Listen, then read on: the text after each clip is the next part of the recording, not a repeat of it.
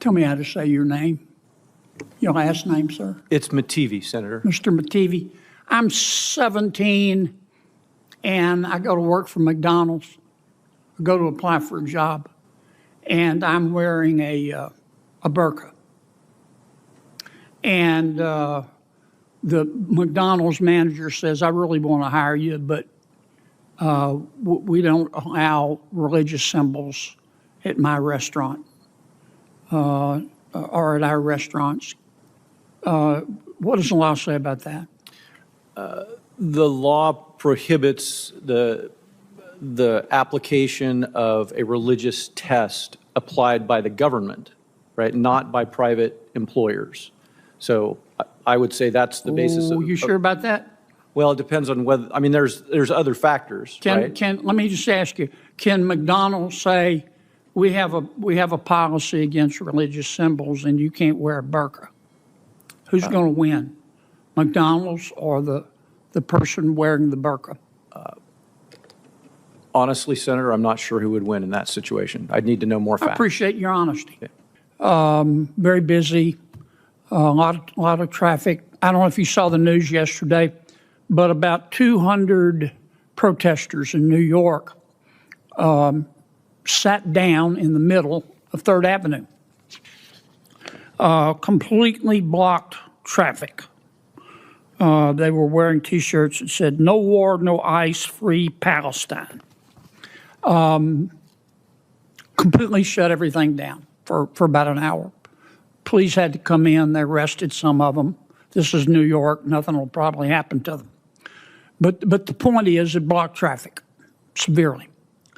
Let's suppose a medical transportation service was trying to get a heart to a transplant patient at a hospital nearby. And obviously the traffic jam delayed him and the patient died. I would hesitate to completely prejudge the situation without knowing I'm not, all of the facts. Come on, counselor. Give me your legal opinion. This is a first year law student question. I think that would if you're defending the leader of the protest, what's the first thing you're going to say? If I'm defending the leader of the protest? Yeah. I would probably argue about causation and foreseeability. I mean, that would be really a state law negligence. What do you mean causation? Well, for any negligence claim, one of the elements is you have a duty to somebody. Did you breach that duty? Did you cause them an injury? And part of the duty causation calculus is how foreseeable that injury was. Okay. What's the difference between legal causation and proximate cause? So cause in fact and proximate cause. Yeah. So cause in fact is the specific cause of death or injury rather. And in this case, it would probably be whatever heart ailment this poor person that you've described had would probably be the cause in fact of his death. But proximate cause does not always have to be the cause in fact, and there can be multiple causes. So a proximate cause is, but for this thing happening, this injury may not have occurred. Okay. And got it. Good. So I don't know whether that's 50%. Why do you go? I'm not suggesting you're wrong, but why do you go through that exercise? Why do you want to spend hours agonizing and debating how many lawyers can dance on the head of a pen to try to decide whether it's ambiguous? Why don't you just go look at the statute and also go to the secondary sources? Your Honor, why? Don't you want to look to the problem that the legislature was trying to solve? Why do you want to be a slave to the plain words that reasonable people can disagree over? Why don't you just start with, I've got a statute. Yeah, but first, our chairman's a great guy. He's like awesome. He's going to cut me off anyway. Why? Why don't you go, well, I want to get this right. So let me adopt a belt and suspenders approach, even though the words are plain.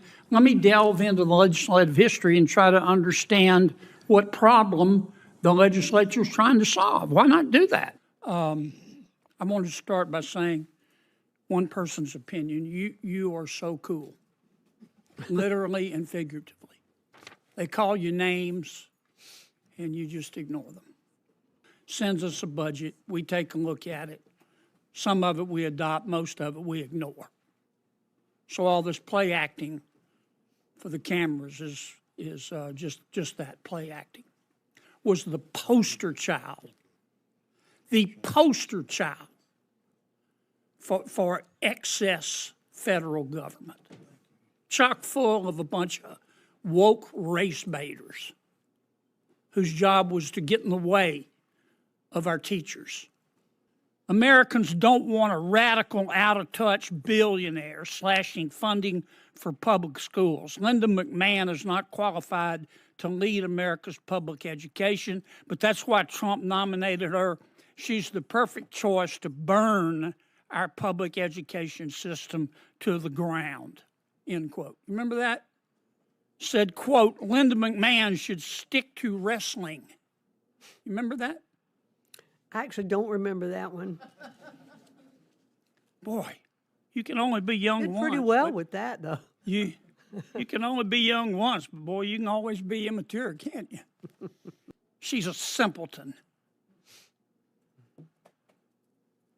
My God. Well, thank you very much. And I'm glad I really don't remember a lot of those quotes. Oh, there's more.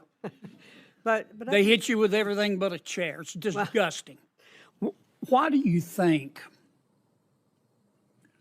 my Democratic colleagues are so keen to solicit your opinion about who won the election?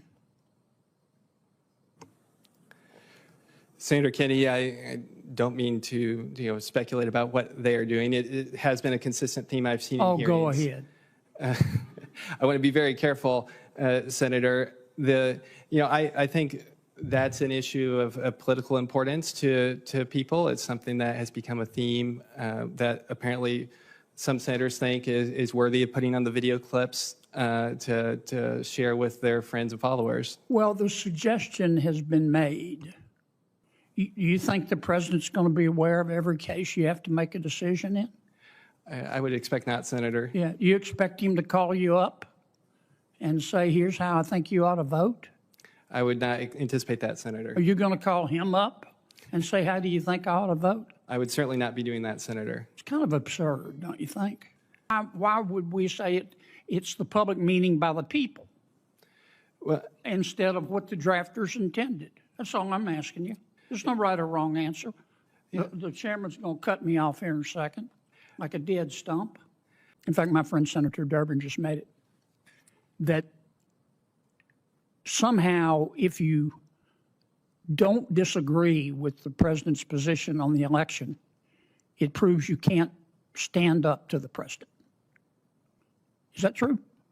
Is that the way you understand the question? Record a letter supporting Mr. Smith's nomination from Dean Paul Litton of the University of Missouri School of Law. He praised Mr. Smith's quote unquote moral leadership and stated that I know there are some issues of jurisprudence, including methods of constitutional interpretation, about which Mr. Smith and I disagree.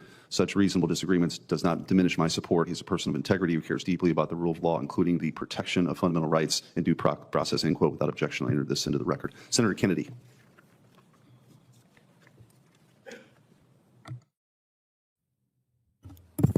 Mr. Smith, congratulations.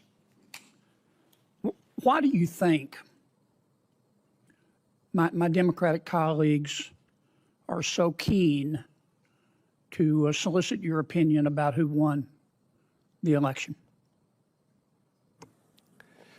Senator Kennedy, I don't mean to speculate about what they are doing. It has been a consistent theme I've seen in hearings. Go ahead. I want to be very careful, Senator. I think that's an issue of political importance to people. It's something that has become a theme that apparently some senators think is worthy of putting on the video clips to share with their friends and followers. Well, the suggestion has been made, and I've heard it made several times by some of my colleagues. In fact, my friend Senator Durbin just made it, that somehow if you don't disagree with the president's position on the election, it proves you can't stand up to the president. Is that true? Is that the way you understand the question? I think you're right, Senator. I think that is the framing of the question. And When you're on the bench, if you're confirmed, and you have to make a decision in a case, you think the president's going to be aware of every case you have to make a decision in? I would expect not, Senator. Yeah. You expect him to call you up and say, here's how I think you ought to vote? I would not anticipate that, Senator. Are you going to call him up and say, how do you think I ought to vote? I would certainly not be doing that, Senator. It's kind of absurd, don't you think? I would agree, Senator. In this scenario? And Senator, if I may, the very last time I stood up in the Court of Appeals in February of the Ninth Circuit, I was adverse to this administration. The Department of Understand. Justice was arguing against me.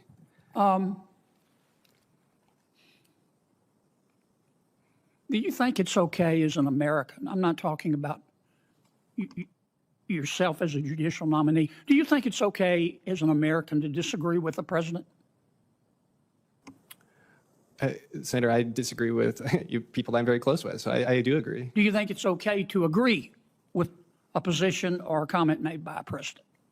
I think it's all right to, I think people agree and disagree on things all the time. Yeah. Do you agree with everything President Biden said or did? Senator, I don't believe I probably did agree or disagree with everything he said, no. Okay. Do you agree or disagree?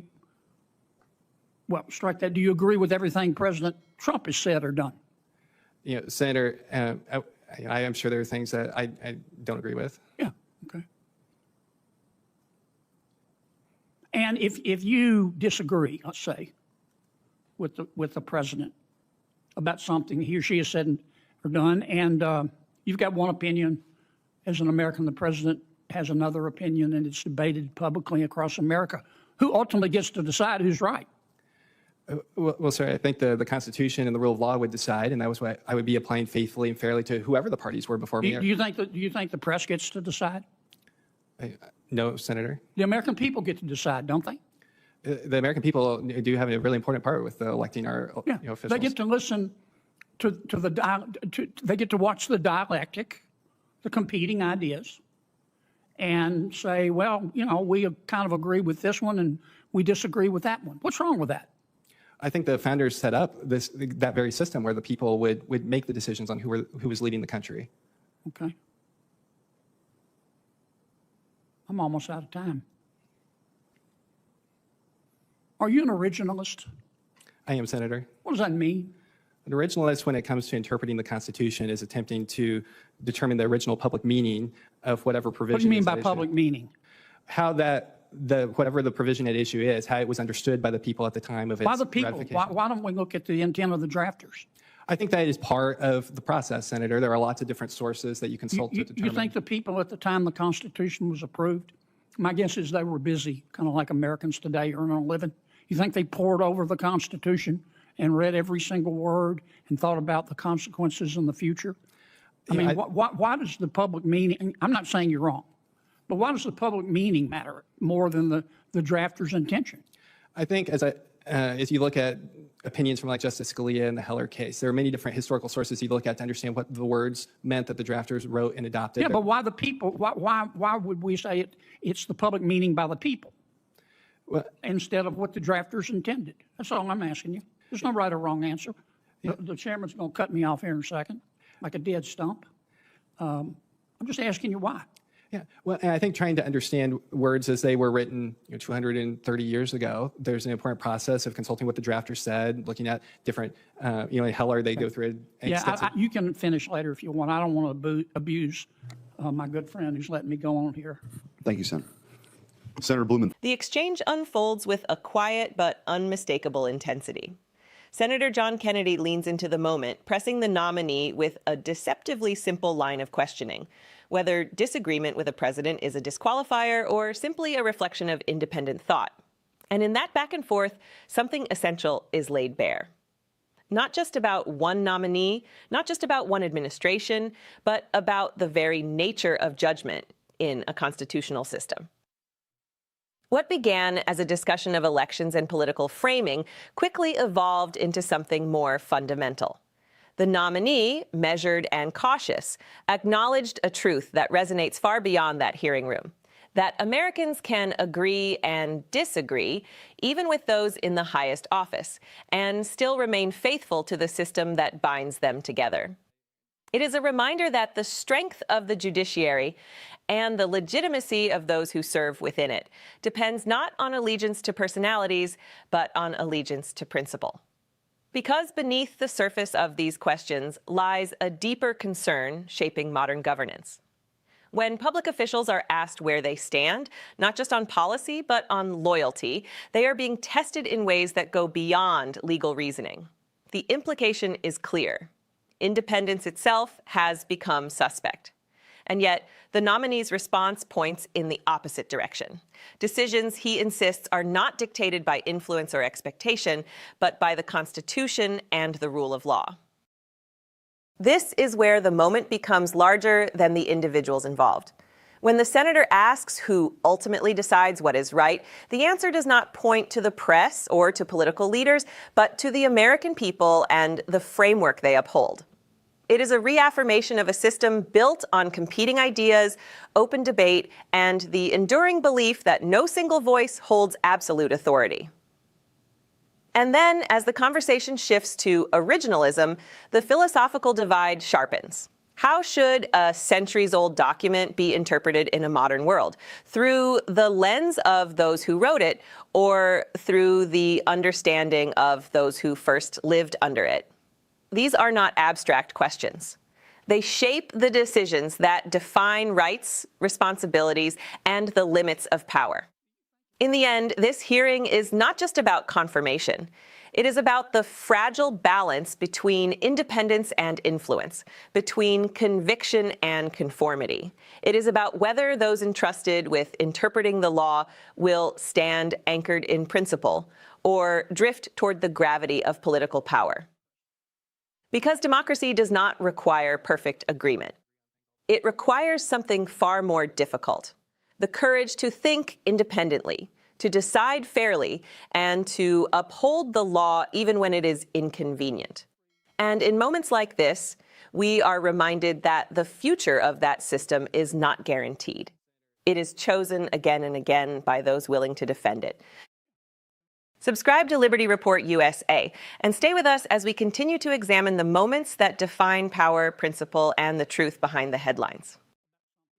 I certainly have. The President of the United States has condemned the invasion. We don't like the war. We want it to stop. That's not the question. The question is, how do you make it stop? And the answer is not by politicians who stand at microphones and beat their chests and act tough when somebody else's children are going off to... Do you want to... Thank you, Mr. Vice President. We have time for a couple of questions. The first two goes to the Hungarian side, and then the floor is yours, Mr. Vice President. Az első kérdést a... So the first question goes to Hungarian television. Csaba jó. Thank you very much, and good afternoon. I would not like to stand up because of the cameras. Thank you. I have two questions. One is to Mr. Prime Minister, and the other one is to Mr. Vice President. From the Prime Minister, I would like to ask if they touched upon the possibilities of ending the Russian-Ukrainian war during the negotiations. And from the Vice President, I would like to ask you to comment on the threats of President Zelensky towards Hungary and personally towards Viktor Orban. Thank you. Okay. We did touch upon the Russian-Ukrainian war, which is a painful subject. We're talking about a war waged between two Christian countries, moreover, in the territory of Europe. So these two sentences actually set out how serious this war is. And I have always really looked up on the President of the United States. I'm talking about the current President, obviously, that from the first moment onward, he regarded these two dimensions as most important. In Europe, two Orthodox, deeply Christian countries are waging a war where tens and hundreds of thousands of people die and become injured for life. This is so terrible that you have to stop it at all costs. And since the United States, prior to President Trump, was in favor of this war, for us, the current position of the United States is indeed very valuable because it is fundamentally pro-peace. So if a Hungarian and a U.S. politician meet, they cannot avoid talking about the Russian-Ukrainian war. Moreover, this war is being waged in the neighborhood of Hungary. Hungarians also die in this war, since in the current territory of Ukraine, multiple Hungarians live who are drafted. Occasionally, with brutal coercive measures, they are taken to the front where they die. So you cannot avoid talking about the Russian-Ukrainian war during such a meeting, especially so because previously the President of the United States had initiated a peace summit between the US and Russia, and he recommended as a venue for these talks Budapest, the capital of Hungary, which is the perhaps only possible venue in Europe. And Hungary agreed to that.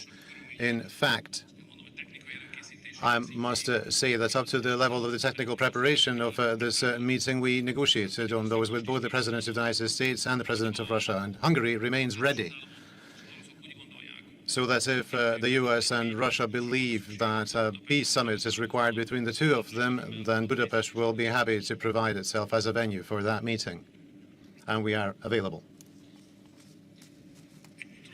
And that's all I can say to you. Thank you for your willingness to host. And just to answer your question, so I'm not aware of President Zelensky threatening Viktor Orban. I know that there have been a lot of people who have threatened Viktor and have frankly not just threatened the people of Hungary, but have actually tried to exact costs on the people of Hungary because their leadership has been one of the few that's been wise and smart about the conflict between Russia and Ukraine. Now, look, you don't have to defend the morality of the war. I think Viktor has. I certainly have. The President of the United States has condemned the invasion. We don't like the war. We want it to stop. That's not the question.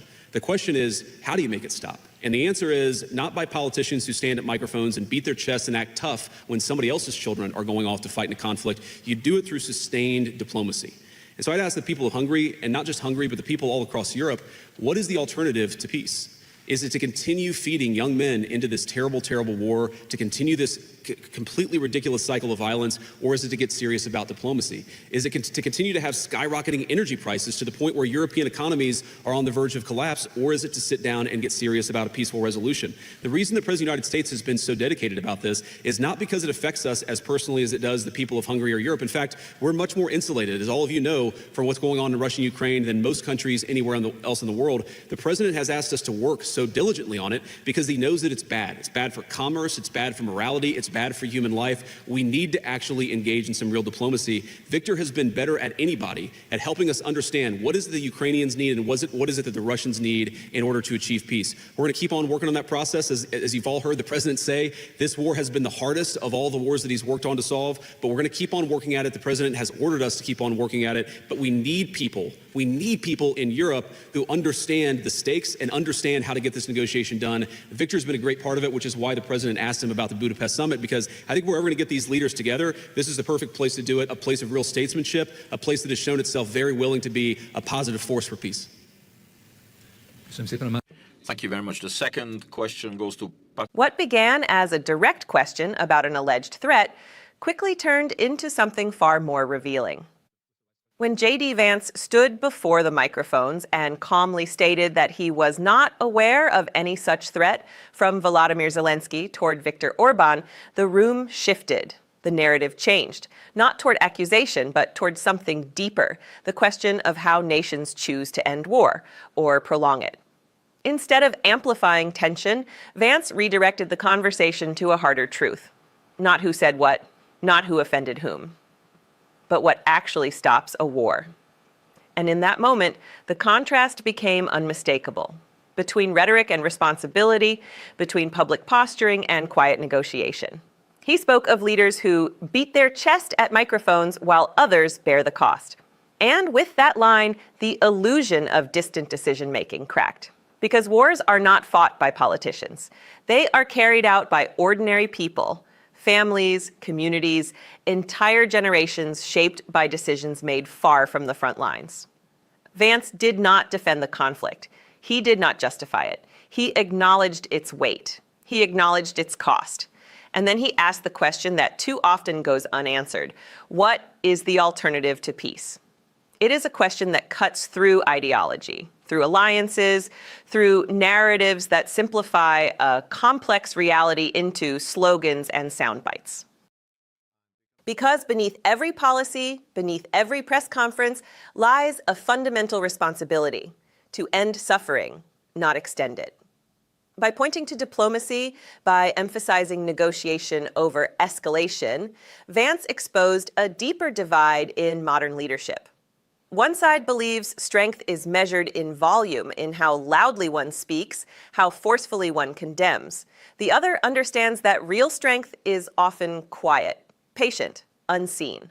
And when he highlighted Hungary's role, its willingness to host, to mediate, to provide ground for dialogue, it became clear that smaller nations can sometimes carry the weight of larger truths. That influence is not always about power, but about perspective. This moment was not just about Hungary. It was not just about Ukraine. It was about the future of how conflicts are resolved in a world that grows more divided by the day. Because if diplomacy fails, if dialogue is replaced entirely by defiance, then the cost is not measured in headlines. It is measured in lost time, broken economies, and generations forced to live with the consequences. In the end, this was more than a response. It was a warning, a reminder that peace is not passive. It requires effort, courage, and leaders willing to ask difficult questions, even when the answers are unpopular. History will not remember who sounded the strongest. It will remember who chose to end the suffering, and the question now is simple. Will leaders rise to that responsibility, or continue to delay the inevitable? Subscribe to Liberty Report USA. Even more than today. And then Iran has a choice. Choose wisely, because this president does not play around. You can ask Soleimani, you can ask Maduro, you can ask Khomeini.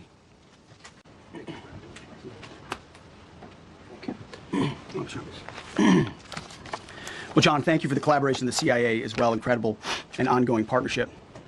Ladies and gentlemen, fellow Americans, and especially the brave warriors in our armed forces, over this Easter weekend, the United States military has once again proved why we possess the greatest fighting force the world has ever known. In two extraordinary combat search and rescue operations deep inside enemy territory in Iran, our warriors executed missions of breathtaking skill, courage, and precision. When our warriors are unleashed, as this president has allowed them to be, they are unstoppable.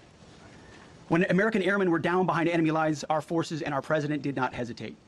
Special operators supported by elite air crews and intelligence professionals moved swiftly and decisively into treacherous mountain terrain under the constant threat of Iranian forces closing in. Ultimately, it was an impotent Iranian threat. And today, as the CIA director mentioned, Iran's military, and we know this, is embarrassed and humiliated, and they should be. Now, these are not routine operations. They were high-risk, high-stakes missions conducted in the heart of enemy territory. This was not just barely into Iran, this was deep into Iran, involving coordinated strikes to suppress threats, deception tactics to protect our teams, and full synchronization across air, ground, and special operations. The Iranians are still asking themselves right now, how did the Americans do this? One downed airman evaded capture for more than a day, scaling rugged ridges while hunted by the enemy. When he was finally able to activate his emergency transponder, his first message was simple, and it was powerful. He sent a message, God is good. In that moment of isolation and danger, his faith and fighting spirit shone through. You see, shot down on a Friday, Good Friday, hidden in a cave, a crevice, all of Saturday, and rescued on Sunday. Flown out of Iran as the sun was rising on Easter Sunday. A pilot reborn, all home and accounted for, a nation rejoicing. God is good. Despite incoming fire and unforgiving conditions, our troops brought every American home. No American lives were lost. We leave no man behind, and that is not luck. It's the result of unmatched training, superior technology, an unbreakable warrior ethos, and sheer American grit. Our special operators, pilots, and support crews performed with near perfection under fire, and they were lethal. Just ask any Iranian soldier who dared attempt to get anywhere near that pilot before or during that mission. Death from above. Our troops turned a potential tragedy into a resounding demonstration of American resolve and capability. That's what excellence in uniform looks like. But make no mistake about it, none of this would have been possible without the courageous leadership and ironclad determination of President Donald J. Trump. From the moment our airmen went down, President Trump made it clear we will leave no one behind. The first mission, the first of two, was an audacious daylight thunder run right up the middle. It was authorized in less than 2 hours from that pilot going down when we knew where he was. And it was authorized in the middle of the night, because anybody that's worked for this man knows he's up in the middle of the night. Authorized immediately, without hesitation, audaciously. The second mission, as soon as we knew where that pilot was, and John was certainly helpful in that, also executed immediately. You know, I looked up at my screen when the final mission was complete inside our SCIF, our secure facility. And we have a running VTC, a running coordination cell. And the top of it read 45 hours and 56 minutes. For 45 hours and 56 minutes, we held that call open for coordination. From the moment our pilots went down, our mission was unblinking. The call never dropped, the meeting never stopped, the planning never ceased. The president demanded rapid, decisive action. He backed our military with the full weight of his resolve, refusing to let enemy propaganda or tactical setbacks deter us. His leadership ensured that every lethal and non-lethal resource was brought to bear, that our forces had the authorities and the support they needed to succeed. When the president says he has the backs of our warfighters, he means it. And it means a great deal, and it's a big difference on the battlefield. President Trump understands that peace through strength is not a slogan. It is a doctrine that saves American lives. His unwavering commitment to rebuilding our military and restoring the warrior spirit has paid dividends in missions just like this one. Under his command, America projects power with confidence and brings our people home with victory. And that continues today, by the way. Per the president's direction, today will be the largest volume of strikes since day one of this operation. Tomorrow, even more than today. And then Iran has a choice. Choose wisely, because this president does not play around. You can ask Soleimani, you can ask Maduro, you can ask Khomeini. To those heroes who planned and executed these rescues, your nation stands in awe. I stand in awe. The chairman stands in awe. We all stand in awe of your professionalism and bravery. We serve for you. You embody the very best of America. To the rescued airmen and their families, welcome home.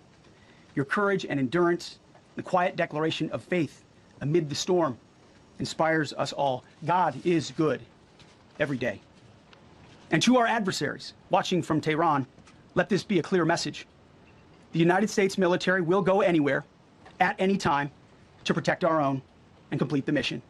We execute with precision. We control the skies. You see, we flew for 7 hours in daylight over Iran to get the first pilot. And we flew 7 hours in the middle of the night to get the second. And Iran did nothing about it. We fight with honor, and under President Trump's leadership, we win. So God bless our troops, God bless President Trump, and God bless the United States of America. Thank you. In that moment, standing before the nation, Pete Hegseth didn't just describe a mission. He delivered a message wrapped in triumph, in precision, in power. He spoke of American forces moving deep inside Iran, executing high-risk rescue operations with what he called near perfection. He spoke of a pilot hiding in the mountains, evading capture, sending a simple signal, God is good, before being brought home. And then, almost without pause, he escalated the stakes. Today, he said, would bring the largest volume of strikes since the operation began. Tomorrow, even more. This wasn't just a briefing, it was a declaration. What unfolded in that room reveals something far greater than a successful military operation. It reveals how power is communicated in modern America. Not quietly, not cautiously, but with confidence and with consequence. Every word, every phrase was designed to project strength, to send a signal not only to the American people, but to the world watching. Because when a government official stands at that podium and describes coordinated strikes deep inside another nation, followed by a promise of even larger operations to come, it raises fundamental questions about escalation, about strategy, about where the line is drawn between defense and dominance. Hegseth framed the mission as proof of American superiority. He described Iran's military as embarrassed, as humiliated. He emphasized speed, precision, and control. 7 hours in daylight, 7 hours in darkness, no interference, no resistance that mattered, a narrative of total operational dominance. But behind that narrative lies a deeper reality. Power, when exercised without restraint, reshapes the global landscape. It forces adversaries to respond. It tests alliances. It challenges the fragile balance that holds conflict at bay. And when leadership speaks in absolutes, we will go anywhere. We control the skies. We win.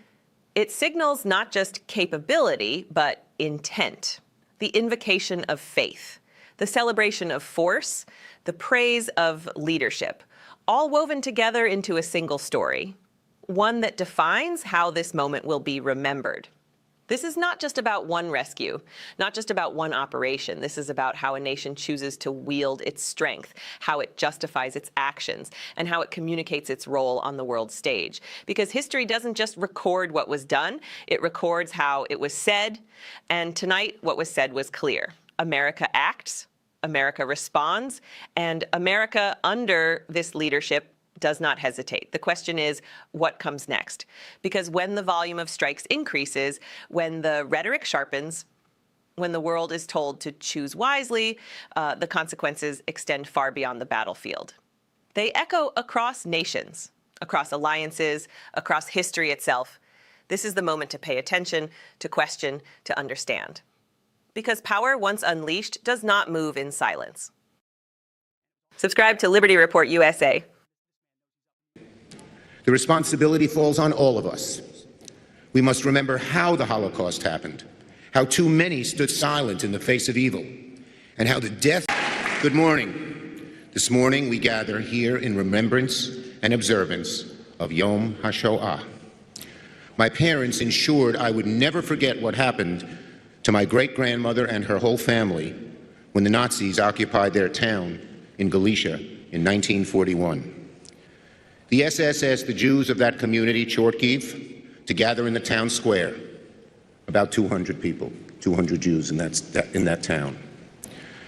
The SS then forced my grandmother to bring her greater family of over 35, from ages 80s to 3 months, to her porch. The Nazis said, "You're coming with us." She said, "We will not leave." And they machine-gunned every one of them down. Today, during Yom HaShoah, we remember them and the 6 million other Jews who perished in the Holocaust. We renew our solemn pledge, never again. We will also remember those who stood up for human dignity 8 decades ago. That is why we today honor, with the highest civilian award Congress can bestow, the Congressional Gold Medal, the great New Yorker Benjamin Ferencz. May his memory be a blessing. His family escaped anti-Semitic persecution in Hungary when he was a child in the 20s. He went from living in a basement tenement on the Lower East Side to becoming one of the United States' lead prosecutors at Nuremberg. At the age of just 27, he oversaw prosecution of the Nazis' mobile SS death squads that murdered more than 1 million people. A truly remarkable fight for justice. I helped champion the legislation, along with my colleague Senator Gillibrand and others, to give Ben Ferencz this award. Not only because he, without a doubt, deserved it, but also to demonstrate that Congress will never forget the lessons of the Holocaust. In his opening statement at Nuremberg, Ben Ferencz said of the Holocaust, "We cannot shut our eyes to a fact ominous and full of foreboding for all of mankind." We must continue to keep our eyes open today, at a time when anti-Semitism sadly runs rampant around the world once again. The responsibility falls on all of us. We must remember how the Holocaust happened, how too many stood silent in the face of evil, and how the death of democracy in Europe enabled the death of 6 million Jews. The poisons of fascism and anti-Semitism come from the same vial. The only antidote is to call out and condemn anti-Semitism wherever and whenever it rears its ugly head. That is why we will continue to keep our eyes open and to never, never forget. Thank you.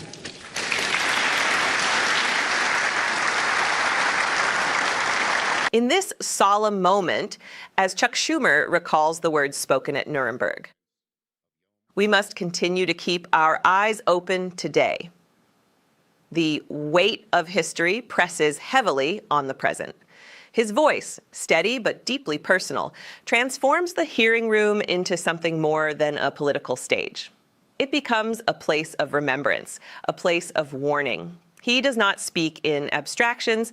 He speaks of his own family, of lives erased in an instant, of silence that allowed unimaginable suffering to unfold.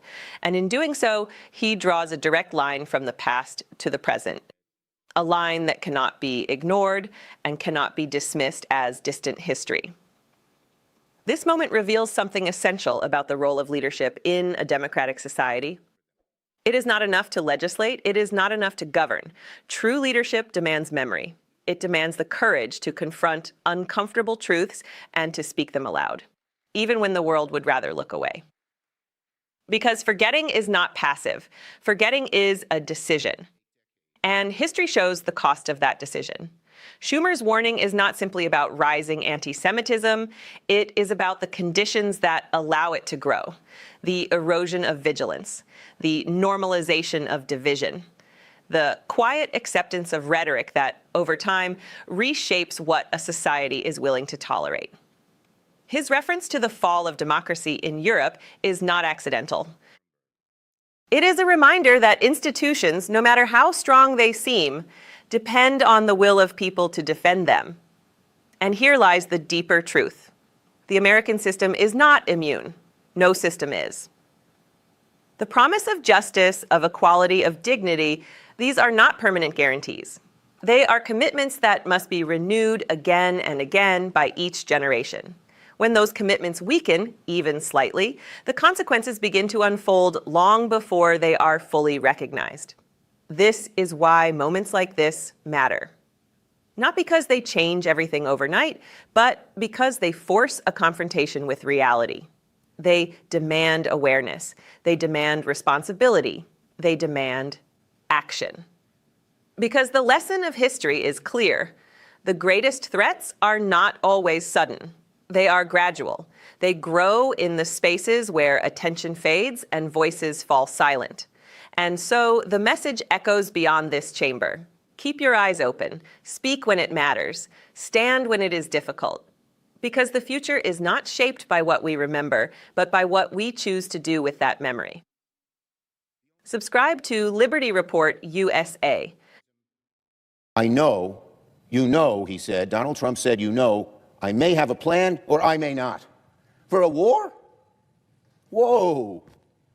Here's people's lives are at stake. Billions are being spent on an almost daily basis. And he says, you know, I may have a plan or I may not. Mr. President. Recognize the Minority Leader. Mr. President, could we have some order, please? Senate will be in order. Thank you. Mr. President, we in quorum? Mr. President, the Senate is in session once again this weekend, and once again Republicans are doing nothing productive. Yesterday, instead of considering legislation to tackle inflation or end the war in Iran, MAGA Republicans wasted Senate floor time on a radical culture war amendment that went nowhere. It failed, and it accomplished nothing. A total waste of time with nothing to show for it. And yesterday, Republicans once again blocked the Senate's ability to finally start paying our TSA workers. These workers have gone now for weeks without pay. They work around the clock. They keep our airports running. And Republicans had the chance to pay them once again, and they refused. They refused. And the bottom line is, this was the first time we saw yes or no votes from Republicans on an amendment that simply said, pay them. Don't wait, as the Republicans are saying, till we resolve all the other issues in ICE. It simply said, pay them now, and they said no.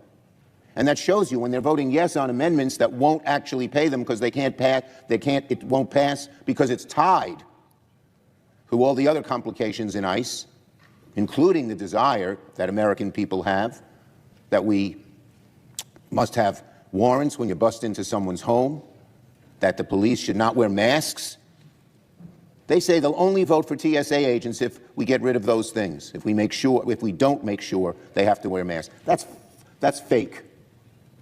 That's not really helping TSA workers. Our amendment did. They all voted no, but we're going to keep at it. I say this to TSA workers. I say this to people at the airports who are waiting online ungodly hours. We will keep doing this until the Republicans see the light, feel the pressure, that they are holding up payment and relent. Now, today, Donald Trump and Homan are saying they will deploy ICE agents to airports starting on Monday. This is really disturbing. ICE agents who are untrained and have caused problems everywhere they've gone, lurking at our airports, that's asking for trouble. And it will certainly make the chaos at the airports even worse. No one has any faith in ICE agents. They haven't received training. They don't know what it is to be a TSA person and do what you need to do there. And the real problem here is they have no plan for using these ICE agents. Trump says send them there, they send them there, and Homan says they're still drawing up plans with less than a day's notice. What is this? We know what it is. It's another impulsive action by Donald Trump. Some idea pops into his head, and he announces it. And then the people working for him, a few of whom do have some degree of talent and ability, not many, underlings, they have to rush to try and implement what they know is an idiotic plan. In this case, it's a plan that has no planning. It's another impulsive action from Donald Trump. When he acts impulsively, there's usually trouble. Whenever Donald Trump acts impulsively with no follow-through, there's trouble. ICE agents will be asked to do things they are not trained to do. They don't know how to perform core TSA screening functions. Travelers will be on edge with federal agents looking over their shoulders. All they will do is worsen the situation at airports, which are already on edge. So I have an idea for Donald Trump. Instead of sending ICE agents to harass travelers at airports, why doesn't Trump get his act together and agree to pay the TSA workers and get the Senate Republicans to do so? Now, let's talk about the disastrous war in Iran, causing so much havoc, so much chaos, and raising everybody's gas prices and prices on so much else. Here's what Donald Trump said on Friday about the war. I know, you know, he said, Donald Trump said, you know, I may have a plan or I may not. For a war? Whoa. Here's people's lives are at stake. Billions are being spent on an almost daily basis. And he says, you know, I may have a plan or I may not. These are the words of the commander-in-chief in the middle of a war involving one of the most dangerous regimes on earth. I have a plan or I may not.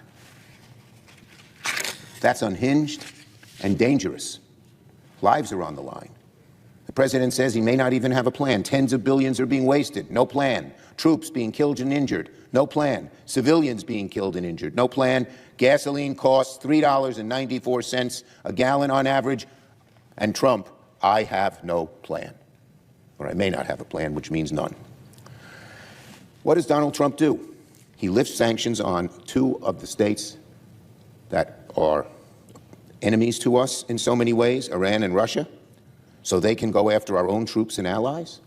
Lifting sanctions on Iran and Russia so they can go after our troops and our allies. It's the dictionary definition of asinine.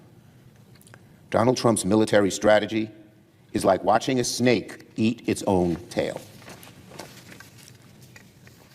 This war needs to come to an end.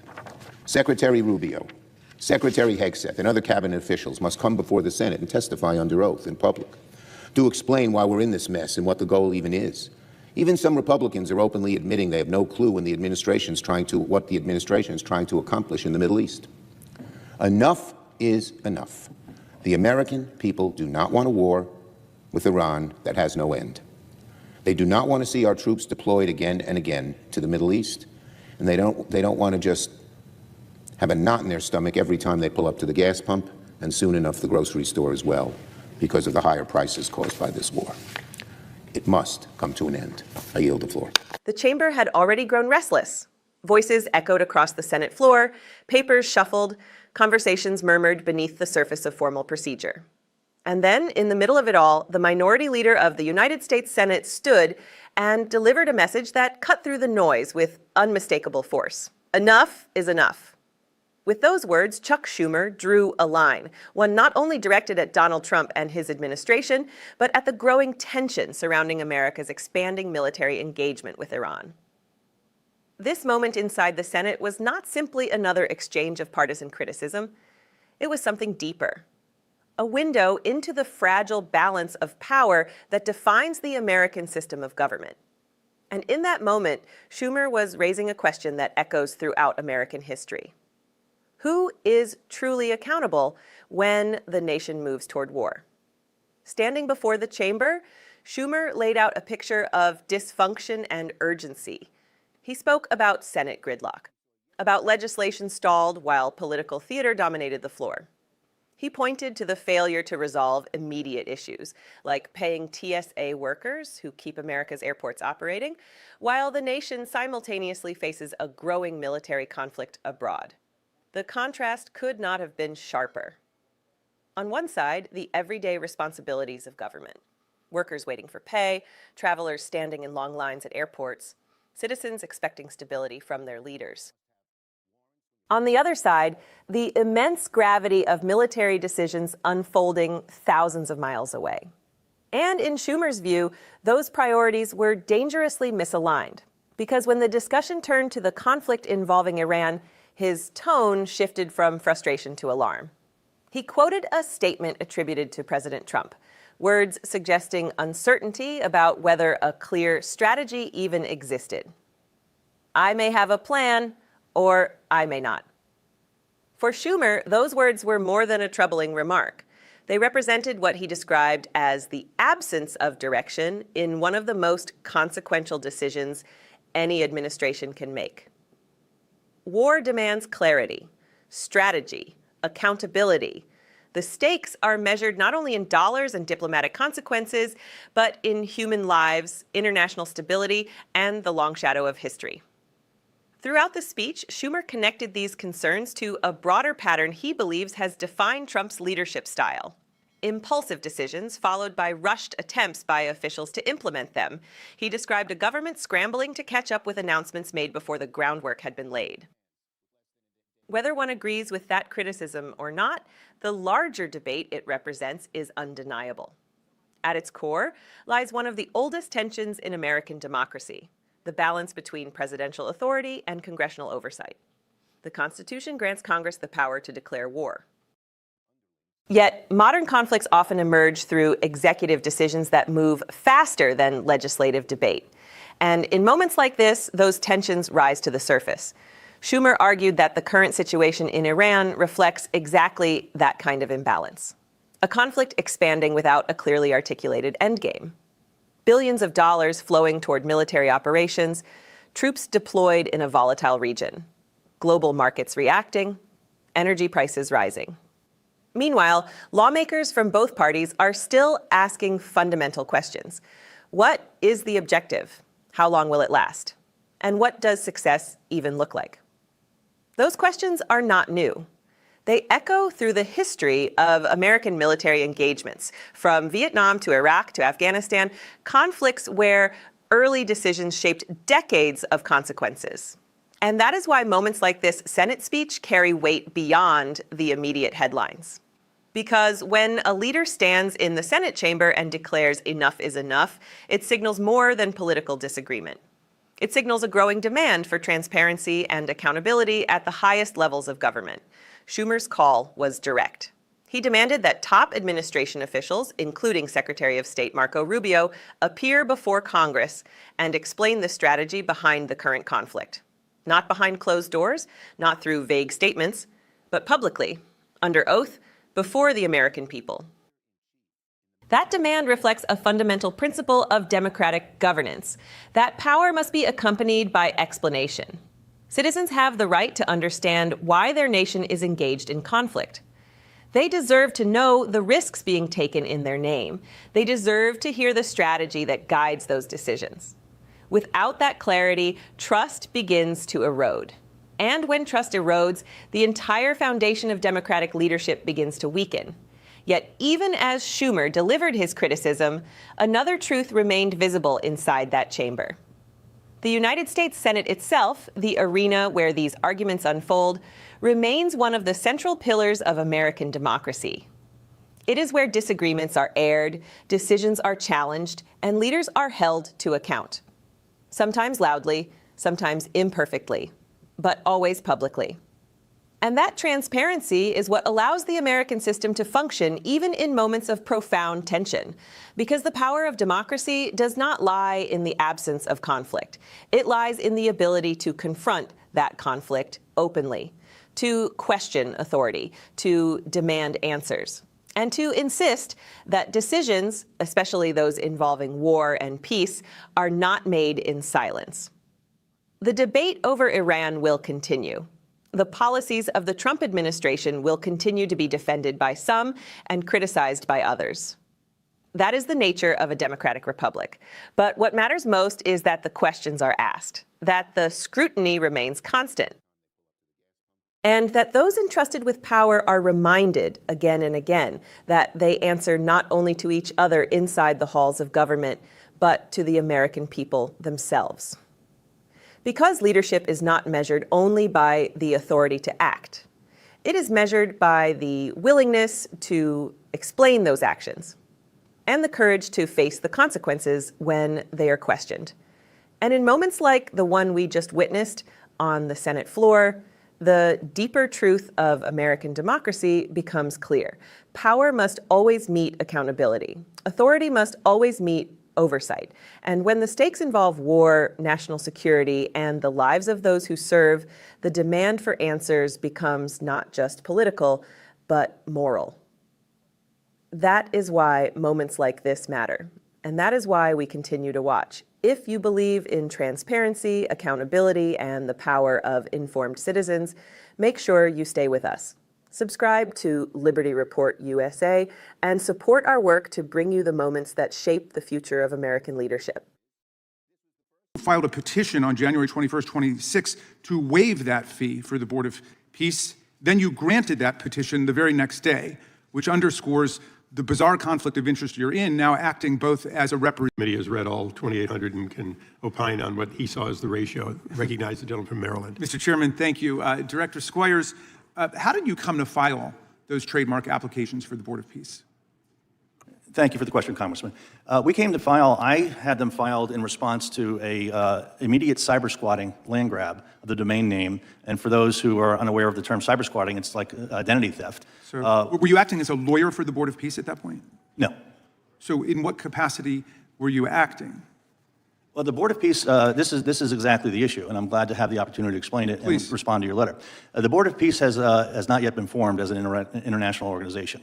And the cyber squatters, 8 minutes into the president's speech announcing it, registered the domain name. And so is it a public entity, the Board of Peace, or is it a private entity? At this point, I'm not sure if it's formed or not. We acted as a custodian so that they could have the mark. How did you come to act as a custodian for that trademark? Under 35 U.S.C. Section 3, it's my responsibility to advise the President through the Secretary of Commerce on matters of national security and all matters of intellectual property. So the Board of Peace is a public entity? It's a governmental organization, even though Congress has not created it? Is that right? Sir, I don't know the status of whether it's an entity formed or not. Okay, but how did you get involved in it? Did the President call you about the cyber squatting incident? No, the President did not call me. It came up through several organizations about the cyber squatting, and the action needed to be taken to When you address the talked harm. about the cyber squatting, you noted that there were lots of other organizations that were already using some variation of peace organization, peace committee, world peace, and so on, right? There are dozens of them. I mean, I found them this morning just on the way in. Well, again, a reference was made to Shakedown. This was registered, this particular boardofpeace.org. And without that, you don't have the You ability. registered that? No. Oh, who registered? A cyber squatter did. I mean, 8 minutes into But you don't have to talk about a cyber squatter. There are dozens of other groups that have peace in their name, right? Well, look, where does your legal authority come from to file trademark applications on behalf of this Board of Peace, whether it's a public or private group? It comes from the combination of 35 U.S.C. 3 and 35 U.S.C. 2 under the Lanham Act and in your opening statement. Well, wait, do you usually act as a custodian for the intellectual property rights of other entities, or is this just for President Trump? This was to protect the name Board of Peace as the entity gets booted up, to act as custodian in a very narrow capacity with a bona fide intent to use the name, and then it's intent to use application. Who has the bona fide intent to use it? The USPTO. The USPTO, what are you going to do with it? In the very limited services that we define there, which is fraud, prevention, misuse. But is that a service you offer to all American citizens? In other words, if I'm thinking about maybe creating a group one day and we might want to have a trademark and I'm afraid somebody else has a competing trademark, you will go ahead and file the application for me? My responsibilities are, again, under 35 U.S.C. Section 3 to advise the President on matters of national security. So this is a matter of national security? Okay, let me ask you this. You've emphasized today, and rightfully so, the importance of people who are applying for patents or trademarks to pay a fee, because yours is a fee-paid office. How much does it cost for someone to seek a trademark? When you applied for that trademark for the Board of Peace, how much does that cost? It's not an expensive fee, depending upon... the website says $350, is that right? Generally, yes. It's not expensive. Okay, and my... one of the able lawyers on my staff just passed me this, you filed a petition on January 21st, 26 to waive that fee for the Board of Peace. Then you granted that petition the very next day, which underscores the bizarre conflict of interest you're in, now acting both as a representative of the Board of Peace and also the trademark office that's going to pass upon the petition. But why did you seek a waiver for the $350 for the Board of Peace, and why did you grant it? The waiver was sought under the particulars of the intent to use application as the custodial filer, and I did not grant my own application. Well, your signature, as I'm reading it, you filed this on the 21st, and then you approved it on the 22nd. Well, I would like to see the document to which you're referring. Okay, we will get you those documents. Are you saying you would not have approved it had you seen it? I'm saying I don't recall this particular situation. Okay, but I do believe it's in your my authority. signature, okay, it was approved by Dan Vovanisi, but your signature is on the petition. And I guess, yes. Why did you request that waiver of the $350 payment for the Board of Peace? Again, given that this is going to be an international organization, given the situation with the intent to use and the bona fide limited scope that we had, I made that petition just as I signed the application, and it was granted Okay, and by then someone finally, else. you know that the Lanham Act forbids anyone from submitting an application unless they're the owner of the mark or the legal representative of the mark. So were you representing yourself as the owner of the mark or the legal representative when you filed the petition? No, we are very clear. It's on a custodial basis. We are not the owner. It will be transferred to the entity once it's formed. Okay, well, you're listed as the owner on the petition, both for the waiver and also the application. So, I mean, that's the way the Lanham Act works. In other words, if I'm asking for your advice, could I get another company to apply for a trademark for me? What's the answer to that? If you're the President of the United States, yes. The President of the United States could have somebody else. The President of the United States has tons of trademarks. So you're saying that he doesn't have to submit himself? But where does it say in the Lanham Act that the President of the United States is exempt from the general rule that you cannot have a third party seeking an application on your behalf? I'm, again, directing you back to USC 35 USC Section 3, where it's the Undersecretary of Commerce and Director of the Patent Office shall advise the President on national and certain international intellectual property policy issues. Those are matters of public policy. They're not questions of representing the President before the Trademark Office, which obviously creates a stark conflict of interest. The gentleman's time has expired, but you may answer. Sir, I was not representing the President of the United States in this regard. I was representing filing an application to address the cyber squatting issue under my authority under 35 USC. I appreciate it. Thank you. I yield back, Mr. Chairman. Thank the gentleman. The moment unfolded with a simple question, but it carried the weight of something far more consequential. When Congressman Jamie Raskin asked, "In what capacity were you acting?" it wasn't just a request for clarification. It was a challenge to authority, to process, to accountability itself. What followed was not a clear answer, but a pattern of uncertainty, deflection, and blurred lines.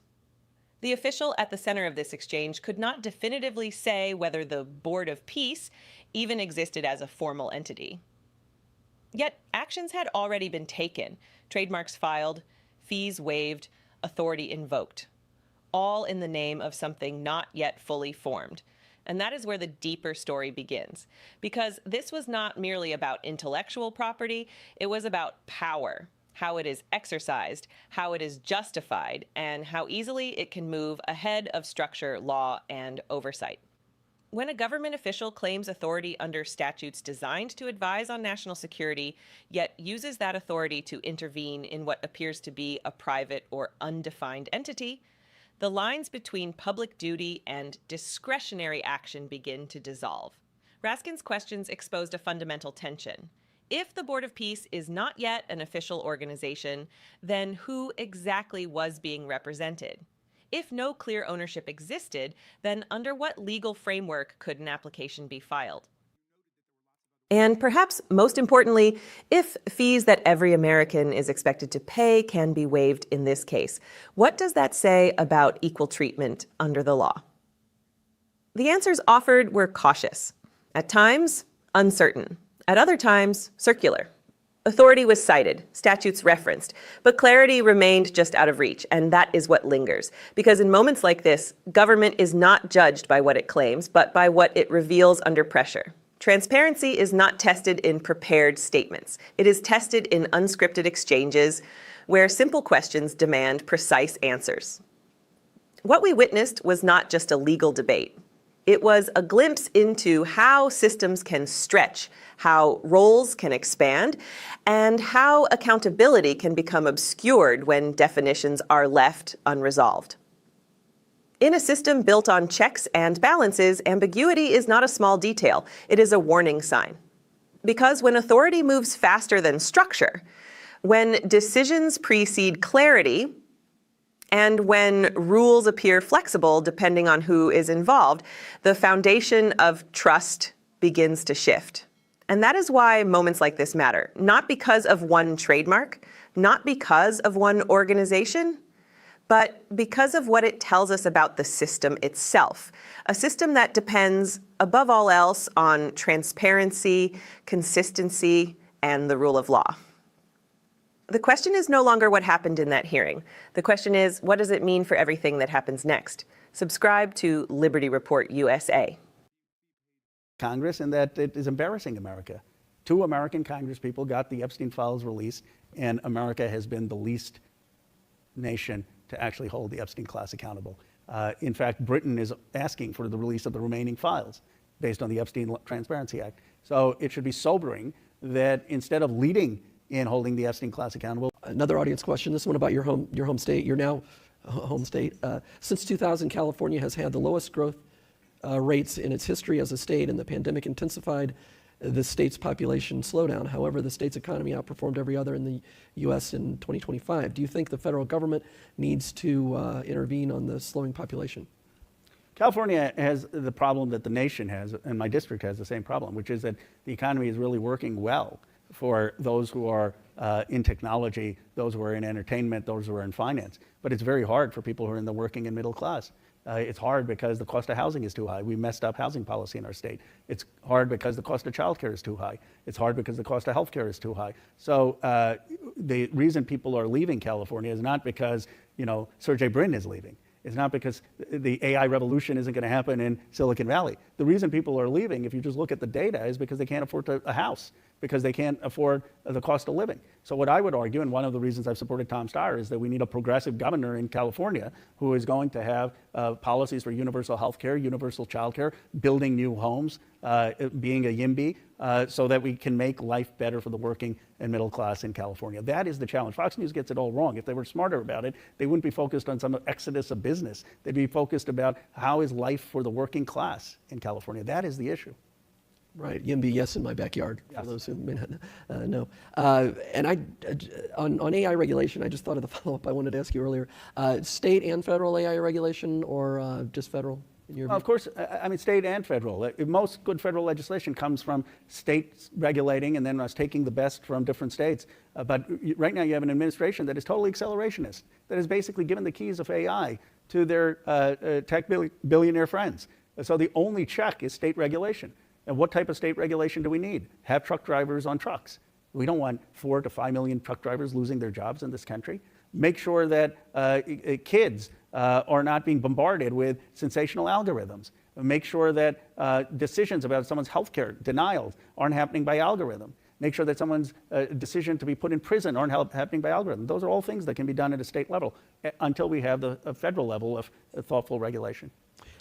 down to two final questions, one regular question and then kind of a fun question for me. We'll get to that in a moment. But the final question actually is from the audience, just received it. We're going to go back to the Epstein files. How has the arrest of Andrew Mountbatten Windsor in Britain influenced Congress's outlook on what accountability would look like for the Epstein class members in America? Well, I'll answer the question if you permit me a personal digression. My grandfather, as some people know, was part of Gandhi's independence movement, went to jail in the 1930s and then the 1940s during Quit India.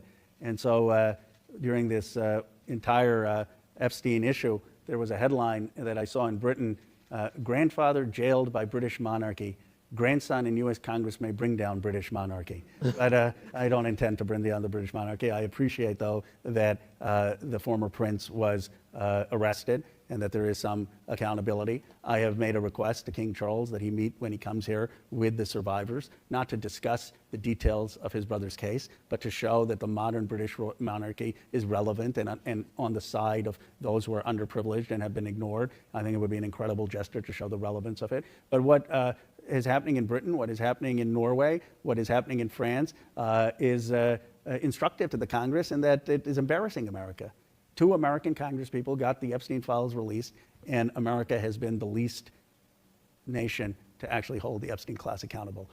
In fact, Britain is asking for the release of the remaining files based on the Epstein Transparency Act. So it should be sobering that instead of leading in holding the Epstein class accountable, we have been a laggard. And I believe what Britain is doing and other nations are doing is more reason for urgency in this administration to actually get justice. In those final moments, Ro Khanna shifted the tone of the entire exchange. What began as a policy discussion on California's economy and artificial intelligence suddenly turned into something far more profound. A reflection on accountability, power, and the moral responsibilities of institutions on both sides of the Atlantic.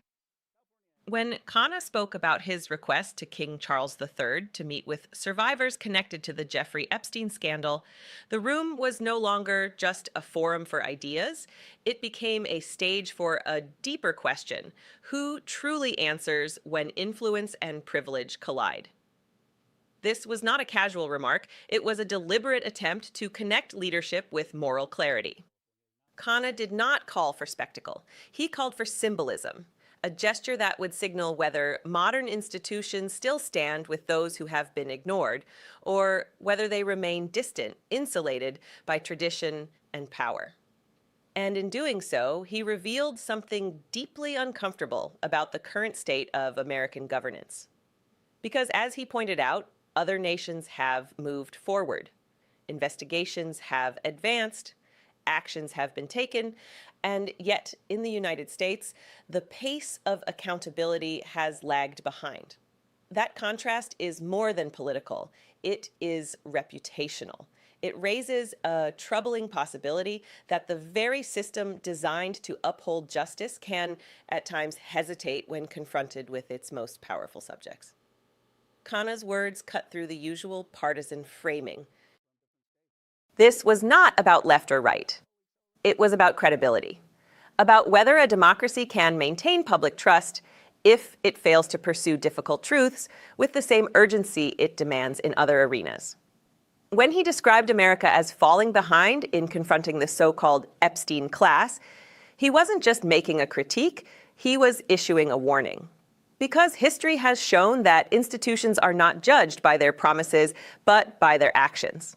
And when those actions appear uneven, selective, or delayed, confidence begins to erode, quietly at first, then all at once.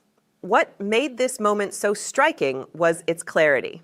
A sitting member of Congress openly acknowledging that the United States, a nation that often positions itself as a global standard, is now looking to others for examples of accountability. That reversal carries weight.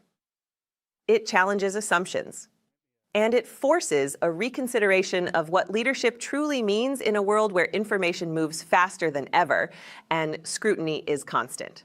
In the end, this wasn't just a comment about one case or one request. It was a reflection of a broader struggle, the tension between power and responsibility, between influence and integrity. And it leaves us with a question that cannot be ignored. If accountability is possible elsewhere, why not here? Because the strength of any system is measured not in moments of comfort, but in moments of challenge. And what we witnessed here was one of those moments. The outcome is still uncertain, but the message is clear. The world is watching, the public is listening, and the demand for truth is not going away. Subscribe to Liberty Report USA.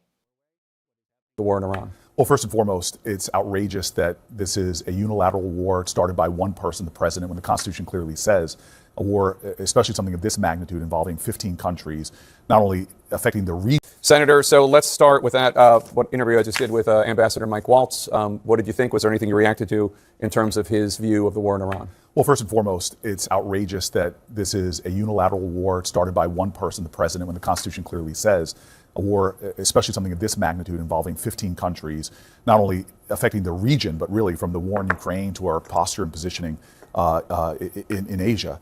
We have a massive undertaking right now that has not come to Congress. In addition to that, the president said he was going to focus on costs of the American people.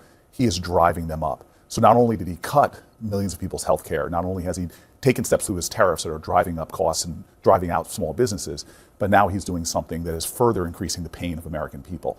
So why hasn't this come before Congress? Why are Republicans just lying down and doing nothing and allowing this president to do whatever he wants? You say gumming up the works. I say trying to get the Senate back to doing its job, and Senate Republicans not being a lapdog for the president, but actually doing their constitutional duty. So you've called the war with Iran unconstitutional, and you're working with other Senate Democrats to file a new war powers resolution to rein Trump in. Past war powers resolutions, as you know, have failed because of a lack of Republican support. Do you have any Republican buy-in here other than Rand Paul? Well, let's just put it this way.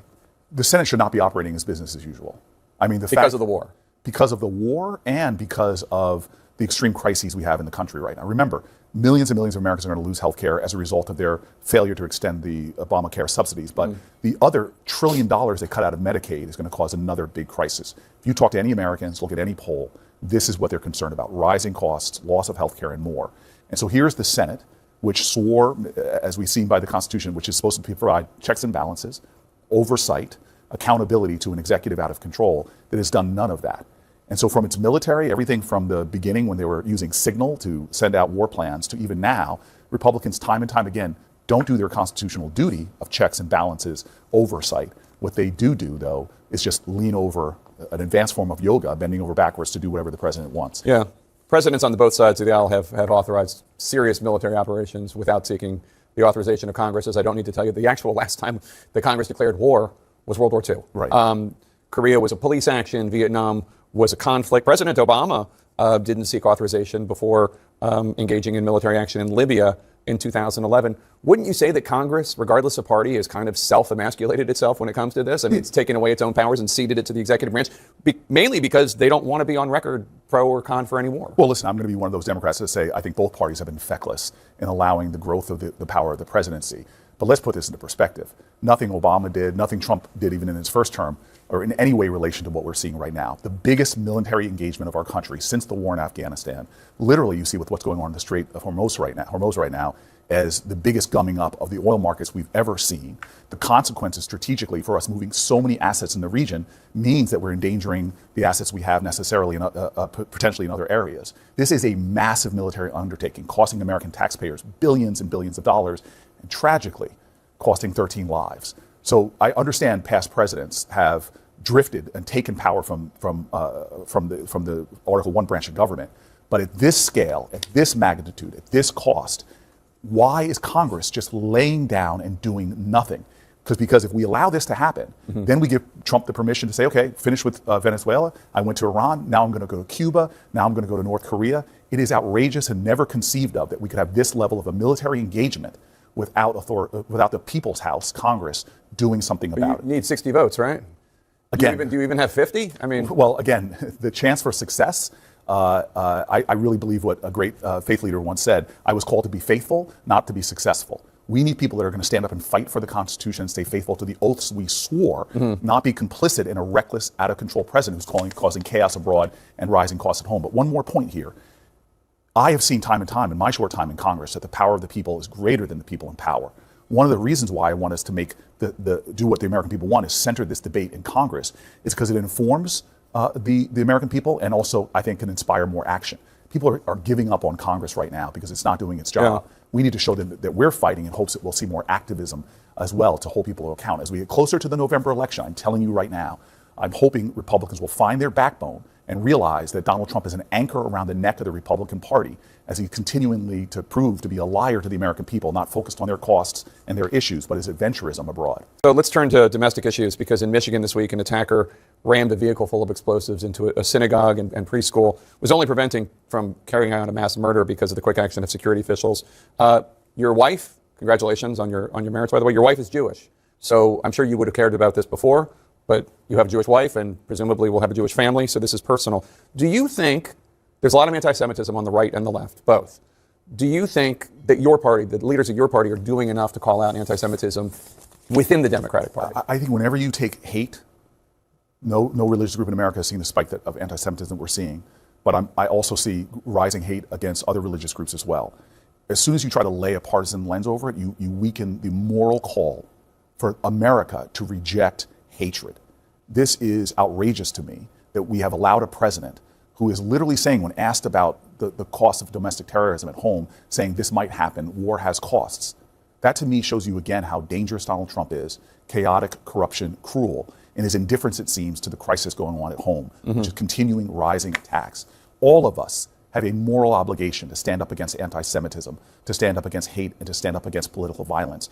And the silence that we have from the White House regarding these tragedies and the growing concerns you even see amongst law enforcement about the security of our home, it's unacceptable to me. So in terms of the security of our home, there have been a number of attacks. The ISIS-inspired bombing attempt in New York City outside Pam Bondi's house, a shooting target at an ROTC class at Old Dominion, and on and on and on. Meanwhile, the Department of Homeland Security is still shut down because Senate Democrats are blocking the funding bill over the Trump administration's immigration crackdown. Given the security concerns you just expressed, and given the fact that honestly, Secretary Noem has been fired, Tom Homan took over from Greg Bovino and Noem in Minnesota, you could argue Democrats won the debate. Isn't it time for Democrats to reopen and refund DHS? So first of all, Democrats have tried multiple times to try to get TSA, CISA, the Coast Guard funded. Republicans have refused time and time again to fund. Yeah, they want the whole agency funded. They want the whole agency. ICE is still out there doing reckless things in communities. ICE is still arresting and detaining American citizens.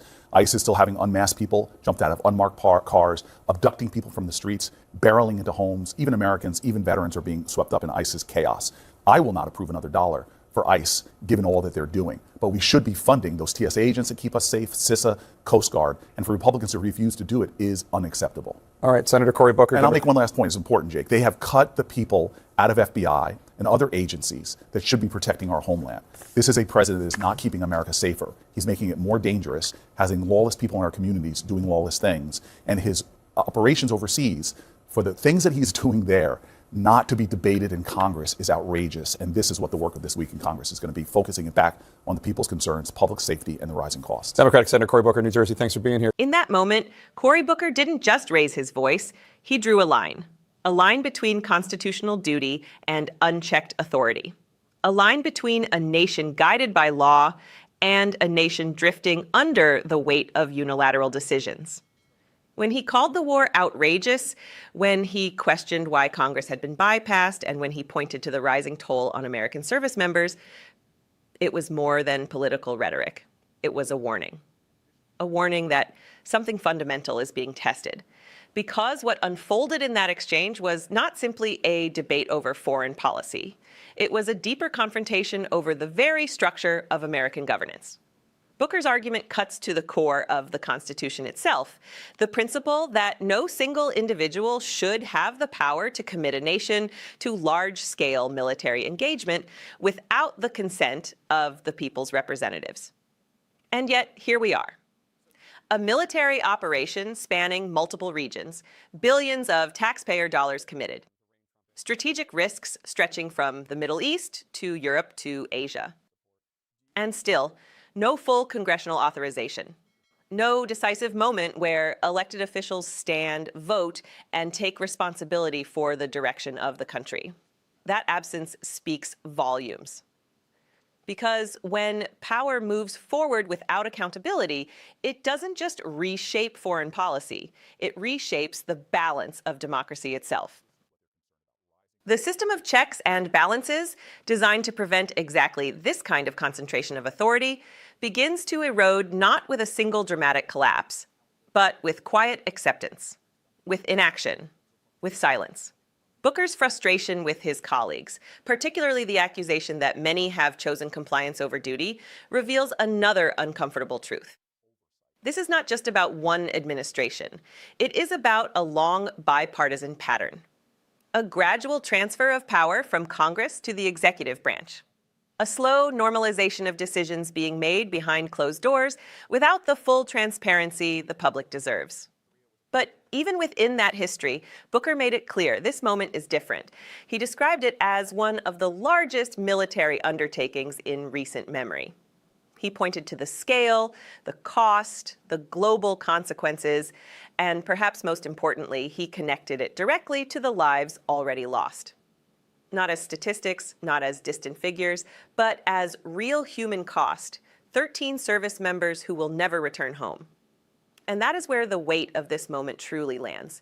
Because behind every policy decision, every strategic calculation, every speech and counter-speech, there are consequences that cannot be reversed. Families changed forever. Futures cut short. A nation carrying the burden of choices made in its name. Yet Booker's critique did not stop at foreign policy. He tied this moment to the realities facing Americans at home: rising costs, strained healthcare systems, economic uncertainty. And in doing so, he exposed a tension that has defined so many moments in American history: the gap between priorities abroad and pressures at home. What does it mean when a nation expands its military commitments while its citizens struggle with basic needs? What does it say about leadership when resources are stretched across global conflicts while domestic concerns continue to grow?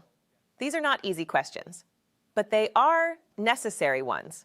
And perhaps the most striking part of Booker's message was not his criticism of the president, it was his challenge to Congress itself, his insistence that the responsibility does not end with pointing fingers, but begins with action, that lawmakers must reclaim their role, that they must be willing to stand, to vote, to be held accountable.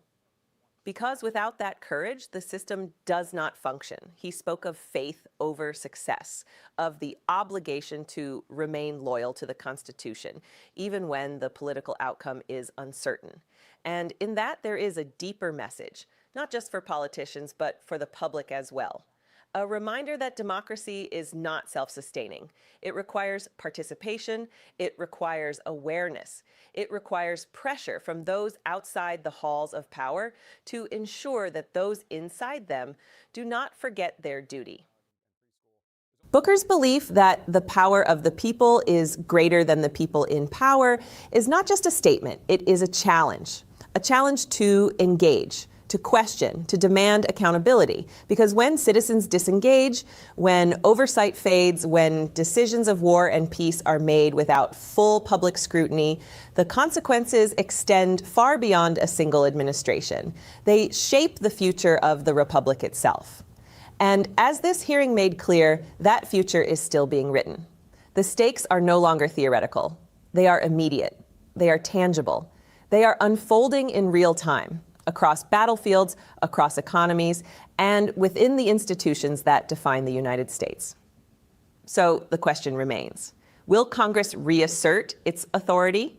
Will leaders rise to meet the moment? Will the American people demand clarity, accountability, and a voice in decisions that carry such profound consequences? Or will this moment pass becoming just another step in the quiet expansion of power? History will answer that question, but it will answer it based on what happens next. Because in the end, the strength of a nation is not measured only by its military might, but by its commitment to its own principles, by its willingness to uphold the rule of law, even when it is inconvenient, even when it is difficult. That is the test before us now. And the outcome will define far more than a single conflict. It will define the future of American democracy itself. If you believe in accountability, if you believe in transparency, If you believe that power must answer to the people, then stay informed, stay engaged, and stand for the principles that hold this system together. Subscribe to Liberty Report USA.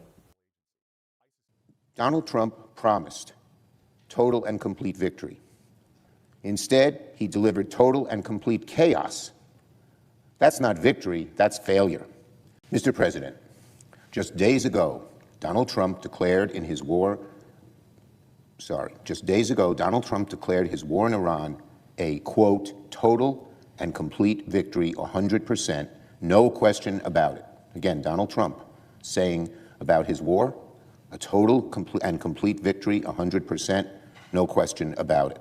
But for the American people, for our troops, for our allies, for our economy, there is nothing but questions about it. In fact, to a majority of Americans, it's a total disaster. In just about every way, things are worse today than they were before Trump started his war of choice. The Straits of Hormuz, worse, closed, unstable. The Iranian regime, worse, more entrenched, more radical. Gas prices, worse, over $4 a gallon. Iran's nuclear ambitions, worse, they're still intact. And America's standing in the world, worse, as the Europeans and our Asian, Middle Eastern allies, and so many others, are very exasperated with Donald Trump and his country right now. So, Strait of Hormuz, worse. Iranian regime change, worse. Gas prices, worse. Iran's nuclear ambition, worse. American credibility, worse. Everything has been made worse by Donald Trump's war of choice. Donald Trump promised total and complete victory. Instead, he delivered total and complete chaos. That's not victory, that's failure. Donald Trump hasn't even clearly articulated what victory would look like, let alone achieve it. Instead, he has lurched from one reckless idea to the next, with no strategy, no endgame, no coalition of allies. And the consequences, unfortunately, are piling up. Russia's oil revenues are surging, buoyed by Donald Trump's decision to ease pressure and destabilize global markets. An adversary that is fueling the war in Ukraine is now benefiting from this chaos. And at home, Americans are paying a very high price. Inflation is rising again, driven in part by the spike in energy costs. So Americans are paying the price there. Mortgage rates are climbing. Consumer confidence has hit record lows. Donald Trump is leading our troops into a literal minefield abroad and leading American families into an economic minefield here at home. So let's call Trump's Iran policy for what it is. Not Operation Epic Fury, Operation Epic Failure. Operation Epic Failure is a much more appropriate name for Trump's war of choice. And 45 days into this war, Congress has been sidelined because our Republican colleagues refuse to take a strong stand against this war and duck it completely because they're afraid of Trump. No hearings, no oversight, no serious oversight, no accountability, not one. I say to my Republican friends, this is not how democracy conducts a war. That is not what the Constitution allows. So if Republicans refuse to do their job, Senate Democrats will force the issue. Under the War Powers Act, we will bring a resolution to the floor this week, led by Senator Tammy Duckworth, a combat veteran who understands the true cost of war far more than Donald Trump ever has. And we will not stop there.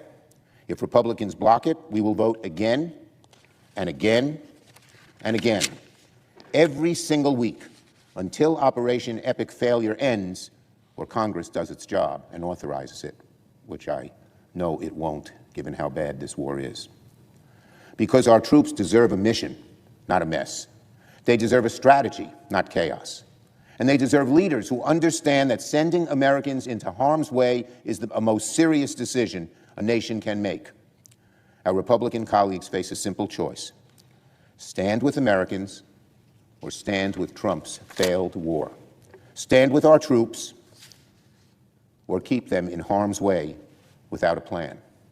Stand with the American people, or keep asking them to pay more for gas, more for groceries, and more for a war that has made everything worse. We will keep forcing that choice. We will keep forcing that choice, my Republican colleagues. You won't be able to keep ducking it. I'd like to thank Senator Kaine for his tremendous leadership on this issue. I'd like to thank Senator Booker and the members of our caucus for working with me to ensure we have these votes week after week, unrelenting, until Republicans are ready to stand up, listen to the pleas of Americans, and do their job. The moment landed with unmistakable force. Standing on the Senate floor, Chuck Schumer dismantled the narrative put forward by Donald Trump, a narrative of total and complete victory. Instead, Schumer painted a starkly different picture, a reality where instability has deepened, where alliances have strained, and where Americans, both abroad and at home, are left grappling with the consequences of a war still without a clearly defined end. This was more than political rhetoric. It was a direct challenge to the idea of what leadership looks like in moments of crisis. Because when a leader declares victory, the expectation is clarity, resolution, and measurable success. But what Schumer laid out was something else entirely, a series of cascading effects that suggest not closure, but escalation.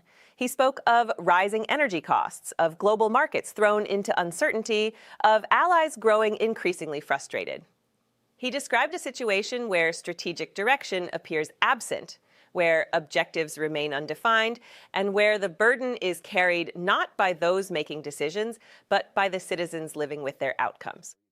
And in doing so, he raised a question that echoes far beyond this single conflict. Who holds power accountable when the stakes are this high? At the heart of this moment lies a deeper constitutional tension. The balance between executive authority and congressional oversight, a cornerstone of American democracy, is once again under scrutiny. Schumer's warning was clear. A war conducted without rigorous debate, without oversight, without accountability, is not just a policy failure. It is a test of the system itself, because democracy is not designed for silence. It is built on scrutiny, on dissent, on the idea that no single voice, no matter how powerful, should go unchecked when decisions carry consequences measured in lives, livelihoods, and global stability. And yet, 45 days into this conflict, Schumer argues that Congress has been sidelined. That oversight has been delayed. That accountability has been avoided. His call to action, forcing repeated votes under the War Powers Framework, signals not just opposition, but urgency. A refusal to allow inaction to define the moment. This is where the story turns, because beyond the speeches, beyond the headlines, this is about the direction of a nation, about whether decisions of this magnitude are guided by strategy or by impulse, whether leadership is defined by clarity or by contradiction. In the end, the question is simple, but its weight is immense. What does victory truly mean? If the cost is uncertainty, division, and a system pushed to its limits. History will remember this moment not just for what was said, but for what was done next. And if accountability still matters, if truth still carries weight, then the responsibility now falls not just on those in power, but on those who are watching. Stay informed, stay engaged. And if you believe in holding power to account, subscribe to Liberty Report USA. Is President Zelensky a dictator? Congressman, with respect to Ukraine. No. Is President Zelensky a dictator? May I answer something that you... No, I want you to answer that one right now. My time's precious here. I'm not aware of any evidence that he... Chair now recognizes the gentleman from Massachusetts, Mr. Keating. Thank you, Mr. Chairman. I'd like to thank the witnesses for giving us this booklet this morning on the strategy for 2026. Highlighted in that is Russia, China, Iran, North Korea, and others are increasing their collaboration and cooperation as their interests align against the United States. Security interest, economic interest against the United States. So I have some questions I'd like to ask as we look at those threats of collaborating nations. Secretary Zimmerman, is Russia a key collaborator with Iran? Congressman, they do collaborate. And they're collaborating right now. They're targeting U.S. servicemen to be killed. They're targeting sites, and they're giving intelligence to Iran today. Now, with the Bashar Assad regime in Syria, was Russia a big collaborator with that threat against the U.S.? Congressman, as you know, Russia was deeply involved in the... How about North Korea? How about North Korea? Are they collaborating? Who are the key collaborators of North Korea, giving them strategic military information and taking their soldiers and their drone warfare? We see... Is it Russia? We see opportunistic collaboration there. From who? From Russia? Yes, sir.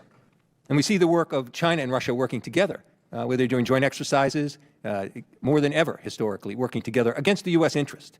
So let's just switch to what's going on in the negotiations on Ukraine, because this puts Ukraine front and center on our interest, our interest. The negotiations are one-sided. The U.S. is sitting there saying that Ukraine should cede land that's not even conquered. They're saying Ukraine should limit their military in the future defense capabilities, just against what we heard this morning about what European countries, and Ukraine is a European country, should be doing. And they denigrate the leader. Mr. Zimmerman, is President Zelensky a dictator? Congressman, with respect to Ukraine... No. Is President Zelensky a dictator? May I answer something that you... No, I want you to answer that one right now. My time's precious here. I'm not aware of any evidence that he's a dictator. No. How much did he get in his last election? Do you know? Percentage-wise? I don't know. 75%. So he's not... Who did call him a dictator? Do you know, Mr. Zimmerman? May I speak to your previous point? No. I'm questioning you. You don't know who called President Zelensky a dictator? I think many people have. Was one of them President Trump? I'm not tracking that. It was he. Did he say that about Zelensky, that he was a dictator? The commander-in-chief who you answer to. I'm not aware, Congressman. Well, let me inform you. He did. I suggest you educate yourself on that. Did he say that they shouldn't be allowed at the negotiations? Did President Trump say that? I didn't catch the question. Whether Ukraine should be involved in the negotiations, whether they should be a party to it. They are a party to negotiations. They're not. They're not included in the negotiations directly with the U.S. and Russia, trilaterally. And, by the way, Europe should be included in that, too. President Trump suggested that was the case because they had no cards to play. General, does Ukraine have cards to play in the war? Congressman, Ukraine has performed extremely well and innovated on the battlefield, and even in recent weeks has taken back some territory around Zaporizhzhia. Thank you, General. And back to Mr. Zimmerman. What's the distance in miles from where we are in Washington, D.C. to Tehran? From here to Tehran? In Iran, yeah. I can speculate that it's maybe I'll tell over you, 10,000. It's 6,000 miles. Okay. Can you tell us the distance from Washington, D.C. and Kyiv, the capital of Ukraine? I bet it's... Let me inform you, it's 5,100. It's less than it is. Then why did the president say that the war in Ukraine does not directly affect the U.S.? Because it's very far away. So do you think the president was wrong in saying that, as I just told you, that Kyiv is a closer distance than Tehran? Congressman, respectfully, I think you'd have to look at every comment in its context. And Well, that's pretty clear cut to me. But let me go on, because I'd like to compliment many of the people across the aisles here in talking about the importance of NATO. And we're going to do that. I wish they would sign on to a discharge. We need one more person to sign on to that to give greater sanctions to Russia and support for the Baltic countries and Ukraine. I yield back. Gentleman yields. In that striking exchange, Bill Keating did something rare in today's political arena. He forced a moment of clarity. When he looked directly at a top Pentagon official and asked whether Volodymyr Zelensky was a dictator, the room shifted. The hesitation, the deflection, the eventual admission, no evidence was more than just an answer. It was a window into a deeper struggle over truth, narrative, and power. Because this moment wasn't just about one label, it was about the integrity of how leaders are portrayed on the world stage. In a time when global alliances are being tested and adversaries are strengthening ties, words carry weight. And when a sitting or former leader like Donald Trump uses charged language to describe an ally, that language doesn't stay confined to a speech. It echoes through diplomatic channels, military strategy, and public perception. What Keating exposed wasn't just a disagreement. It was a fracture in how America communicates its values. On one side, a recognition of Ukraine's resilience, a nation fighting, innovating, and holding ground against overwhelming pressure. On the other, a narrative that questions its legitimacy, undermining not just a leader, but an entire democratic system under siege. And then came the deeper point: distance, geography, the suggestion that Ukraine is too far away to matter. But Keating dismantled that idea in seconds, drawing a direct comparison between Washington and Kyiv, closer, in fact, than many realize. Because in today's interconnected world, distance is no longer measured in miles. It's measured in consequences. What happens in Eastern Europe doesn't stay there. It shapes alliances, it tests commitments, it reveals whether words like freedom and sovereignty are principles, or just talking points. And perhaps most telling of all was the silence, the uncertainty from those tasked with advising the nation's defense. When leaders and officials cannot clearly define allies and adversaries, when they hesitate to confront misinformation, it raises a fundamental question: who controls the narrative, and to what end? This hearing wasn't just oversight, it was a reminder that truth still matters. That leadership demands clarity, and that the strength of a nation is not just measured by its military, but by its willingness to stand firmly behind its values, even when it's inconvenient. Because in moments like this, history is watching, and the choices made, what is said, what is left unsaid, will define more than policy. They will define legacy. If you believe in holding power accountable, if you believe in cutting through the noise to find the truth, subscribe to Liberty Report USA. What do you think that says? What is it? Here's my question. What does a signal of saying, no, we insist on getting paid 3-4 times what the average American makes. We're not willing to sacrifice anything because maybe we're special. Is that the message that's sent? Yield back. Here, Mr. President, and my good friend Senator Moreno, is the message that it will send if we do not pass this resolution. If it weren't for double standards, we wouldn't have any standards at all. I want to emphasize, Mr. President, that it is a resolution. It's not a bill. I also want to emphasize at the outset that it only applies to the Senate. It only applies to the United States Senate. And here's what my resolution would do. It would change Senate rules to provide that when we are in a shutdown, that senators cannot be paid, cannot receive their salaries. Their checks would be, think of it this way, Mr. President, locked in a vault. And once the shutdown is over, the senators could pick them up. Now, if I think everybody in the Congress knows what I'm about to say, maybe a bit cynical, but it's true. If I were king for a day, I'm not, and I don't aspire to be, and I wanted to avoid shutdowns, I would do two things. I would provide that members of Congress can't be paid during a shutdown, and I would provide that members of Congress can't leave Washington, D.C. during a shutdown. Now, I can't pass the second part of that, so I'm going to try to pass the first part of that. This resolution, again, it's not a bill, is about shared sacrifice. And I'm not doing it to punish anybody. I'm not doing it to try to embarrass anybody. I recognize that there are varying degrees of wealth among United States senators and their ability to go without a paycheck. I know and like every member of this body. And every member of this body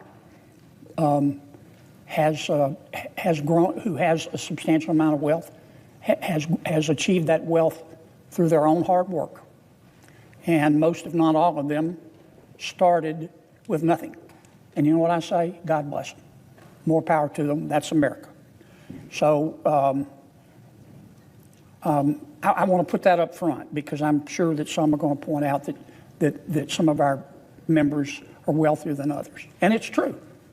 I mean, not to single anybody out, but I've seen Senator Rick Scott's house. It's bigger than a Costco, okay? More power to him. He earned that. I've seen Senator Mark Warner's house. It's bigger than a Target. More power to him. He earned that money. He started from nothing. So did Rick. But this bill isn't about that. It's about shared sacrifice and sending a message. We've got about a squillion employees at the Department of Homeland Security that aren't being paid. And there is no prospect of them being paid.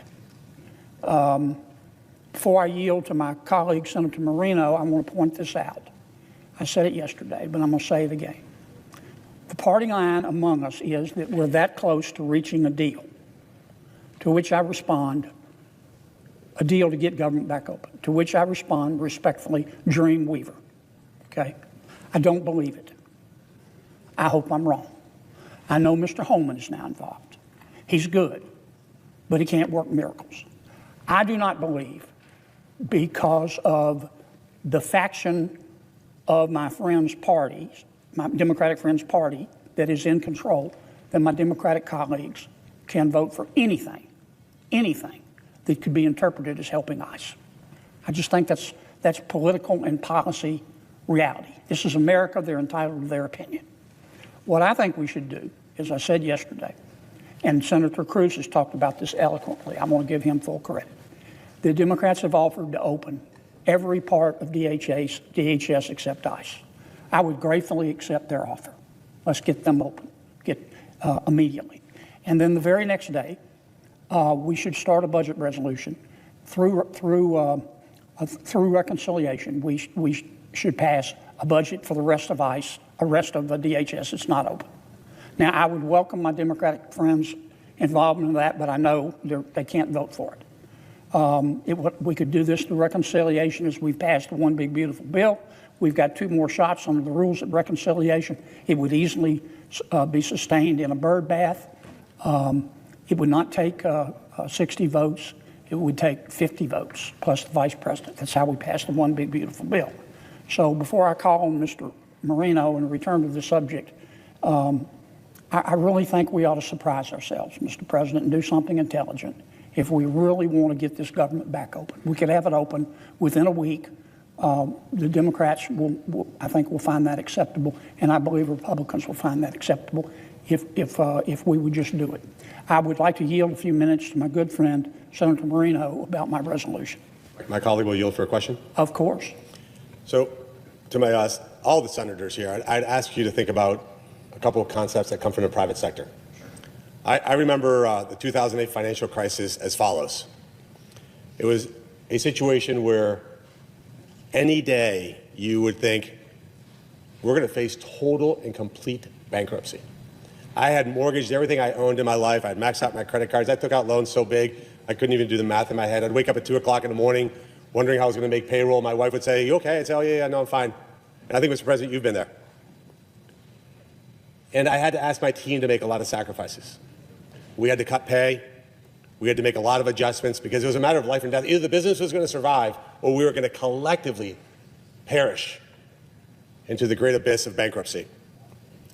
And there's a concept that's important in creating a culture that says, as a leader, you must be willing to live in the shared experience of your team.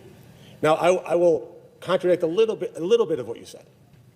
Each of us in this chamber make $175,000 a year. That's not what the average American makes. That is dramatically more than the average American makes. And it's certainly a lot more than what the average TSA worker makes, what the average FEMA worker who's got to go out and help places all over the country. I saw the very sad storms that Hawaii is seeing, and I hope we get help to those people. But it's not going to be me that goes there.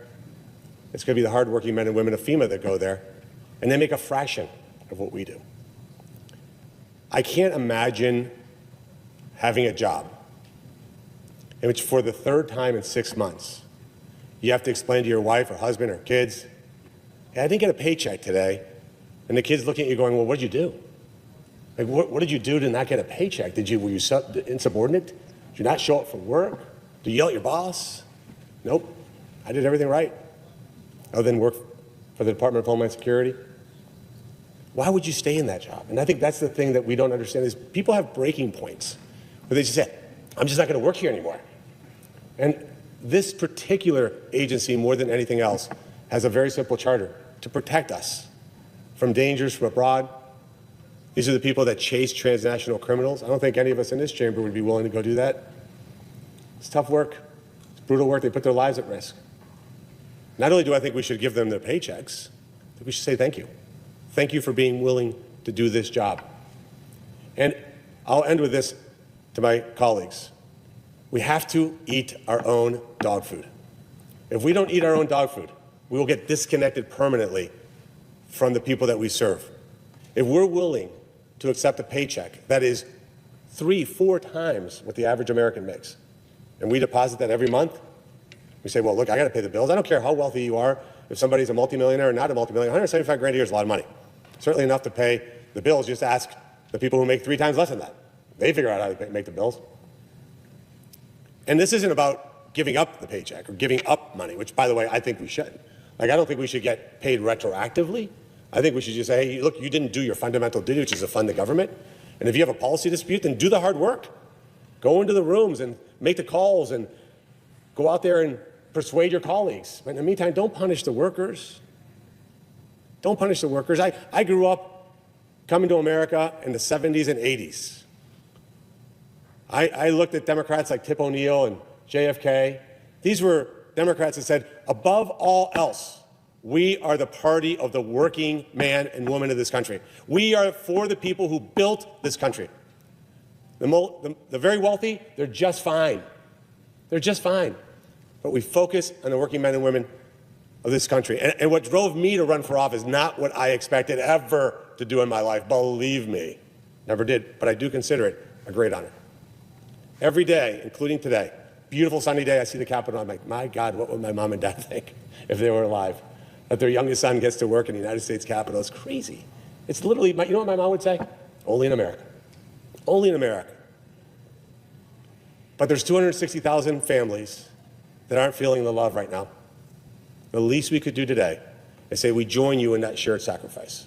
We join you so that we can understand what it's like to have to leave here and say, hey, yeah, not good. We're not going to get a paycheck because we didn't do our job. And if we don't do that, what do you think the message it is? You're much more elegant than I am. I think the accent does you 80% of the bidding there. But what do you think that says? What is it? Here's my question. What does a signal of saying, no, no, no, no, we insist on getting paid 3-4 times what the average American makes. We're not willing to sacrifice anything because maybe we're special. Is that the message that's sent? Yield back. Here, Mr. President, and my good friend Senator Moreno, is the message that it will send if we do not pass this resolution. If it weren't for double standards, we wouldn't have any standards at all. If it weren't for double standards, we wouldn't have any standards at all. Now, the American people see what's going on. As I've said before, not every American reads Aristotle every day. They're too busy earning a living. They're too busy getting up, going to work, obeying the law, trying to do the right thing by their kids. As usual, Senator Moreno makes very salient points.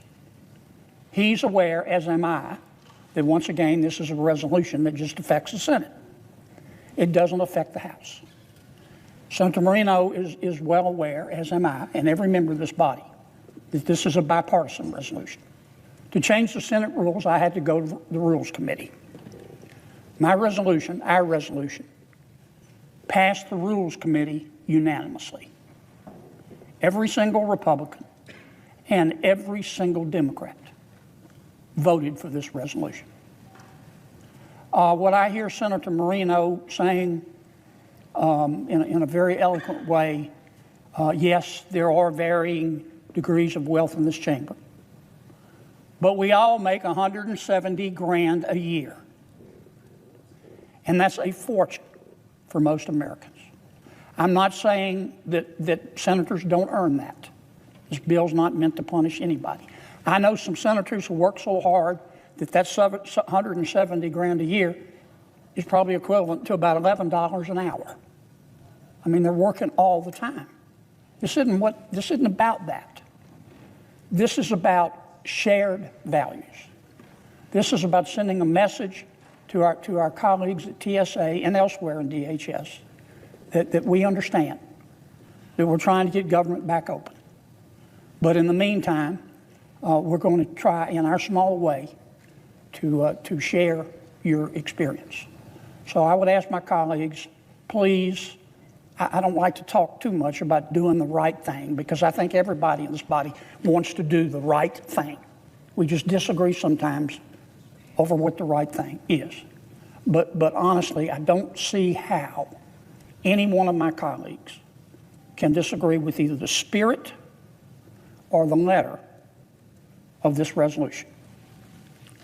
So, Mr. President, as if in legislative session, and notwithstanding Rule 22, I ask unanimous consent the Senate proceed to the consideration of calendar number 296, SRES 526, which Senator Moreno and I have just talked about. And further, that the resolution be agreed to and the motion to reconsider be considered made and laid upon the table. Is there an objection? The objection is heard. Someone else.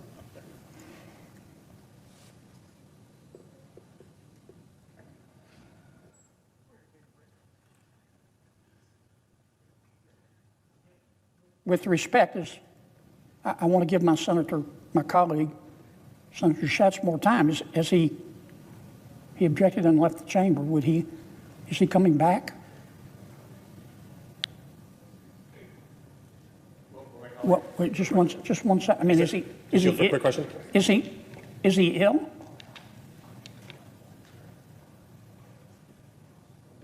What should I do, Mr. President? Should I give him more time or? Mr. President, point of order. Is it appropriate for someone not to be recognized to just say I object and run out? The senator's not been recognized. The senator had the floor, the senator from Louisiana, who's made a proposal, and then I heard some noise in the background, and that was it. But I never heard a senator being recognized, so it sounds to me that no one has been recognized to object. What? Could we get a ruling, Mr. President? I don't want to be unfair to anybody. My Democratic colleagues, I told them ahead of time. An objection was raised, an objection was heard. So should we give Senator Schatz more time to come back, or?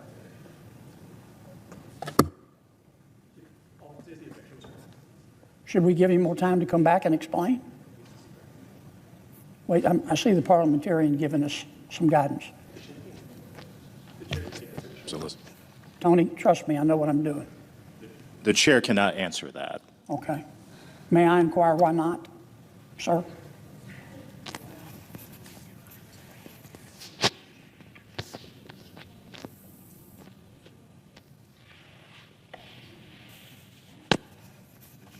Not opine on why a senator is in the chamber or not in the chamber.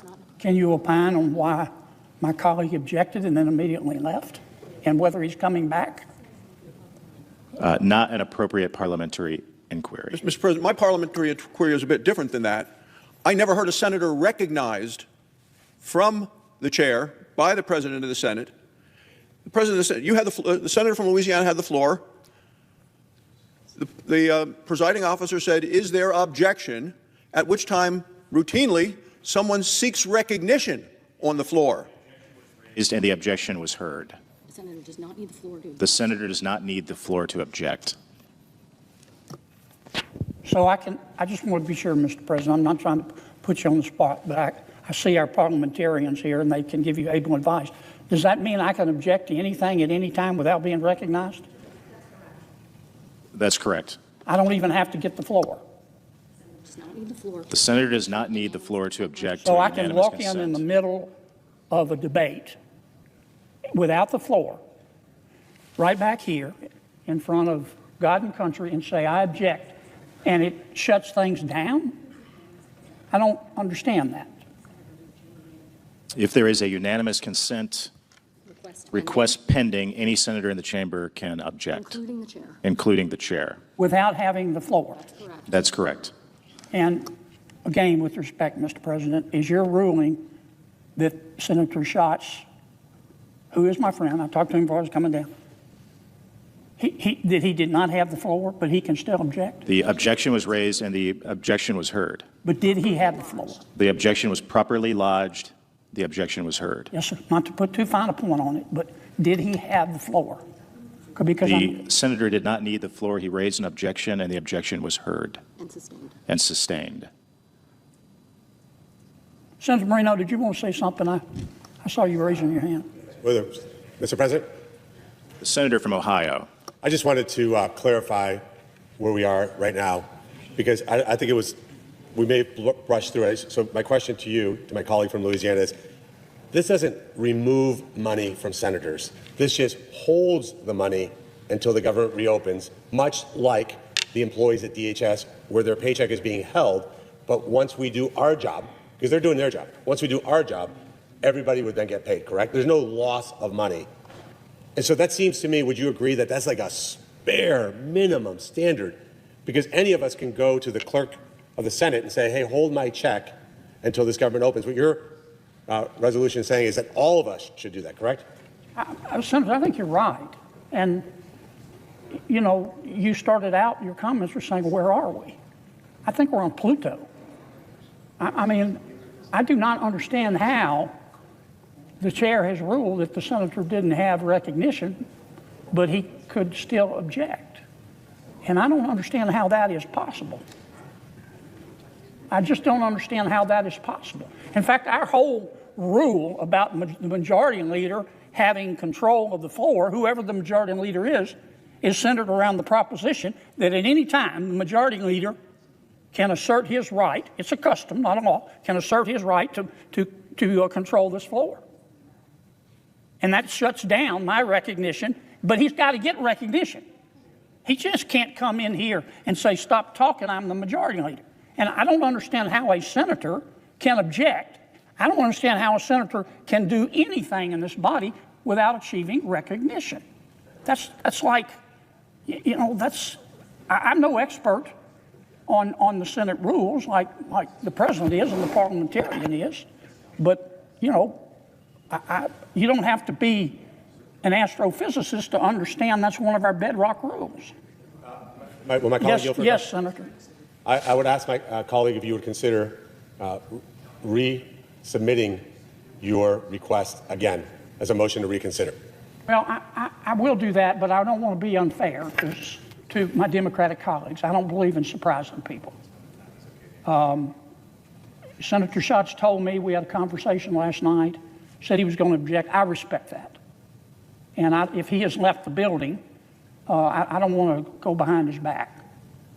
So I don't want to do that unless you can communicate with him. Is he still here? Mr. President, do we know if Senator Schatz is still here? Because I would like to urge reconsideration, but I don't want to blindside him. Who should I ask that to? Tuck? Tuck says, don't bring me into this. Gary? I mean, I would like to urge reconsideration, but I'm not going to do it in blindside Brian. Can I bring it back later? Could I get a ruling on that? Could I ask that we contact Senator Schatz and tell him I'm thinking about reconsidering, but I don't want to blindside him? Mr. President? It's not an appropriate parliamentary inquiry. What if I made a motion? Could I move that we contact Senator Schatz and tell him I'd like to move to reconsider, but I don't want to blindside him? There is no such motion. I just made it up. You're telling me I can't do that under the rules? Why not? I don't get it. I mean, I could move to reconsider and blindside him, but I don't want to do that. So why can't I move to reconsider subject to us waiting for Brian to get back so he has a full opportunity to be heard? Can I do that? There's no such motion. Sure there is. I just made it. Are you saying that the motion's out of order? Look, this is a serious matter now. Yes, it would take unanimous consent. This is a serious matter.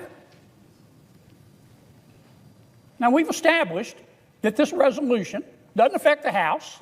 It just says to the senators, while we're in a shutdown, no senator is going to be paid. You don't lose your money. You pick it up after it's over, after the shutdown's lifted.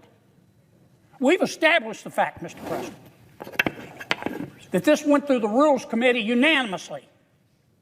Did I mention it went through unanimously? That every single Democrat and every single Republican said, yes, Kennedy, let's do this. Mr. President, we've established that even though there are varying degrees of wealth among members of the Senate, and I say that's great, every single senator makes at least $170,000 here. They're not going to lose a penny. Not one single solitary penny. Once the shutdown is over, they get their money. We've established that. We've established that there are 260,000, not 2,600, not 26,000, 260,000 of our colleagues working in the Department of Health and Hospitals that are not being paid. And a lot of these people do not have immense wealth. But they're not being paid because of our conduct. And I think we've established that this is a chance to show in a little bitty way, a minor way, a baby step, that we're going to share their sacrifice.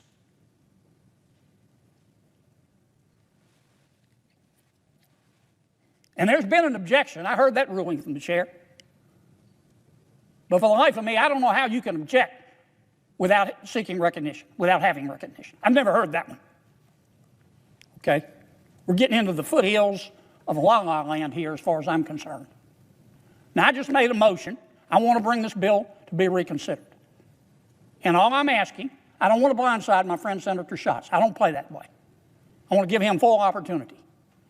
All I'm asking is that somebody call Senator Schatz and let him know that I'm going to move to reconsider, and I don't want to do it behind his back. That's all I'm asking. So I'll make that motion. Is there an objection? Well, there you go. My good friend, this senator didn't have recognition either. How is that possible? All right, I'm coming back, Mr. President. And I'm coming back, and I'm coming back, and I'm coming back. Did I mention I'll be back? And if a member of this body disagrees with what I'm doing, then by God, they ought to come down here and stand up in front of the United States Senate and stand up in front of the American people and stand up in front of God and stand up in front of country and stand up in front of all these people, these good people that aren't being paid, and say, here's why. Maybe we need to change the Senate rules, Mr. President. I appreciate your patience. And I'd like to ask, Mr. President, this probably is an improper motion, too. I got to delve a little bit more in this improper motion stuff. I want to see the rule that says I can't do what I just tried to do. And I want to see it bigger than Dallas. I don't want to see that it's implied or it's a penumbra. And I want to see the rule that says somebody can come on this body into this body without recognition and be heard. Because I don't believe it. And anybody who believes that, no disrespect, shouldn't be driving. Thank you, Mr. President. Mr. President. Thank you. Thank you, Mr. President. Just a parliamentary inquiry. Again, this is just somebody who's not been here a long time. I just want a clarification, parliamentary inquiry. In order to speak before the United States Senate, my understanding is that a senator has to yield the floor or complete his speech. Another senator, in order to speak, has to seek recognition from the chair in order to speak. Is that correct or not?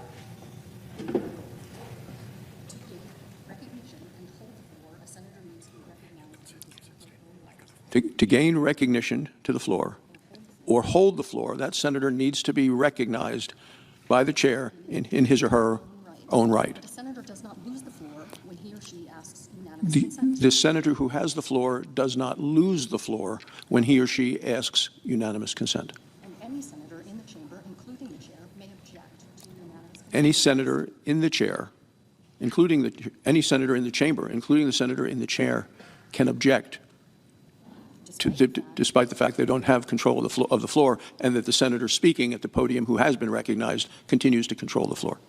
Thank you, Mr. President. Well, just, Mr. President, do I vote? The senator from Wisconsin was first. I note the absence of a quorum. That the quorum is suspended. There's a motion to suspend the quorum call? No, there's a motion? Is there objection? Object. The clerk will call the roll. Ms. Alston-Brooks. What just unfolded on the Senate floor was more than a fight over procedure. It was a revealing collision between symbolism, power, and the strange rituals of Washington. Senator John Kennedy rose to argue for something he framed as simple, even obvious. If the government is shut down and Department of Homeland Security employees are going without pay, then senators themselves should not continue collecting their salaries in real time. Not permanently, not as punishment, just delayed. Held back until the shutdown ends. In his telling, it was about one phrase that echoed through the chamber again and again: shared sacrifice. That was the principle. That was the message. And yet what followed was not a clear debate on fairness, not a full-throated defense or rejection of the idea on moral grounds, but a procedural clash that turned the Senate into a theater of confusion. Kennedy pressed for unanimous consent. An objection was heard. Senator Brian Schatz was not standing at center stage delivering a speech. He objected from the chamber, and then the floor descended into an extraordinary argument over whether a senator must be formally recognized to block such a request. Kennedy could barely conceal his disbelief. Again and again, he returned to the same question. How can someone stop the Senate in its tracks without even holding the floor? And that is why this moment matters. Because beneath the sarcasm, the frustration, the jokes about Pluto and La La Land, there was something real being exposed. Not only the frustration of one senator whose proposal had been blocked, but the larger truth about modern American government. The system is so tangled in custom, privilege, and procedural muscle memory that even when the issue seems morally straightforward, it can vanish into a maze of parliamentary technicalities. Kennedy's argument was politically sharp because it touched a nerve the public immediately understands. Senators make far more than most Americans. Federal workers at DHS, TSA, FEMA, and other agencies often do not. During a shutdown, those workers are expected to keep carrying the burden of national security, disaster response, and public safety, while families back home stare at bills, rent, groceries, and uncertainty. Kennedy and Senator Marino hammered that contrast again and again. $175,000 a year, 260,000 federal workers affected. Paychecks delayed for those doing the work while the people writing the rules continue living under a different set of assumptions. That was the moral center of the argument. And it was powerful because it was easy to grasp. If lawmakers claim to understand the people they govern, should they not be willing, even briefly, to live under the same pressure they are asking others to endure? But the Senate is never only about morals. It is also about leverage, about timing, about precedent, about who yields, who objects, who controls the floor, and who uses the rules more effectively than the other side. What looked to viewers like a simple question of fairness became, in real time, a reminder that Congress often speaks two languages at once. One language is public and moral. It talks about workers, sacrifice, duty, and principle.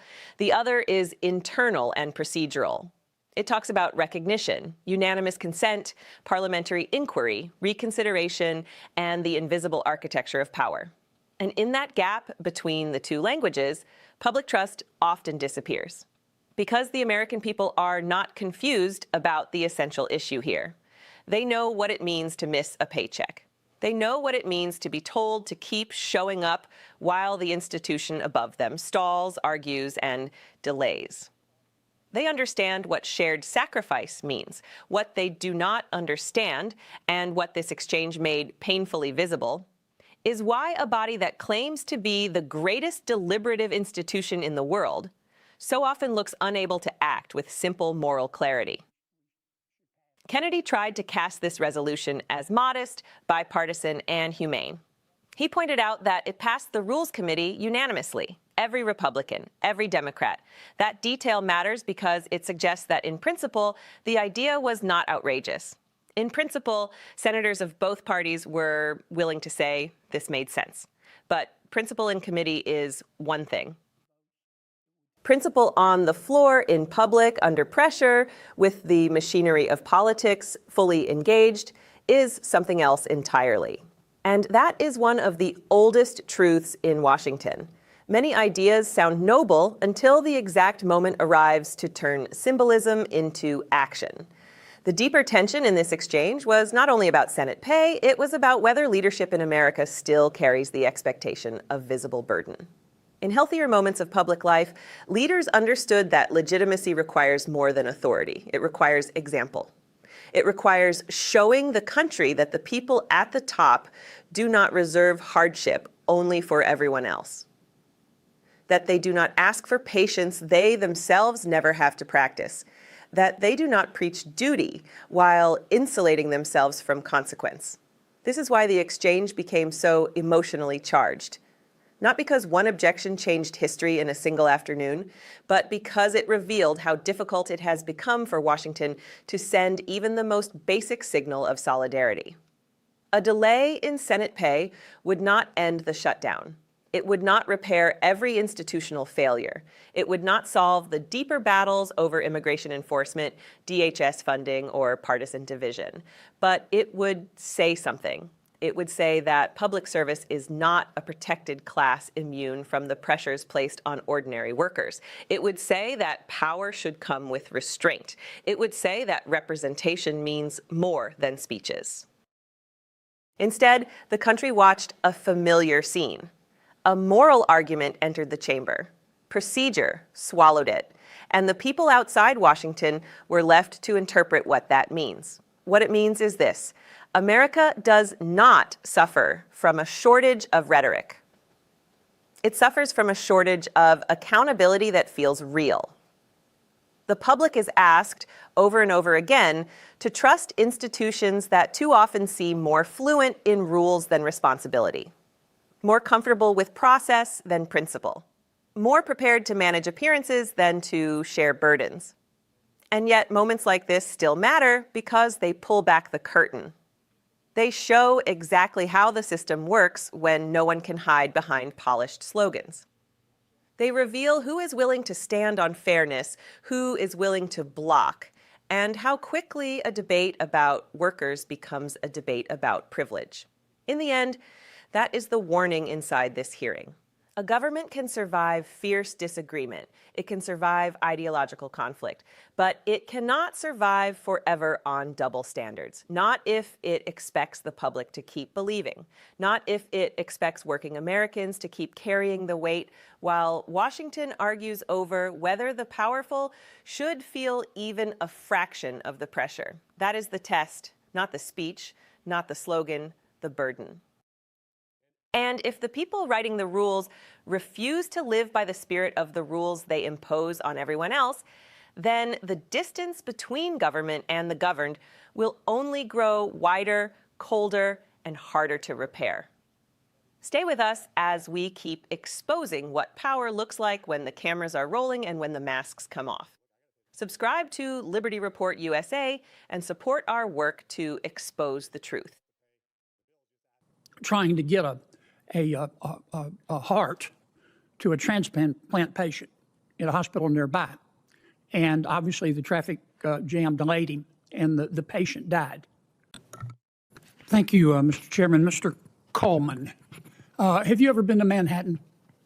Manhattan, Kansas? No, sir, Manhattan, New York. I have not. Okay. Are you familiar with, maybe you've seen it in the movie 3rd Avenue, Midtown? Only by reputation. Okay. Well, it's a major east or north-south traffic corridor. Very busy. A lot of traffic. I don't know if you saw the news yesterday, but about 200 protesters in New York sat down in the middle of 3rd Avenue. Completely blocked traffic. They were wearing T-shirts that said, "No war, no ICE, free Palestine." Completely shut everything down for about an hour. Police had to come in. They arrested some of them. This is New York. Nothing will probably happen to them. But the point is, it blocked traffic severely. Let's suppose a medical transportation service was trying to get a heart to a transplant patient in a hospital nearby. And obviously the traffic jam delayed him and the patient died. You with me? Yes, Senator. All right, does the patient's family have a cause of action against the protesters or the leader of the protest? In any hypothetical, I would hesitate to completely prejudge the situation without knowing all of the facts. Come on, counselor. Give me your legal opinion. This is a first year law student question. I believe they would, more than likely. I think that would be a matter. What would be the issues that would arise? I just want to understand how you think. Sure. I think that would be. If you're defending the leader of the protest, what's the first thing you're going to say? If I'm defending the leader of the protest? Yeah. I would probably argue about causation and foreseeability. I mean, that would be really a state law negligence. What do you mean causation? Well, for any negligence claim, one of the elements is you have a duty to somebody. Did you breach that duty? Did you cause them an injury? And part of the duty causation calculus is how foreseeable that injury Okay. was. What's the difference between legal causation and proximate cause? So cause in fact and proximate cause. Yeah. So cause in fact is the specific cause of death or injury, rather. And in this case, it would probably be whatever heart ailment this poor person that you've described had would probably be the cause in fact of his death.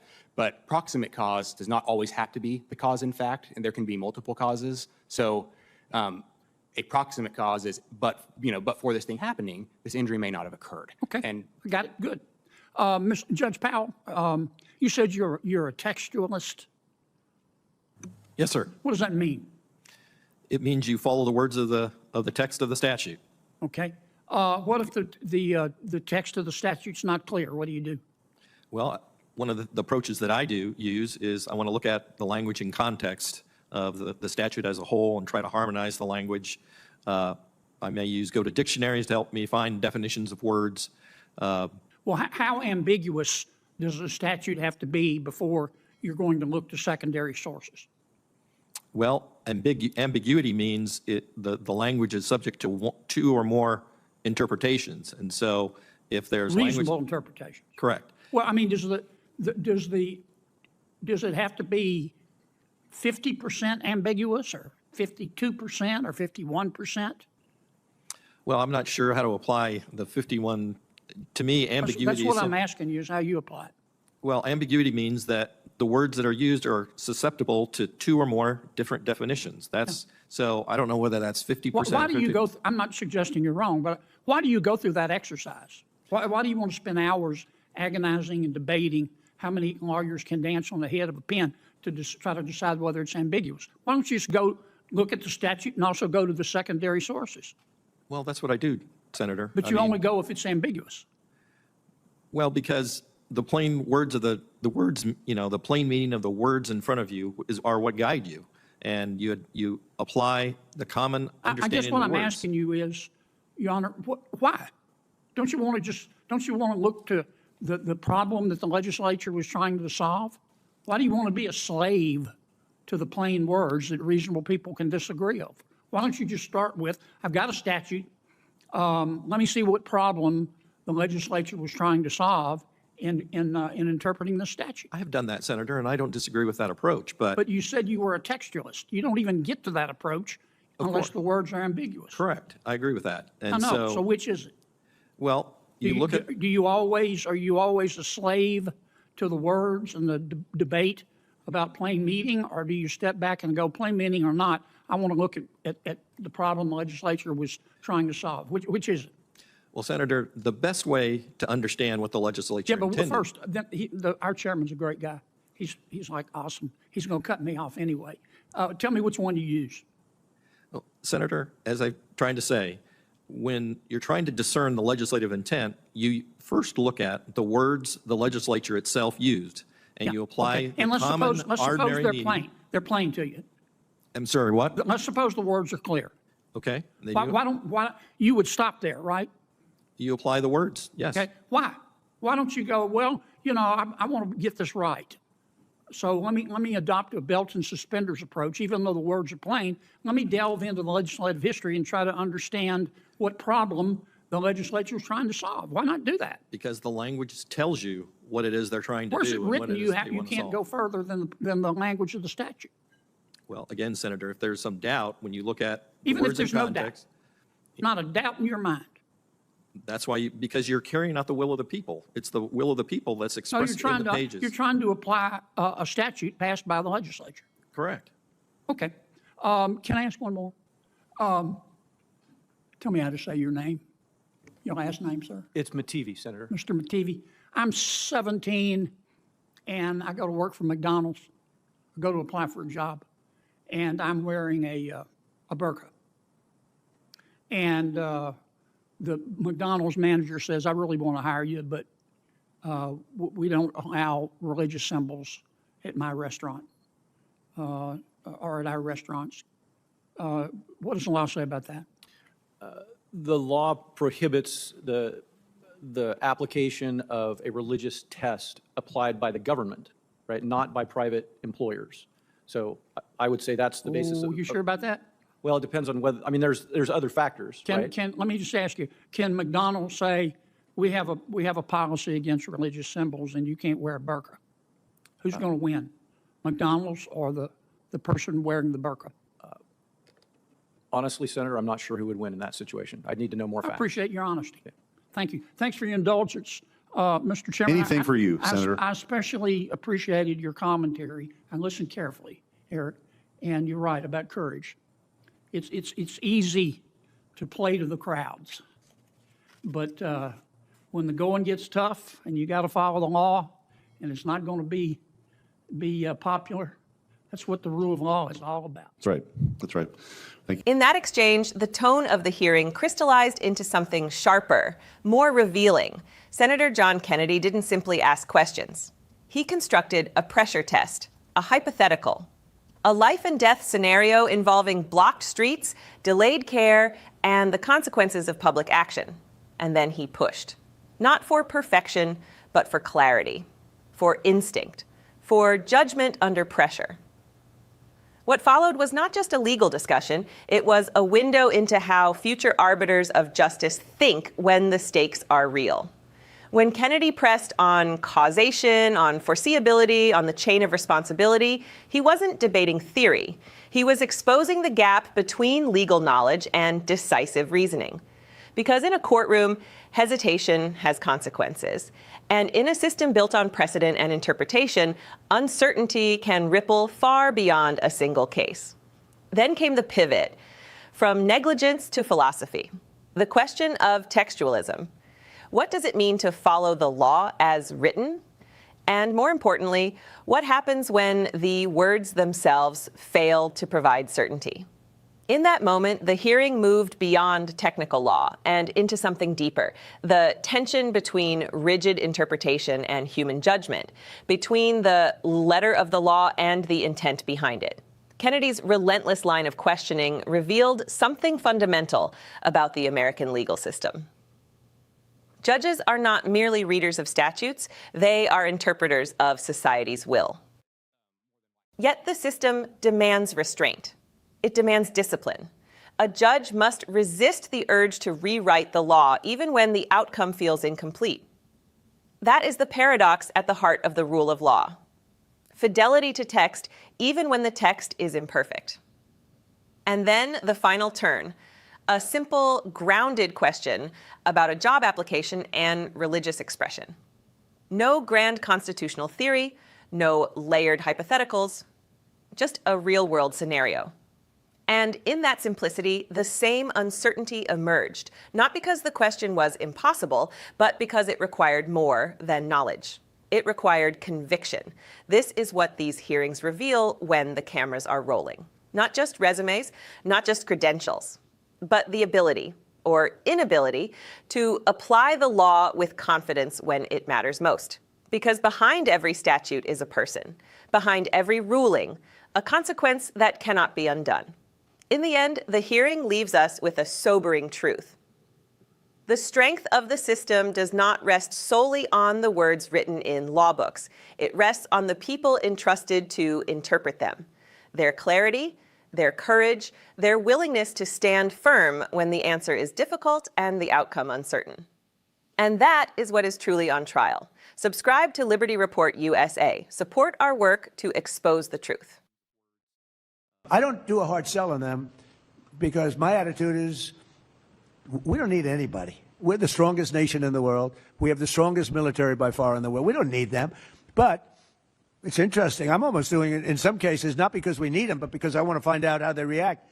Because I've been saying for years that if we ever did need them, they won't be there. Not all of them. What we're going to do is we could take a few questions from the press, and then after that, we'll have our meeting, and we have a little lunch for the board, so we'll have a little bit of a lunch. And it's an honor to have you all here. It's so many of you, Jimmy, so many of you are friends. It's a great honor to have you here, and we're going to do a great job with the Trump Kennedy Center. Okay, yes, please, CNN. Hey. Thank you, Mr. President. I'm not CNN, I'm Daily Wire, but thank you for the question.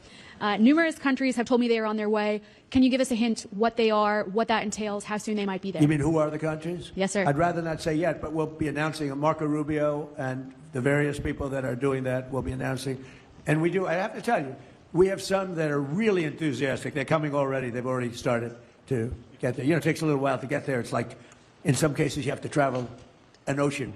So it doesn't go that fast, but it'll go fast. And we have some that are fairly local that are doing it. But we'll give you a list. Some are very enthusiastic, and some are less than enthusiastic.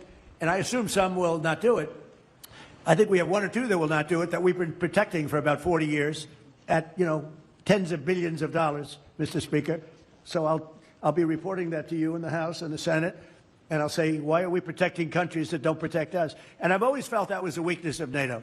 We were going to protect them, but I always said, when in need, they won't protect us. Now, this isn't need. Need would be one of the big boys. But I will say that we built the greatest military in the world, and we protect people. And if we need their mine boats, or if we need anything, any piece of apparatus that they may have because of a situation that they have, they should be jumping to help us, because we've helped them for years stay out of wars. Yeah, please. Thank you very much, Mr. President. Can you tell us if you have spoken with French President Macron about the coalition to reopen the Strait of Hormuz? Have you been speaking with the French President? What does that mean? Have you been speaking with the French President Macron about the coalition to reopen the Strait of Hormuz? Yeah, I have spoken to him. He's been, on a scale of 0 to 10, I'd say he's been an 8. Not perfect, but it's France. We don't expect perfect. Are you confident that France will help with the reopening of Strait of Hormuz? Yeah, I mean, sure. I think he's going to help. I mean, I'll let you know. I spoke to him yesterday. I don't do a hard sell on them because my attitude is we don't need anybody. We're the strongest nation in the world. We have the strongest military by far in the world. We don't need them. But it's interesting. I'm almost doing it in some cases, not because we need them, but because I want to find out how they react. Because I've been saying for years that if we ever did need them, they won't be there. Not all of them, but they won't be there. I was very surprised with the United Kingdom, because the United Kingdom, 2 weeks ago, I said, why don't you send some ships over? And he really didn't want to do it. I said, you don't want to do it. We've been with you. You're our oldest ally. And we spend a lot of money on, NATO and all of these things to protect you. I mean, we're protecting them. We're working with them on Ukraine. Ukraine's thousands of miles away, separated by a vast ocean. We don't have to do that, but we did it. Well, Biden did it. I mean, I have to be honest with you. Biden got taken to the cleaners. But we worked with them in Ukraine. We don't need to work with them in Ukraine. And then they tell us that we have a mine ship around, and they don't want to do it. I think it's terrible. No, I was very surprised. I told him, we requested 2 aircraft carriers, which they had, and he didn't really want to do it. And then right after the war essentially ended, meaning they were obliterated, He said, I would like to send the aircraft carriers. I said, I don't need them after the war has ended and won. I need it before the war. So I was very upset with, not upset, I was not happy with the UK. I think they'll be involved, yeah, maybe. But they should be involved enthusiastically. We've been protecting these countries for years with NATO, because NATO is us. You can ask Putin. Putin fears us. He has no fear of Europe whatsoever. He fears the United States of America and the military that was built by me in the first term. Yeah. President, you mentioned the significant amount of oil that China derives from the Middle East. What is the status of your conversation with President Xi in terms of getting China to cooperate, in terms of making the Strait of Hormuz safe for those oil tankers? Yeah, so China is a great example. They get 91% of their oil from the Hormuz Straits, which we protected for years. And it always bothered me that we have these countries. Japan gets 95% of its from the Straits, the Hormuz Straits. And it always bothered me that we're protecting and we don't need them. We didn't need them before we started dig we must. Dig me must. That's the Trump policy of lots of oil. And we didn't use them very much. It used to be at 10%. Now it's at almost zero. We don't need, we don't need oil. We have all the oil we need for ourselves. It's one of the great assets that we have. We have more than double what anybody else in terms of oil production. We're at more than double any other country. So we don't need it, but we did it. It's almost, you could say we did it out of habit, which is not a good thing to do. But we did it because we have some good allies there. We have some great Middle Eastern countries there, Israel there. So we did it for a lot of reasons. But it always amazed me that we did it. We never asked for reimbursement. And it was really there to serve other countries, not us. And by the way, we have the Sugar King. The same story. Look at that. Alfie von Hool. Alfie, thank you both very much. Huh? That's Pepe, yeah. Pepe. Hi, Pepe. How are you? How are you? Is Alfie in the backstage? Huh? Is he sitting back there waiting for you? No? You doing all right? Pepe is a great friend of all of ours, I think, in the room. Tremendous. And we appreciate you being here. Great to have you. Thank you. Mr. President, honored. That's great. Both of you. Thank you very much. So go ahead, please. Mr. President, you've said that Iran does want to make a deal. Now, into the third week of this bombing campaign, what would that deal look like? What are the ask that you're making of the government? They want to make a deal. They're talking to our people. I don't know if they say that to you. Maybe they do. Maybe they don't. Don't forget, they are a country that for years, I didn't know this until recently, they're a country based on disinformation. And now they're using disinformation plus AI. And that's a terrible situation. That's a terrible situation. They showed all sorts of things happening in the last 2 weeks that never happened. Between their kamikaze boats that don't exist, between blowing up the aircraft carrier, one of the great ships in the world, the Abraham Lincoln, on fire. They showed it on fire. I called the general. I said, General, what's with the Abraham Lincoln? It looks like it's burning down. No, it's not burning down. Not a bullet was ever fired at it, sir. They know better. I said, this is my first glimpse of AI and what they've done with it. They showed buildings in Tel Aviv burning to the ground, high-rises burning. They showed buildings in Qatar. They showed buildings in Saudi Arabia burning, and they weren't burning. They weren't hit. It was all AI-based. Terrible. It's terrible. And that's their only, I think that's the only thing they do well. They're negotiating, and we always talk. Somebody said, well, would you talk? Why would you even talk to them? I talk to everybody because sometimes good things come out of it. But I don't know if they're ready yet. They're taking a pounding. I don't know if they're ready yet. And we don't even know their leaders. Look, all of their leaders are dead, as far as we know. But they're all dead. We don't know who we're dealing with. We knocked out the first group. Then the second group met, 88 met to pick the leader because the first group was all dead. And the second group got knocked out. They were all dead. Then the third group met. I would think they're a little nervous about meeting. I don't know if they're nervous. Maybe they're not. Maybe they're crazy. If they're not nervous, then they're crazy. But we met with the next group, but we don't know who their leader is. We have people wanting to negotiate. We have no idea who they are. Yeah, please, Peter. Thanks, President Trump. What are your advisors telling you about the Ayatollah's son, the new supreme leader? What are they telling you about him? Well, it's not only them. It's you people. I mean, a lot of people are saying that he's badly disfigured. They're saying that he lost his leg, one leg, and he's been hurt very badly. Other people are saying he's dead. Nobody's saying he's 100% healthy. And he hasn't spoken because the Ayatollah would sit and he'd spew hate from a form of a throne. Not as nice as a throne. I like the English throne much better. But it was a fancy chair.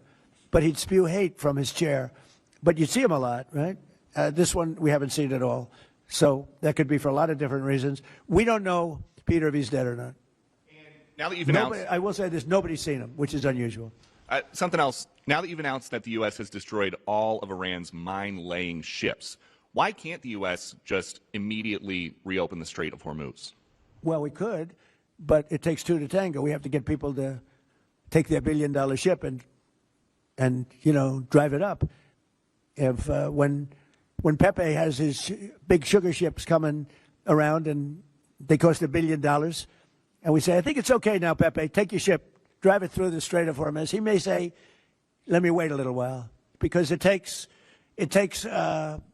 ship owners, and these ships are very expensive. They can cost up to $2 billion. So they don't want to take a chance that, gee, I think you'll be okay. They got to know it. So they don't have to set, we don't know if they even set any mines. But the thought that they may have is enough to keep people from saying, we don't need it. Now, we are pounding that area, that coast, as you know, left side. We're pounding it, like really pounding it hard. And again, they may have no mindset. We hit every one of their mine droppers. They call it the mine layers, right? The ships. They're pretty sophisticated ships. Every one of them is gone. But it only takes one. So it's a little unfair. You win a war, but they have no right to be doing what they're doing. But we're hitting them very hard. And today is a big day where we're pounding a certain area that has very much to do with the Strait. And I think we'll get it going very soon. In addition, we do have other nations coming in. You need people to watch and people to see. We have other nations coming in. Yes, please. If the United States is working to secure the Strait of Hormuz for the benefit of other countries like China, and our allies aren't yet stepping up to your standard, is the United States getting back to being the world's policeman? Look, the United States should not be very much involved. They can on a certain basis. They've been doing it for a long time.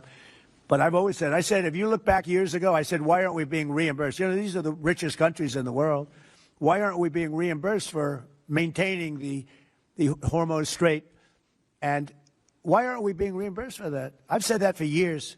You can go back. They reported on it yesterday. I've been saying a lot of things about the Straits. Number one, I said it's the one advantage they have, but that's a suicidal advantage because they kill themselves more than they kill the rest of the world. And there are things you can do with time. There are other things you can do. But I think we're going to have the situation straighten out pretty quickly, and I think we're going to have some good help, and I think we're going to be disappointed in some nations too. And I'll let you know who those nations are. One of your advisors, David Sachs, said the other week that the U.S. should, quote, declare victory and get out of the Iran war. He also warned that if the conflict escalates, Israel may contemplate the use of a nuclear weapon. Has he shared that assessment with you? No, he hasn't. Israel wouldn't do that. Israel would never do that. And, there's a theory. You pounded them to hell, and you could just leave now, and it'll take 10 years for them to build back not nearly what they have right now. And I guess that's another theory. But we want to have it ended so that another president doesn't have. Look, for 47 years, no president was willing to do what I'm doing, and they should have done it a long time ago. It would have been a lot easier. There's no president that wanted to do it, and yet every president knew. I've spoken to a certain president, who I like, actually, a past president, former president. He said, I wish I did it. I wish I did, but they didn't do it. I'm doing it. Yeah. Which president? I can't tell you that. I don't want to embarrass him. It would be very bad for his career, even though he's got no career left. Go ahead, please. You mentioned. How about the man right Thank you, sir. Mr. President, you mentioned that you're not entirely sure who you're dealing with, who the leadership is in Iran. Do you see a viable opposition movement still in that country following all of the protests that we had seen before the airstrikes and kind of an opposition movement that could become a viable leader in Iran? Well, the biggest problem, and we have brave people in this room, but the biggest problem that I see is that they put out a warning, and we have the warning. We get everything they get. And it said any protester that goes onto the street will be immediately shot and killed. This is a little tougher than the American way. This is not quite as tough as nobody can believe it. So I can't imagine. They don't have guns, and the other ones have guns. highly sophisticated machine guns and AK-47s and other kinds of guns. And they did that with the women. So the women had 250,000, even 500 people protesting a year ago. And they shot women right through the middle of the forehead with snipers. And they didn't have to do many. About 10 went down bleeding profusely. And 250 to 500,000 women went running in the other direction. Because they can be brave, but they're not stupid. And they have no gun. And you have snipers in buildings specifically for this reason. So a woman goes down falling, bleeding from the head, and it doesn't take long for that to spread. And when that spreads, that crowd dispenses. And nobody else has been able to do that to the extent that these people are violent. They killed a minimum 2 weeks ago, 32,000 people. So, and they put out actually a notice 2 days ago. If you protest, you will be shot and killed.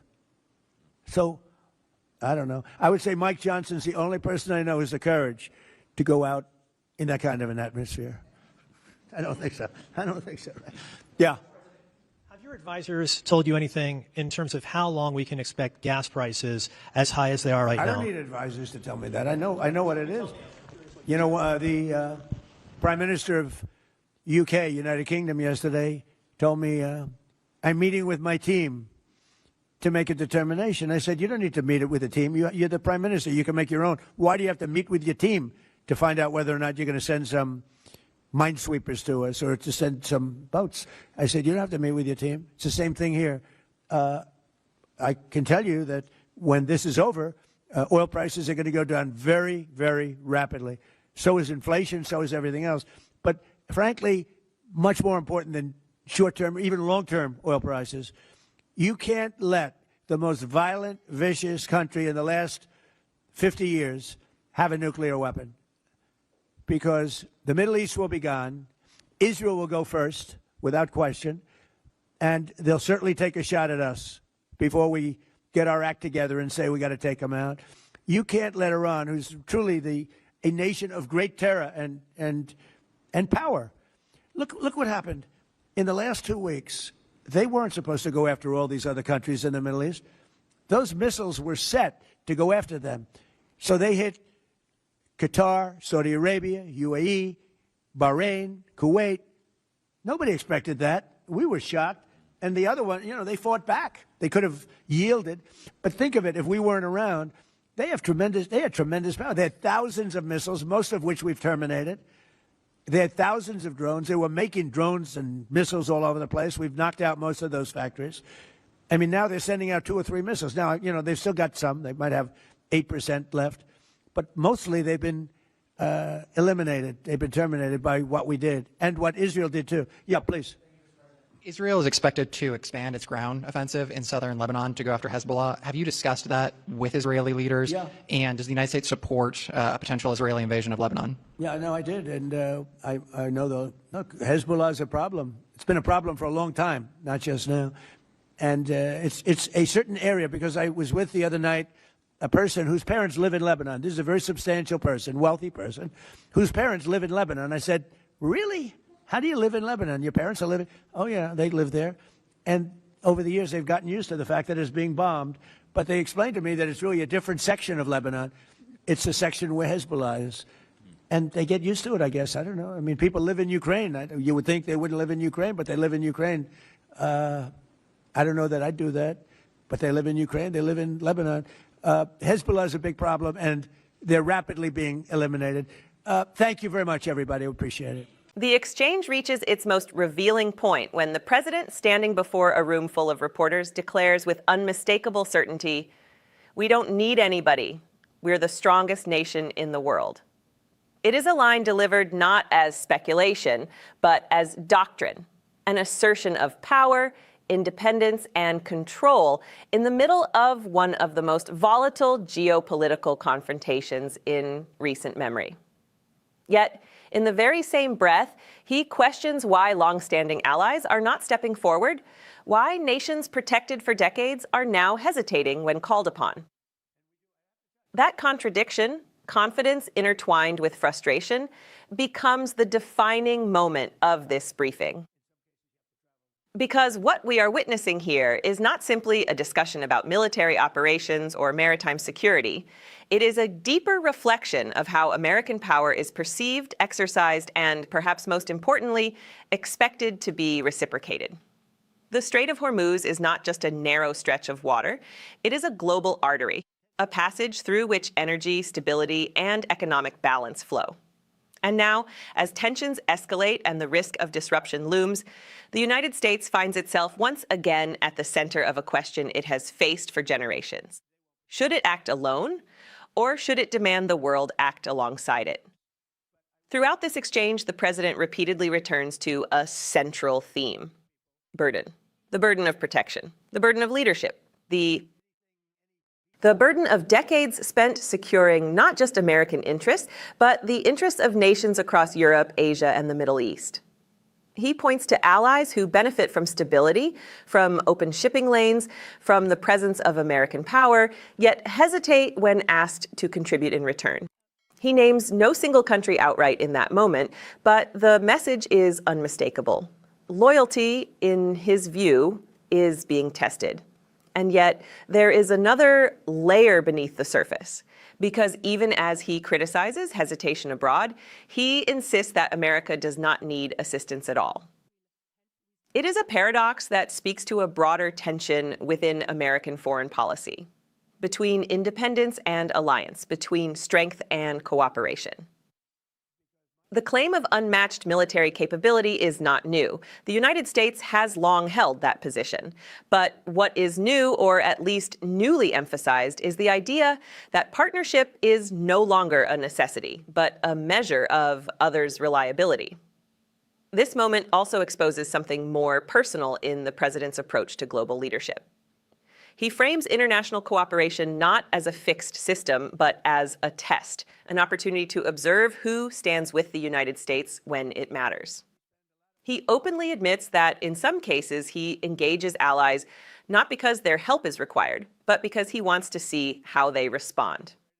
It is a strategy rooted not only in diplomacy, but in judgment, one that transforms alliances into proving grounds.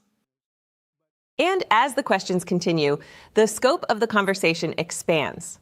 China, France, the United Kingdom, nations tied together by trade, history, and shared interests, all brought into focus as part of a broader equation. The president highlights how much of the world depends on the stability of the strait, how countries like China and Japan rely heavily on its flow of energy, even as the United States, by his account, has reduced its own dependence. The implication is clear. The risks are global, but the responsibility once again falls disproportionately on American shoulders. But perhaps the most striking element of this entire exchange is not the geopolitical analysis, it is the tone. There is confidence, certainly, but there is also impatience, a sense that the rules of engagement, the expectations of alliance, and the balance of responsibility have been skewed for too long. The president does not simply describe a crisis.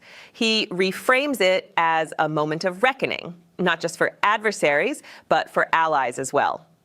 And in that framing lies the deeper question for the American system itself. What does leadership mean in a world where power is no longer uncontested, where alliances are no longer automatic, and where every action carries both strategic and symbolic weight? Is leadership defined by the ability to act alone or by the ability to unite others? Is strength measured in independence or in influence? The answers are not simple. They never have been. But moments like this, raw, unscripted, and unfolding in real time, offer a rare glimpse into how those answers are being shaped.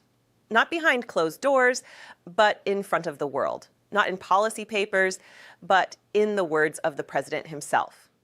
Because in the end, this is not just about ships in a narrow waterway or negotiations in distant capitals. It is about the future of American leadership. About whether the United States will continue to carry the weight of global stability alone, or whether it will redefine what it means to lead in the first place.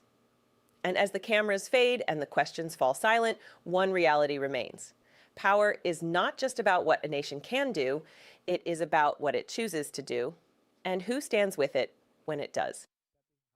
If you want to continue following the moments that define that choice, the decisions that shape the world behind the headlines, and the truths that often go unspoken.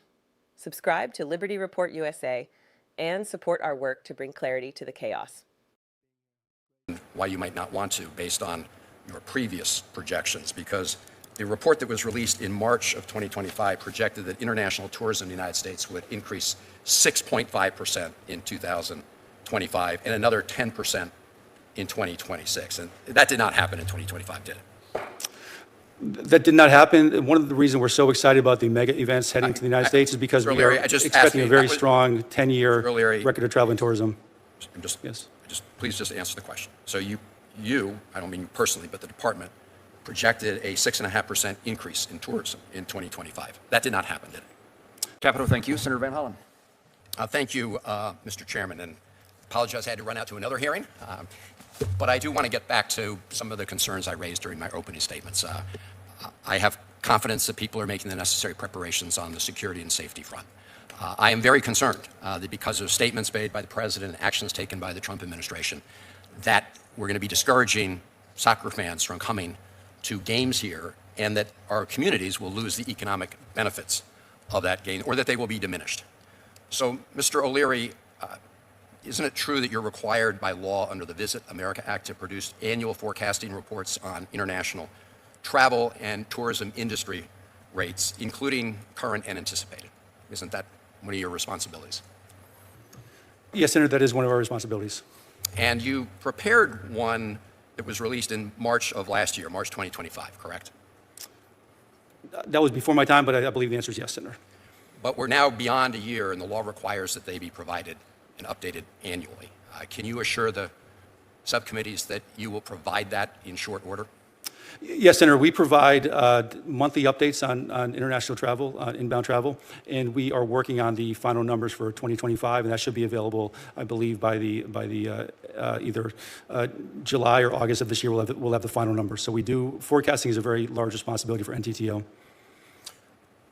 Well, I know you're talking about two different things. I want to get to actual numbers. I'm talking about forecasts. Okay.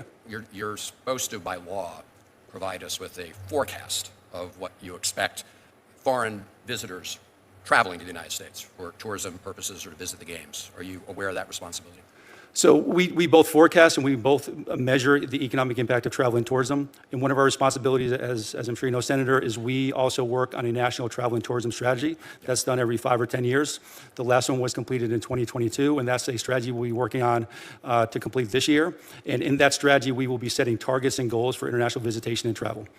Well, no, I'm aware of the strategy document. I would point out that, unfortunately, in what our Republican colleagues call the Big Beautiful Bill, they slashed funding for Brand USA by 80% as we are entering the tourism season. But I want to come back to my question. I mean, you are required by law just to submit these reports annually that projects expected tourism. So will you produce that for this committee? We're beyond the year point. Senator, I will work with our research staff to come up with a forecast, and if you let me go back to the Department of Commerce, I will get that information to you in written testimony if you'd allow me to do that. Okay. Because a lot of us are questioning why the administration's not provided that, and I can understand why you might not want to based on your previous projections, because the report that was released in March of 2025 projected that international tourism in the United States would increase 6.5% in 2025 and another 10% in 2026. And that did not happen in 2025, did it? That did not happen. One of the reasons we're so excited about the mega events heading to the United States is because we are expecting a very strong 10-year record of travel and tourism. Please just answer the question. So you, I don't mean you personally, but the department projected a 6.5% increase in tourism in 2025. That did not happen, did it? Correct. Okay. In fact, I have a chart here that we asked the Congressional Research Service to put together based on the Department of Commerce numbers. In other words, we took your numbers, and this is the chart. And if you look at June 2024 through December 24, you can see the international. These are actual. This is not projected. You all projected 6% increase. This is actual. You can see what they were, and then you can see starting right in this period, they start going down. In other words, right after the president was sworn in. And you can see, I don't know what that one little blue thing, but you can see a steady decline. I mean, not even close to 6%, negative. So can you understand why many of us are concerned that statements and actions by the administration are going to depress what we hope will be a good amount of tourists coming here for the World Cup. Can you understand that concern given these numbers and the wrong projections? Well, Senator, I think you'll be happy to know we had a 3.5 increase in March, and I would expect that we will continue to see growth over the next decade. This is really an amazing opportunity for the travel and tourism industry with these major events that are coming in with the World Cup, with Olympics, with the Paralympics. So I don't think there's ever been a time, and generally speaking, this administration has made travel a very strong priority. One of the president's first activities, actually, as president-elect back in 2016, he expended his political capital to go out and win the Los Angeles Olympics in 2028. 2 years later, he asked his son-in-law, Jared Kushner, to go over, and he won the FIFA World Cup for the United States, and he also won co-hosted with Mexico and Canada. So this is a president who, through his actions, has made it very clear that he prioritizes travel and tourism. And I think, generally speaking, if you look at his private sector career, there's never been a president who's created more private sector jobs for travel and tourism. And two of his signature initiatives, which I'm really proud to talk about, are no tax on tips and no tax on overtime. And those are two policies that directly impact and benefit the travel and tourism industry. Let me just, I'm gonna wrap this up, but I'm sorry you strayed into no tax on tips, which is actually something I support. As you probably know, the no tax on tips is a cut that expires in 2 years, while the tax cuts for millionaires and billionaires were made permanent. I actually have a proposal that would make all the people who benefit from no tax on tips better off and permanently. I hope the president will support that. And look, well, I know there was no policy, no tax on tips before the president came up with the idea and implemented it. There have been a number of proposals that the president put forward that, if you want to talk about the lion's share, this is not a finance committee hearing, but you raised it. If you look at the tax cuts under the so-called Big Beautiful Bill, 50% of the benefits went to the top 5% income earners, and 75% of the benefits went to the top 20%. I put forward a proposal where 100% of the tax benefits go to people who are taxpayers below the top 20%. That would be hopefully something we could all agree on, except I do pay for it with a surtax on people who make over $1 million a year. You raised it. I just want to say the facts themselves, the facts from your own department, should cause any reasonable person concern. Obviously, tourism will go up when you have the World Cup. The issue is whether it will go up according to expectations, like in Kansas City. We are investing hundreds of millions of taxpayers' dollars in protecting this. We're over on. So I just want to make sure that in the end, in addition to the excitement, as I said, I'm a huge soccer fan, this is a good deal for the American people. And that means making sure that we maximize the economic benefits in places like Kansas City. Thank you, Mr. Chairman. May I say, Senator, we are completely on the same page. Our goal is to maximize that as well, and that is what we're working to do through the task force and through these events. And one of the things I'm most excited about is I believe these events that will generate increased tourism will lead directly to increased jobs in travel and hospitality, which as an industry, one of its characteristics is very upwardly mobile. So it's a great source of jobs. It's a vital driver for the economy, and we are putting these events together to ensure that this is an amazing decade to maximize the opportunity for the travel and tourism sector. Thank you. Senator Sheen. In that moment, the hearing room fell into a familiar rhythm of tension and restraint, as Chris Van Hollen pressed a simple, unavoidable truth. The projections had promised growth. The numbers told a different story. A 6.5% rise in international tourism had been forecast. Yet, reality delivered decline. And as the senator pointed to the chart, lines dipping where they were meant to rise, the question lingered in the air. What changed, and who is accountable? This was not just a dispute over data. It was a window into how policy, rhetoric, and perception shape the global image of a nation. Because tourism is not only about flights and hotel bookings, it is about trust. It is about how the world sees a country and whether people feel welcome crossing its borders. And in that exchange, the concern was clear. That actions and statements tied to the administration of Donald Trump may be influencing that perception in ways numbers can no longer ignore. The official, careful in tone, attempted to redirect the narrative toward future opportunity, toward global events like the FIFA World Cup, the Olympics, the promise of a strong decade ahead. But the senator did not let the moment drift. He returned again and again to the facts already on record. Forecasts not delivered, reports delayed, trends moving in the wrong direction. Because in governance, optimism does not replace accountability. And this is where the exchange becomes something larger than a policy debate. It reveals the tension between projection and performance, between what governments say will happen and what actually unfolds. It shows how institutions are tested not in moments of success, but in moments when expectations fall short, when the numbers don't align, when the story being told begins to fracture. The stakes, as outlined in that room, are not abstract. Cities like Kansas City are investing hundreds of millions preparing for global events that promise economic return. Communities are counting on visitors, on jobs, on opportunity. And when forecasts fail, it is not just a statistical error. It is a ripple felt across businesses, workers, and local economies. Yet, even in disagreement, there was a shared acknowledgement. The goal remains the same: to maximize opportunity, to ensure that the coming decade of global events delivers not just spectacle, but substance. Not just attention, but tangible benefit for the American people.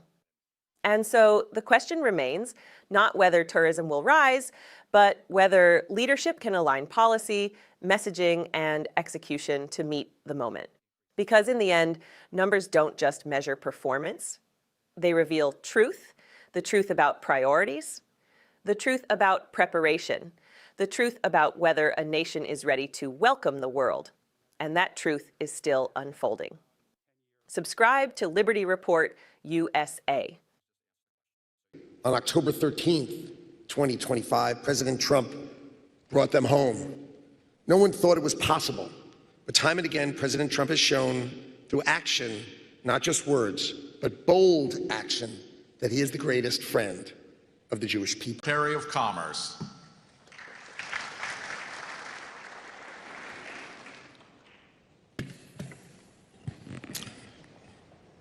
I'd like to start by expressing my gratitude to the survivors of the Holocaust who honor us today with their presence. Your lives of resilience in the face of immense, unspeakable evil and loss during civilization's darkest hour will forever remain a testament to the endurance of the human spirit. Speaker Johnson, Leader Jeffries, members of Congress and the Senate, I am honored to join you here today for this vital and important day of remembrance. I would also like to thank the United States Holocaust Memorial Museum for the invitation to speak on this solemn occasion, because the museum serves the vital civic purpose to ensure that current and future generations of Americans can never forget the lessons of the Holocaust. I want us all to think back where we were just a year ago when we were together. 20 innocent people were held hostage underground in Gaza, and many families were suffering, hoping to bury the remains of their loved ones. Amazingly, on October 13th, 2025, President Trump brought them home. No one thought it was possible, but time and again, President Trump has shown through action, not just words, but bold action, that he is the greatest friend of the Jewish people.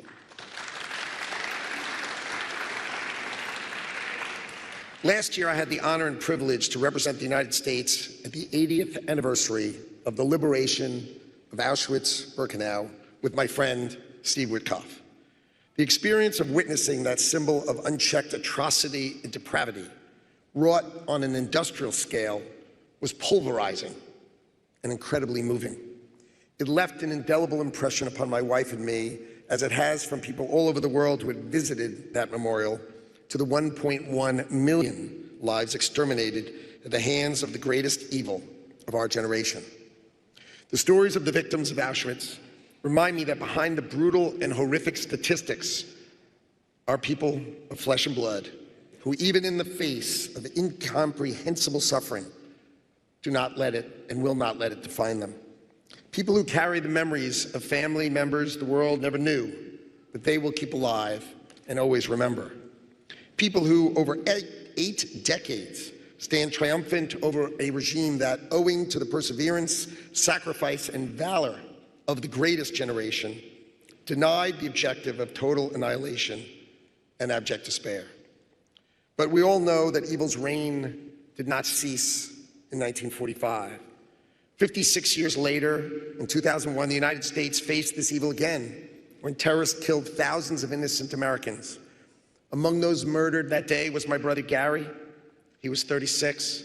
My best friend Doug, who was 39, and 656 other people I worked with at my company, my former company, Cantor Fitzgerald. I lost family, I lost my friends, I lost nearly everyone I worked with in New York City. But like many of my fellow Americans, we decided to rebuild from the ground up, to honor their legacies, to honor patriotism, and to honor courage. The Americans who died on 9/11 share a common, tragic heritage with those who perished at the hands of other evil regimes that similarly rejected the equal dignity and value of human life. Both groups of the fallen are made up of common heroes whose memory on earth would be lost were it not for determined effort by organizations like the Holocaust Memorial Museum to keep their legacy alive and ensure that the refrain "never again" echoes for generations to come. We gather this morning to remember the lives extinguished by violent oppressors, and at the same time, to remember the stories of courage that sustained both those who bore their final days in captivity and those who survived as witness of liberation in the face of unspeakable evil. Austrian psychiatrist and Holocaust survivor Viktor Frankl wrote that life is never made unbearable by circumstances, but only by lack of meaning and purpose. We are here because the victims of the Holocaust continue to remind us that apathy must be overcome by meaning, neglect supplanted by remembrance, and indifference surmounted by love. Today and always, we continue to honor the memory and legacy of those who perished in and survived the Holocaust by ensuring their stories and sacrifices remain an enduring symbol of the triumph of light over darkness and the perseverance of human will. Thank you for inviting me to speak to you and to join you on this solemn occasion. I deeply appreciate it. Thank you. In that moment, standing before Congress, Howard Lutnick did more than deliver a remembrance speech. He made a declaration. He invoked history, honored survivors, and then drew a direct line to the present, crediting Donald Trump as the greatest friend of the Jewish people. The applause that followed was not just for the past, it was for a narrative being shaped in real time. What we just witnessed is not merely a commemoration. It is a powerful intersection of memory and politics.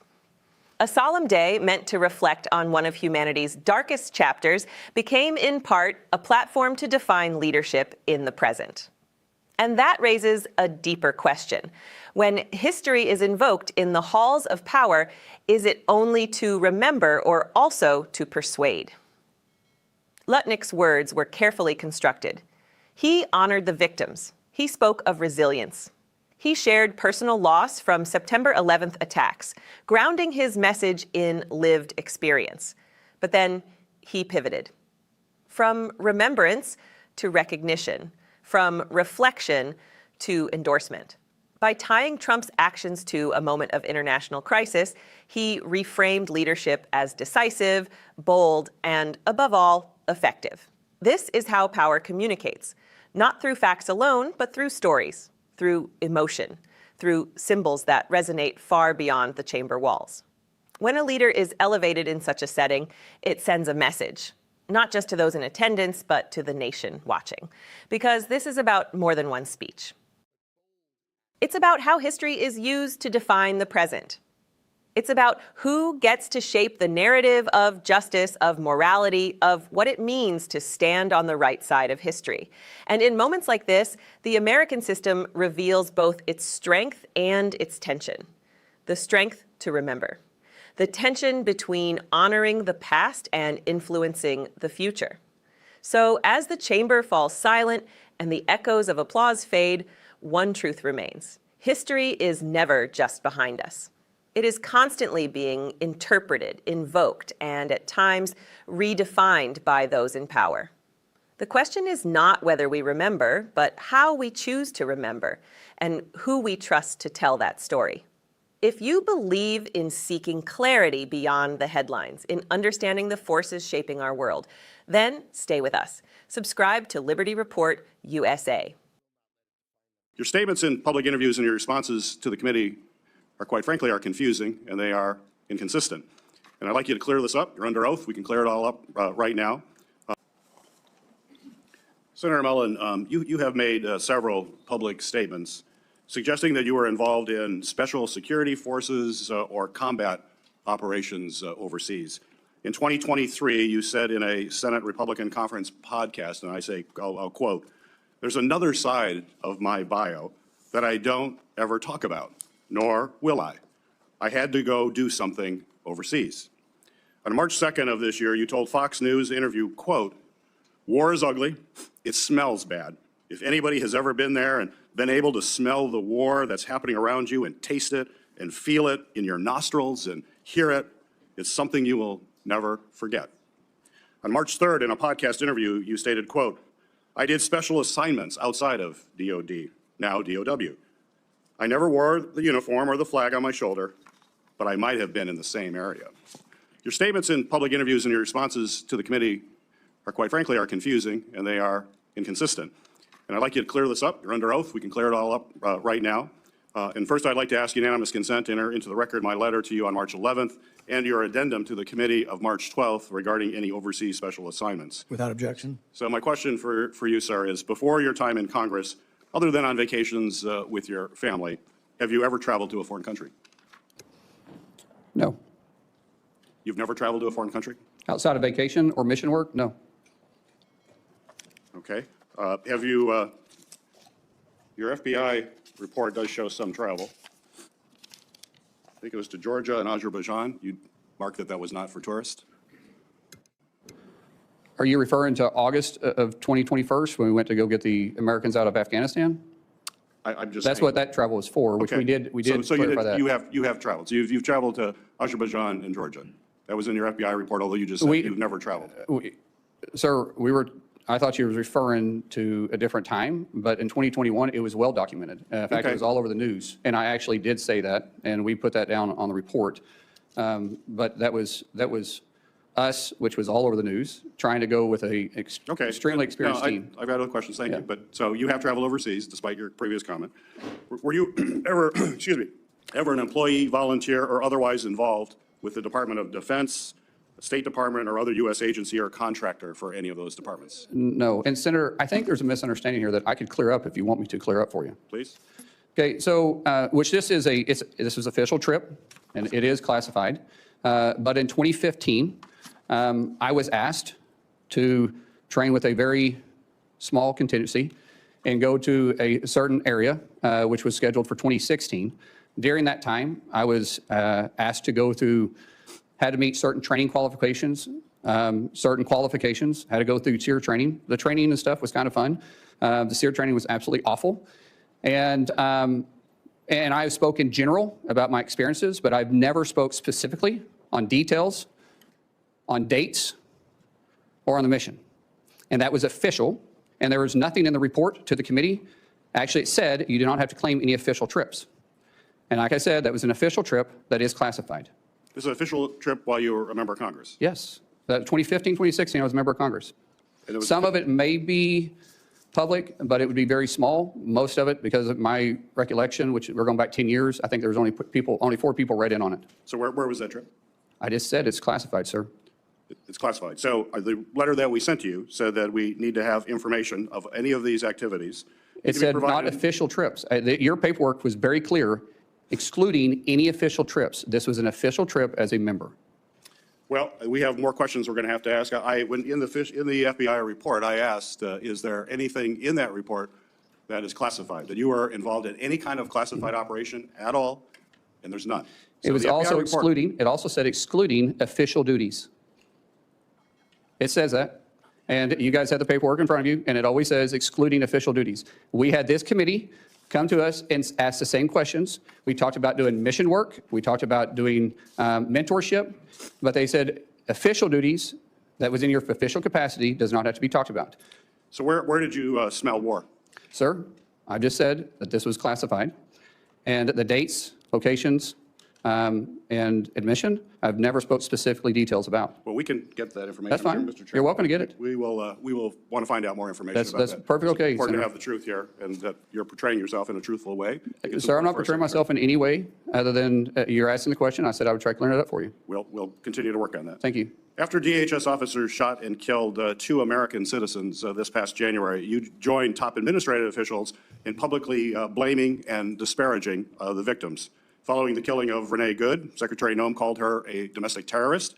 You, sir, you called Alex Preddy, quote, a deranged individual that came in to cause max damage.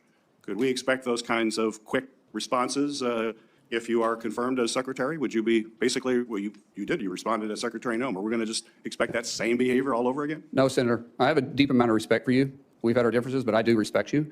I think I said this privately when we had a conversation. Those words probably should have been retracted. I shouldn't have said that, and Secretary, I wouldn't. The investigation is ongoing. And there is, like I said, there's sometimes going to make a mistake, and I own it. That one, I went out there too fast. I was responding immediately without the facts. That's my fault. That won't happen as Secretary. So you regret that statement? I already said that, yes, sir. Would you want to apologize to the family of Alex Preddy? Well, sir, I just said I regret those statements. Is that the same as an apology? I haven't seen the investigation. We'll let the investigation go through, and if I'm proven wrong, then I will absolutely. How would you characterize your relationship with President Trump? He's a friend. How frequently have you spoken with him in the past year? Often, most of the time about my family. If you want to explain the friendship, I'll tell you. My wife will tell you the same thing. When someone loves your kids when they're going through a difficult time, like we have, the amount of outpouring of support from the president and the friendship we saw going back to 2000 or 2020 was quite remarkable. And so I speak to the president from a friend level more than I do a policy level. Okay. I have more questions, but my time is up. Thank We'll you, be Senator. doing it in a second round. Okay, thank you. Senator Moreno. Thank you, Mr. Chairman, and thank you, Senator Johnson. In that moment, the tone of the hearing shifted from routine questioning to something far more consequential. Gary Peters leaned in, his voice steady but unmistakably firm, and delivered a line that defined the entire exchange. You're under oath. We can clear it all up right now. It was not just a prompt for clarification. It was a challenge, a demand, a reminder that in this chamber, words are not casual. They carry weight, consequence, and accountability. Across the table sat Mark Wayne Mullen, a nominee to lead the Department of Homeland Security, an agency tasked with safeguarding the nation at its most vulnerable points. But in that moment, the focus was not on policy, not on future plans, but on the past, on statements made, on narratives presented, on whether those narratives aligned with the facts now being placed under scrutiny. The questions were precise, direct, carefully constructed. Peters laid out a pattern, public remarks suggesting involvement in overseas operations, descriptions of experiences that evoked proximity to conflict, and statements that hinted at roles beyond what had been formally disclosed. Then came the contradiction. A simple question about travel, a clear answer, no, followed by evidence that suggested otherwise. And just like that, the hearing moved into deeper territory. The territory where credibility is tested not by rhetoric, but by consistency. This is where oversight becomes more than a constitutional duty. It becomes a moral obligation.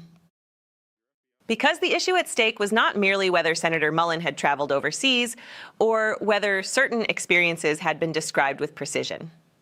The issue was whether a nominee for one of the most powerful security positions in the United States could present a clear, consistent, and verifiable account of his own record. When answers shift, when timelines blur, when explanations rely on classifications that cannot be immediately examined, questions don't disappear. They multiply. And yet, what unfolded next added another layer to this already complex exchange. Mullen pushed back. He invoked classified operations. He described training, missions, and responsibilities that could not be fully disclosed. He suggested that what appeared inconsistent was, in fact, misunderstood, hidden behind the veil of national security. It is a familiar dynamic in Washington, the tension between transparency and secrecy, between what the public has a right to know and what officials claim must remain concealed. But that tension is precisely why hearings like this exist. Because power, especially in matters of national security, demands scrutiny. It demands that even the most sensitive claims be weighed carefully. Not dismissed, but not accepted without question either. The oath that Peters referenced is not symbolic. It is a binding commitment to truth, even when the truth is inconvenient, even when it is complex, even when it requires difficult explanations. And for the American people watching, the exchange raised a fundamental question.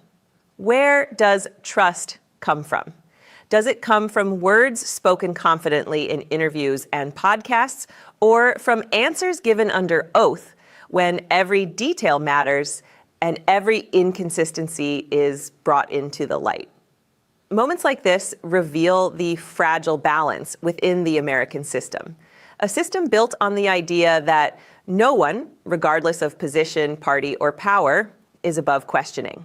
A system that depends not just on laws, but on the willingness of individuals to uphold them with honesty and clarity. But the hearing did not stop there. It moved beyond personal history into judgment, into decisions made in moments of crisis. Peters confronted Mullen over past public statements, statements made quickly, forcefully, and without complete information. And here, something different happened. Mullen acknowledged it. He admitted that he had spoken too soon, that he had acted without all the facts, that he regretted it. It was a rare moment in modern political discourse, an admission of error. Not deflection, not evasion, but recognition. And yet, even that moment carried its own weight. Because leadership is not just about making decisions. It is about knowing when those decisions were wrong. About understanding the consequences of words spoken in positions of influence. Especially in roles tied to national security, where statements can shape public perception, impact ongoing investigations, and influence trust in institutions. So the question becomes, is acknowledgement enough? Or does true accountability require something more? Greater transparency, deeper clarity, and a willingness to fully confront the implications of past actions? As the hearing continued, another layer emerged: the relationship with Donald Trump. Described not in formal terms, but as a friendship, a personal connection. Conversations not centered on policy, but on family, on shared experiences, on loyalty. And again, the question is not whether such relationships exist. They always do. The question is how they shape decisions, how they influence judgment, how they intersect with the responsibilities of public office. Because when personal loyalty and public duty occupy the same space, the line between them must be clearly defined. Not blurred, not assumed, but proven through actions, through transparency, through consistent accountability. This is what this hearing ultimately represents. Not a single exchange, not a single nominee, but a larger test of the system itself. A test of whether oversight still functions as intended, whether questions still demand answers, whether the oath still carries meaning in a political environment often dominated by narrative, strategy, and perception.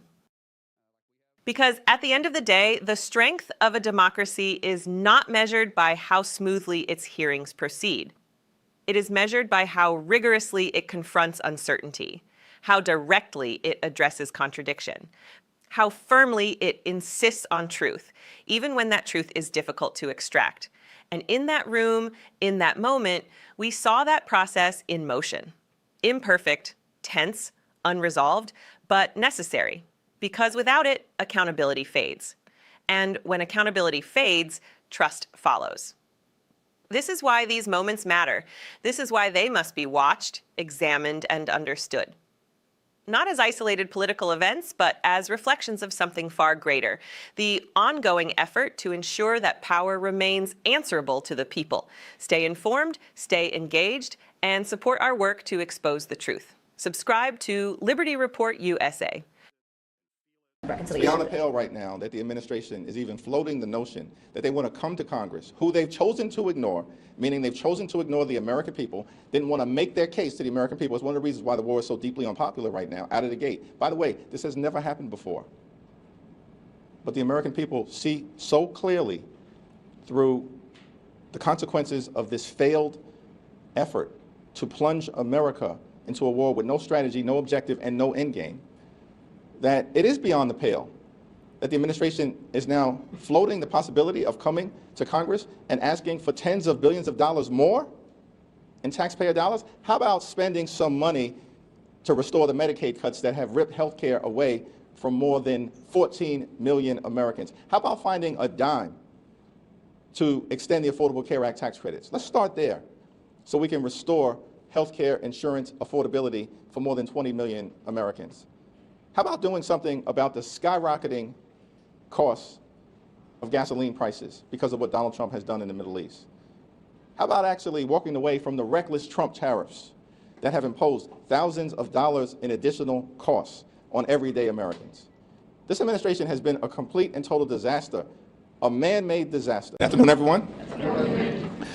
On behalf of House Democrats, let me just begin by communicating our sincere thoughts and prayers to White House Chief of Staff Susie Wiles as it relates to her diagnosis, and of course, we'll support her in any way possible as she battles through this diagnosis and returns back to work in full and complete health. This is a very challenging moment for the United States of America as we deal with a president, Donald Trump, and Republicans whose policies have done nothing but damage the quality of life of the American people.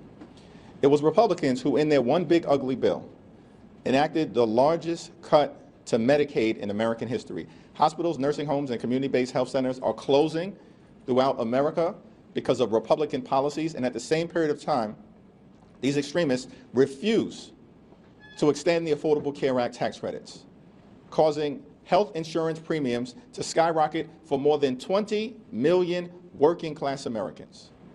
Republicans have done great damage to the American people, made life more expensive for everyday Americans, on health care, on gas prices, on housing costs, on child care, on groceries.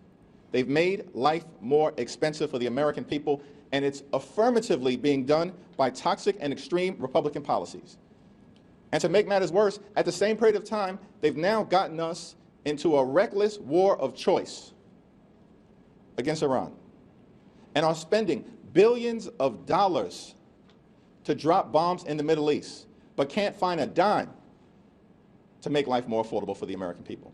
There's a better way, and Democrats are committed to fighting hard, to relentlessly focus on driving down the high cost of living, fixing our broken health care system, making sure that immigration enforcement in this country is fair, just, and humane, and at the same time, ensuring that our taxpayer dollars aren't spent on another endless war in the Middle East, but are spent to lower the high cost of living, to make sure that every single American in this country can live an affordable life, a comfortable life, and live the good life. Questions? Definitely. Republicans ran on border security in 2024. They largely attribute some of their victories to that. Do you think that with the SAVE Act in front of the Senate that there is a risk for Democrats? Because we see all this polling that it favors their side, that people want this in spite of the problems you have with this. Is there a risk for Democrats to have that backfire on them considering their opposition? No, we've repeatedly made clear that the administration of elections are to be done as per the United States Constitution. This was an intentional choice that the framers of this country made, that the administration of elections are to be done at the state and local level. And states are free to make the determination as to what type of requirement there should be to ensure that elections are free and fair. Now, the United States Constitution also makes clear that only citizens can vote. That's a constitutional requirement.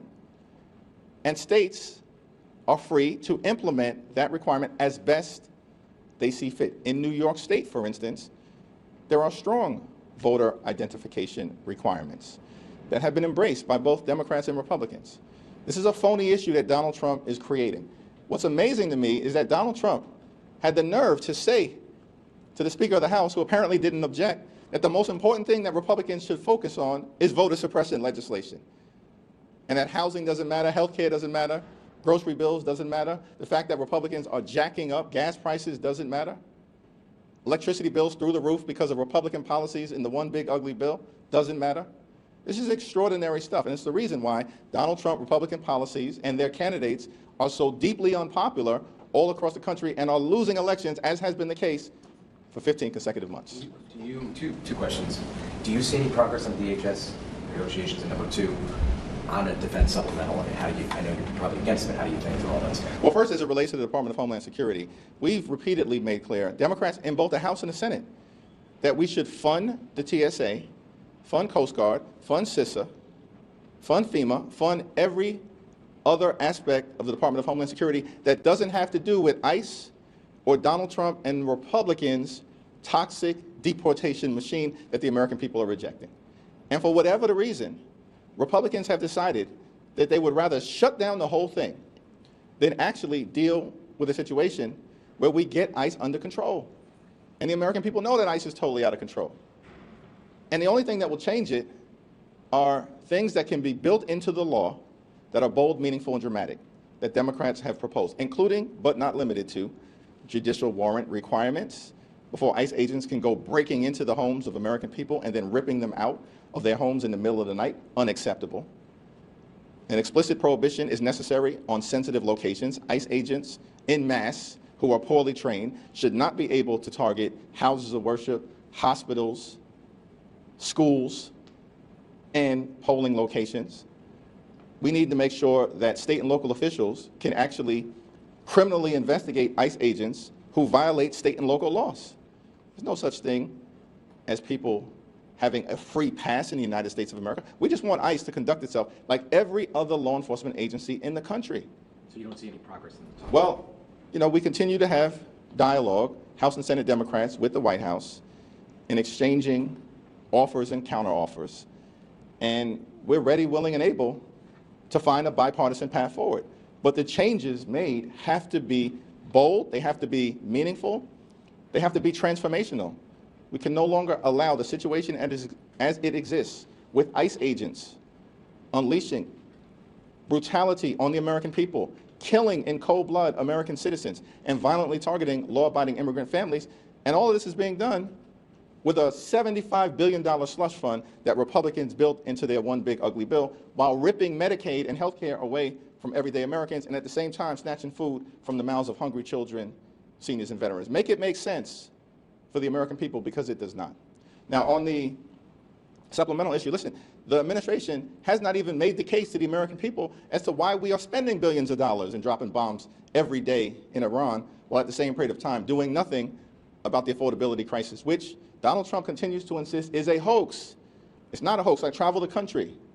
People are struggling throughout America to achieve the American dream. Many people have understandably concluded it is out of reach, and we have to restore it. And instead, you've got the administration without any plan, any objective, any exit strategy, has gotten us into this reckless war of choice in the Middle East. So the notion that they would come up here and ask for additional money is beyond the pale at this moment. Start by explaining why we're in this to begin with, because they failed in that regard. Well, thank you, Mr. Leader. Airlines for America and a group of the major U.S. airline CEOs sent an open letter to Congress yesterday asking Congress to reach a deal to end the shutdown. They also demanded legislation to, pay for aviation officials, TSA workers, all the folks who aren't getting paid right now within the aviation space. Is that something that you will support going forward once we're past this shutdown? Do you think that, in the midst of shutdown, TSA workers, all the folks who are being affected right now should be exempt from not getting paid as they're going to work on paychecks? We think that TSA agents should absolutely be paid, and it's a shame that Republicans have decided to use TSA agents and other DHS employees outside of their toxic immigration agenda space as political pawns. Like House and Senate Democrats have repeatedly made clear, we should fund TSA, fund FEMA, fund the Coast Guard, fund cybersecurity operations within the Department of Homeland Security. Republicans in the House and the Senate have rejected it. They're playing games, as they always do. So that's why on Wednesday we're going to launch this discharge petition. It's the first day that it becomes ripe to advance Congresswoman Rosa DeLaura's bill. And we'll just need a handful of Republicans to join us. And guess what? Despite all the cynicism, all the skepticism that has existed throughout this Congress, as if Democrats were knocked on our back heels, we've repeatedly won discharge petitions. And if it comes to it, we're going to win this one as well. And so, to me, we can do this the easy way. Why doesn't Mike Johnson and Republicans just agree to put the bill on the floor? It will pass overwhelmingly. Or we can go down the discharge petition route again, and Republicans can once again demonstrate that they've lost control of the House floor and that Democrats are governing in the minority on behalf of the American people as if we're in the majority. Illinois primary tomorrow, as we saw in New Jersey 11, North Carolina. Let me ask you a question. Did you ask me, did you have a question about New Jersey 4? I'm asking What was your question about New Jersey 4? New Jersey 4? North Carolina 4. If you would endorse Nita alone if you won the primary. And what happened in that primary? She lost. Okay. I'm asking about outside groups. Okay. As we saw in New Jersey 11, as we saw in North Carolina 4, the largest spender in all 4 of these House primaries and the Senate primary, outside groups, APAC and their affiliated PACs, crypto companies, AI companies. Do you have an issue with how much these outside groups are spending compared to the candidates in the I think what we need to do is to end Citizens United. And Democrats are prepared to do everything we can when we're in the majority, connected to H.R. 1, which we've done twice now, when we've previously been in the majority, to change the dynamics. There's far too much money, outside money across the board, being spent in elections that should be determined by the candidates and the case that they can individually make to the American people. And this was all unleashed by Citizens United, which we will continue to strongly oppose. When it comes to the Iran conflict, obviously, I mean, you all have been advocating for the war powers resolution and so forth and end the hostilities. But even if you withdraw at this point, it's very clear that Iran is going to continue to deal with the Strait of Hormuz. So what, if anything, do you see as the off-ramp here, and what are Democrats willing to engage with if Iran comes back later and starts re-engaging in the Strait of Hormuz? Well, part of the problem is that, the administration failed to prepare for this reckless war of choice. They failed to prepare for Iran's actions in the Strait of Hormuz.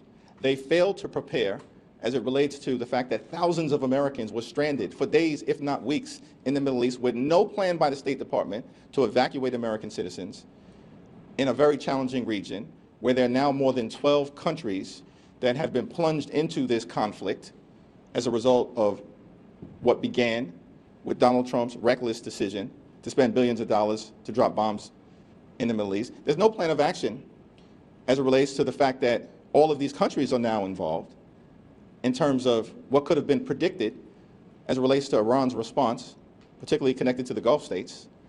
And now it's a challenging environment in terms of this not devolving into a conflict that doesn't simply go on for weeks, but months or years. This was a clear failure. And rather than the so-called Secretary of Defense, Pete Hegseth, the most unqualified Secretary of Defense in American history, rather than him complaining about news media coverage and actually suggesting, weighing in favor of a merger so he can create some kind of state television situation, which, by the way, all Pete Hegseth and the FCC commissioner and others chair are doing is putting a target on the backs of these mergers. It's an irresponsible thing for them to do, even if they're trying to bring these things about, because now the scrutiny level is just going to increase exponentially.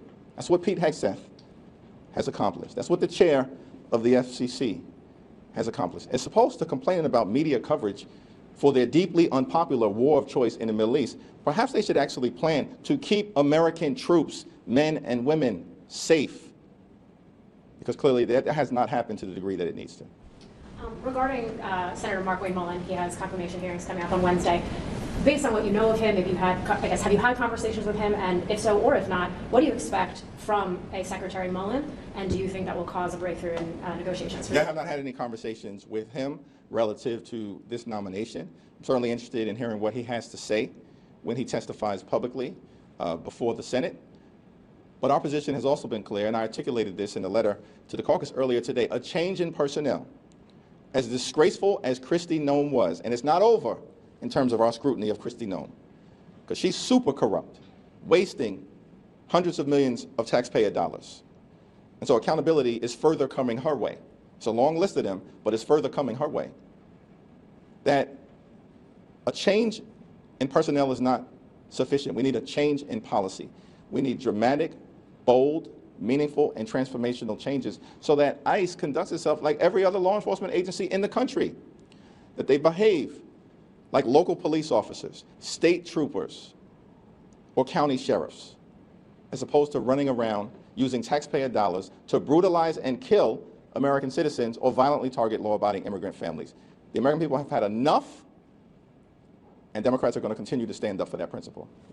Mr. Leader, you said that as of right now it's beyond the pale that the administration would come and request more supplemental funding. But if you were to have a briefing where you received an explanation you felt adequate, they need more money to support the troops, what would you consider about that funding be put in a reconciliation? Beyond the pale right now that the administration is even floating the notion that they want to come to Congress, who they've chosen to ignore, meaning they've chosen to ignore the American people, didn't want to make their case to the American people. It's one of the reasons why the war is so deeply unpopular right now, out of the gate. By the way, this has never happened before.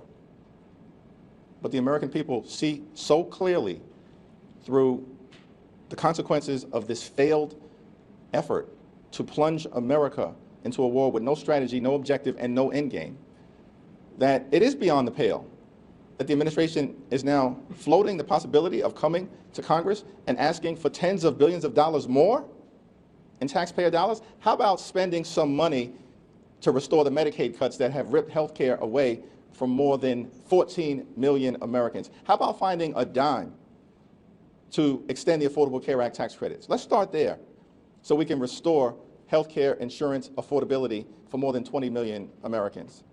How about doing something about the skyrocketing costs of gasoline prices because of what Donald Trump has done in the Middle East? How about actually walking away from the reckless Trump tariffs that have imposed thousands of dollars in additional costs on everyday Americans? This administration has been a complete and total disaster, a man-made disaster, inflicting pain and suffering on the American people. And so there are a whole lot of things that need to be dealt with before we can, in good conscience, evaluate any hypothetical supplemental funding request that is presented to the Congress. Thank you, everyone. How far can Rod Strickland take LIU? First of all, let me just say. Don't talk about St. John's. Let me just say, listen, well, I root for the Big East in the NCAA, so I am rooting for UConn, I'm rooting for Villanova, but St. John's was robbed with a number 5 seating. There's no justification for that, but we're very excited about St. John's. We're very excited about LIU, which is in my district, and very excited about Hofstra, which is just outside the city. And you didn't mention Miami of Ohio. And UConn. Well, that's a great story. In that moment, as Hakeem Jeffries stepped forward and declared that the United States had been drawn into what he called a reckless war of choice, the tone of the room shifted. This was no longer a routine exchange with reporters. It became something heavier, more consequential, a confrontation not just over policy, but over responsibility, over truth, and over the direction of the nation itself. Jeffries did not speak in abstractions. He named names. He pointed directly to Donald Trump and Republican leadership, tying domestic economic strain to foreign military decisions. And in doing so, he drew a stark contrast between the billions being spent overseas and the struggles faced by Americans at home, rising costs, strained systems. A sense for many that the promise of stability was slipping further out of reach. This is where the moment deepens, because what we are witnessing is not simply a disagreement over priorities. It is a fundamental question about governance, about who bears the burden of decisions made at the highest levels of power, and whether those decisions are grounded in strategy or driven by impulse. Jeffries framed the situation as a failure not just of policy, but of planning. He spoke of a war without a clear objective, without an articulated end, without preparation for the consequences that inevitably follow when force is deployed on the global stage. And history has shown time and again that when those elements are missing, the cost is rarely confined to the battlefield. It reverberates outward into economies, into institutions, into the daily lives of citizens. At the same time, his remarks reached beyond foreign policy. He connected the dots between legislative choices at home and the realities faced by millions. Healthcare affordability, energy costs, housing, the basic conditions that define quality of life.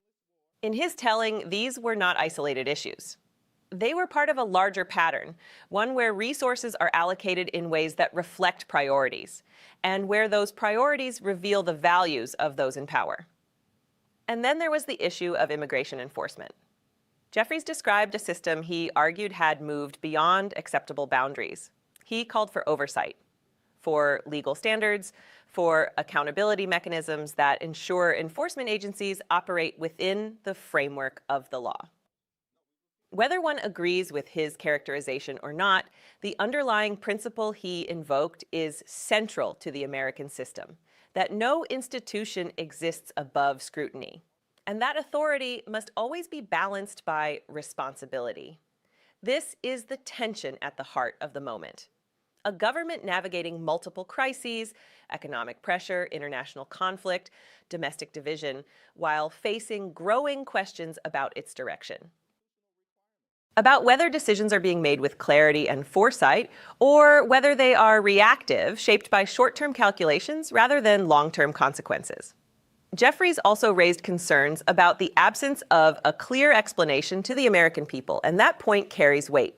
Because in a democracy, legitimacy is not only derived from elections, it is sustained through transparency, through the willingness of leaders to make their case, to justify their actions, and to bring the public into the reasoning behind decisions that affect the nation as a whole. When that connection weakens, trust begins to erode. And without trust, even the most decisive actions can feel uncertain. Even necessary policies can appear disconnected from the realities they are meant to address. The exchange also highlighted another enduring feature of American politics: the battle over narrative. Each side seeks to define the moment, to frame the stakes, to tell the story in a way that resonates with the public. For Jeffries, that story is one of misplaced priorities, of a government that, in his view, is failing to meet the needs of its people, while engaging in actions abroad that lack sufficient justification. For others, the interpretation may differ, but what cannot be ignored is the intensity of the debate and the implications it carries. Because decisions made in moments like this do not remain confined to press rooms or hearing chambers, they shape policy. They influence markets. They affect alliances. And most importantly, they impact the everyday lives of citizens. This is why moments like these matter. They are not just about who wins the argument, they are about what direction the country takes next. About whether the systems in place are functioning as intended, or whether they are drifting away from the principles they were designed to uphold. In the end, what we witnessed was more than a critique. It was a call for accountability, for clarity, for a reassessment of priorities, a reminder that power in a democracy is not absolute. It is conditional, dependent on the consent of the governed and the trust that leaders are acting in the best interest of the nation. And as the cameras fade and the headlines move on, the questions raised in that moment remain. Who decides when a nation goes to war? What obligations do leaders have to explain their decisions? And how should a government balance the demands of global engagement with the needs of its own people? These are not easy questions, but they are necessary ones, because the strength of a democracy is not measured by the absence of conflict, but by its ability to confront difficult truths, to debate them openly, and to hold those in power accountable. That is the responsibility of leadership, and that is the responsibility of every citizen. Stay informed, stay engaged, and if you believe in holding power to account, subscribe to Liberty Report USA. What you quoted back to me was about what shall not be prohibited or in any way restricted was the right of a state or local government employee who reports to a different part of the government to be enforcing, just very quickly, our wonderful colleague from Kansas said that all this is really about is preventing states and localities from impeding immigration law enforcement. The word impede does not appear anywhere in this bill, nor do any of its synonyms that I could find, including stymie, obstruct, handicap, disrupt, encumber, interfere, constrain, and so on. What it does is it invents, for the first time to my knowledge in the history of our country, a right of a local or state official who's elected locally or by the state population and whose salary is paid for by the local government in the state, a right to spend as much time as they want, apparently, enforcing federal law. Again, this goes way beyond what people are talking about in terms of a detainer. And I will quote you the section that I think we need to focus on. What it says is the right of any federal, state, or local government entity or official or other personnel to comply with or enforce the immigration laws. Now, where does the Congress, and I'm happy to turn over to Mr. Schmidt if I've got any time, where does the Congress get the authority to tell a state or local government that its officials have a right to be spending their time enforcing a federal law or mandate? I yield back. The gentlelady yields back.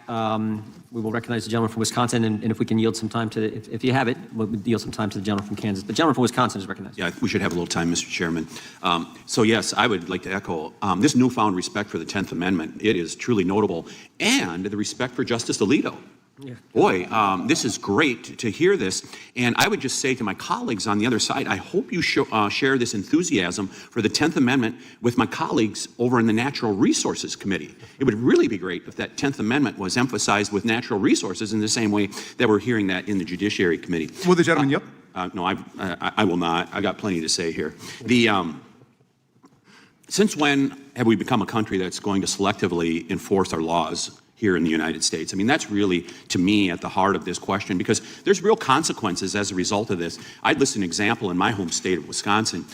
In Prairie du Chien, it was about a year and a half, 2 years ago, a woman was beat to a pulp by a Tren de Aragua gang member. Well, guess where this Tren de Aragua gang member domiciled? He domiciled in Dane County, Wisconsin, a sanctuary county. And that's the threat to people who are in these sanctuary communities, is that someone that wants to commit crime, as this gang member did, he had multiple charges filed against him over the years, they know they can hide out in these sanctuary communities. It threatens the safety of these people. But Mr. Chairman, I would just add this. I think back, let's go in the way back machine 10, 20 years ago. How many times, I sat in the state legislature, how many times did we hear local and state officials say, it's the federal government's job to deal with this immigration problem. They've got to fix it. Well, guess what? Somebody has finally decided to fix it, and now they don't want to support those that have chosen to do something about it. And I want to make an additive comment to my colleague from California, just to my left here. Crime is down 20%, violent crime down 20% last year. And to tell the American people that illegal immigrants commit less crime than Americans flies in the face of that data that we are seeing. What's one of the main things that happened here in 2025 in terms of federal policy? People were removed from this country, especially if you remember what Mr. Holman said. The first people we are going to remove are those who are here illegally but committed violent crimes in their home country or here in the United States of America. Those are the first people that we are going to remove. There is a reason crime is down, and in part, it is because illegal immigrants who have committed violent crime are being removed from our country. I'll yield back. Will the gentleman yield? I'll yield back to the chairman here for the balance of my. If you're okay, let's let. I'm happy to yield to Mr. I'll jump in here in a minute. Thank you, Mr. Chairman. Just a couple of points in response to my friend, the professor from Maryland. First of all, with respect to the language he pointed to in the detainer section, I believe the way I read that language is, again, it doesn't require or attempt to compel states to enforce federal immigration law. It says that states may not impede their law enforcement officers or locals from enforcing a federal immigration law. And the question was, where does that authority come from? And I would point, for example, to Section 287G, where you may have a voluntary agreement for state law enforcement officers. They have chosen to voluntarily participate in the enforcement of federal law. This would preclude, for example, the state that may have a sanctuary philosophy from precluding a local jurisdiction where a sheriff or others may not have a sanctuary philosophy from participating voluntarily in the enforcement of federal law as Congress has authorized. Secondly, with respect to the thesaurus debate that we were having about the word, what was it, impede, I would point my friend to page 2, lines 20 and 21, where it's defining the types of law enforcement activities that would be protected, can't be prohibited or restricted from participating in federal law. That isn't impede, but it's pretty darn close. I think that's a fair summary. And the final point I'd just make, I guess more with respect to our friend from Washington, look, here's what's going on here. What we are trying to get, as again Mr. Holman has said, I think he has the right philosophy and approach in enforcing this. What we are trying to get is cooperative enforcement, where all the good guys are on the same page, pulling the same way. And you don't have local politicians telling local law enforcement officers, you may not cooperate with your federal brethren. We want to leave that judgment to our good local law enforcement officers who can balance out when is the right time to cooperate and when is the right time to give more weight to, for example, the effect on the local community. They may know that best, but certainly the folks in the local political circles don't, and it is proper for us to say that. I would yield back. Mr. Chairman, I yield back. Gentleman yields back. The chair now recognizes who seeks recognition. Gentleman from California is recognized. This gentleman? That gentleman, yeah. Thank you, Mr. Chairman. The gentleman is definitely a gentleman, yeah. Just wanted to talk about a little bit about all good guys working on the same side. Like I said yesterday, Orange County, small little county in California, sanctuary state. Like I said yesterday, last year, ICE detainers, 323 individuals referred to ICE. 52 of them were never picked up. So I think what's important to do is make sure that we're taking care of business, where we talk about not cooperating with federal enforcement. And these are the worst of the worst. My local sheriff, Barnes, has said, it's a one-way street. Feds don't cooperate with me, don't call me when they're doing operations. Very frustrating. But, let's really talk about sovereignty, state rights. Look, federal government hasn't addressed immigration reform for 40 years? Last one was that great Californian, Ronald Reagan, that did something. So states have taken upon themselves, like California, to address immigration reform. And it's really a selfish thing we do, because we're protecting our economic interests in the state of California. We're the 4th largest economy in the world. We are the biggest ag state in the union. We're the biggest light manufacturer in the union.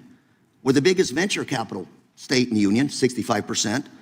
We lead the nation in bio, chip manufacturing, and these are all sectors that have a lot of immigrants working.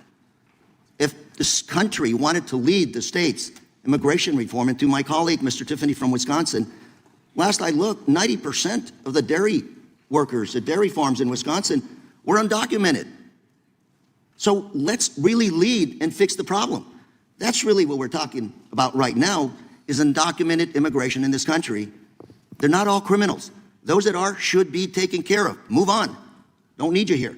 But those that are hard workers, we are not addressing. And I can tell you right now, home manufacturers, home builders in this country, deep south, I know right now are pissed because they can't deliver their products on time, and they're going to be asking you for a solution, which all of us should come up with. So, but I got to tell you, I have an even better solution to the issue of undocumented. Instead of trying to run up all these folks, go after the employers. Pass E-Verify. Put major penalties on the employers. You're going to see those jobs disappear. Our economy is going to shrink, absolutely. We're going to lose a lot of economic muscle, but as a nation, we have to decide who we are. Do we want to be a strong economic nation, or do we want to just be another Japan and go about that route? So, folks, willing to work with you on these solutions, but again, sovereignty, state of California, trying to do what's good for Californians. And by the way, ladies and gentlemen, we pay $80 billion more per year to the federal government than we get back. So you know what we can do? We can also cut a deal here, which is you stop taking our federal dollars, leave us alone, and we won't take the federal money that the federal government gives us. We'll be $80 billion ahead of the curve. But when you talk about economic growth, that means paying federal taxes. That means being the 4th largest economy within the largest economy in the world. That's what it's about. My ranking member, did you want to have some comments? You wanted. Well, I was gripped actually by your remarks. I mean, that was a very powerful argument, and I thank you for making it. I wanted to reply to my friend, the former Attorney General of Kansas. Again, the bill is being characterized as preventing the impeding of federal immigration law enforcement. What you quoted back to me was about what shall not be prohibited or in any way restricted was the right of a state or local government employee who reports to a different part of the government to be enforcing a federal law. But I don't understand where that right comes from. If it's a constitutional right, you don't need this bill. They can just go sue. Of course, it's not constitutional. We're creating for the first time a federal statutory right of a local government employee not to be following their orders for what they should be working on in their time, and instead working to enforce a federal mandate. And if it can be done for this, it can be done just as much for gun control and background checks. Gentleman's time has expired. The gentleman from North Carolina is recognized. Thank you, Mr. Chairman. Just briefly, Mr. Raskin, and I'll be happy to yield to Mr. Schmidt as well, but should states have the authority to make compliance with detainers illegal? Detainers illegal, like a crime to do that? No. That's what sanctuary. In other words, I don't think it can. first of all, you got to explain to me what you mean comply with the detainer. Because I understand what's been happening in a lot of these cases is the local government is being asked to hold somebody beyond their stay in prison. They've been sued for that, and they're saying, we cannot take the life. That's not uniform. I'm just saying, in certain states, I'm not trying to be petulant, I just want to get down to the issue, but can a state preclude local law enforcement or local sovereigns from honoring federal detainers? Again, you've got to give me the specific example of what you mean. When you say honoring a federal detainer. Hypothetically, let's say. So, I mean, if the federal government is saying we're going to come pick somebody up while they're still, their term of, is still. Within the parameter. Within their term, then I would say that I think that is very much at the edge, if not over the edge. But do you think that the federal government can compel a state or local government to hold somebody beyond their term in potential violation of due process in order to hand them over to the federal government? Because that's what they're saying on the other side, again, on the detainer issue, which I think is a small part of this. Well, the sanctuary jurisdictions that I have the most concern with is they preclude any adherence to detainers. They make it illegal for local sovereigns to engage with federal immigration at any level. And they are precluded from keeping people who are lawfully arrested under state law, from keeping them in custody. Yes. And then holding them for law enforcement at the federal level. All right, well, that's I have profound policy problems with that, and constitutionally, I would think that the federal government, for example, if a local government were to say, we're going to let somebody out of jail early in order to escape the federal government, I think that would raise profound problems. But this legislation goes way beyond that. What it's saying is that every local government employee in the country essentially works for ICE now and works for Homeland Security. And again, if you can do it for ICE and Homeland Security, you can do it for the ATF and the FBI with respect to background checks. Well, reasonable minds can differ about the language, but the issue that I have, again, is the preclusion of any cooperation with federal law enforcement. And Mr. Schmidt, if the gentleman, just a second, I believe that's exactly the situation that exists in the counties. I'm seeing, we're not taking public testimony today, but that's exactly the situation that exists with these local law enforcement people in the state of Maryland. They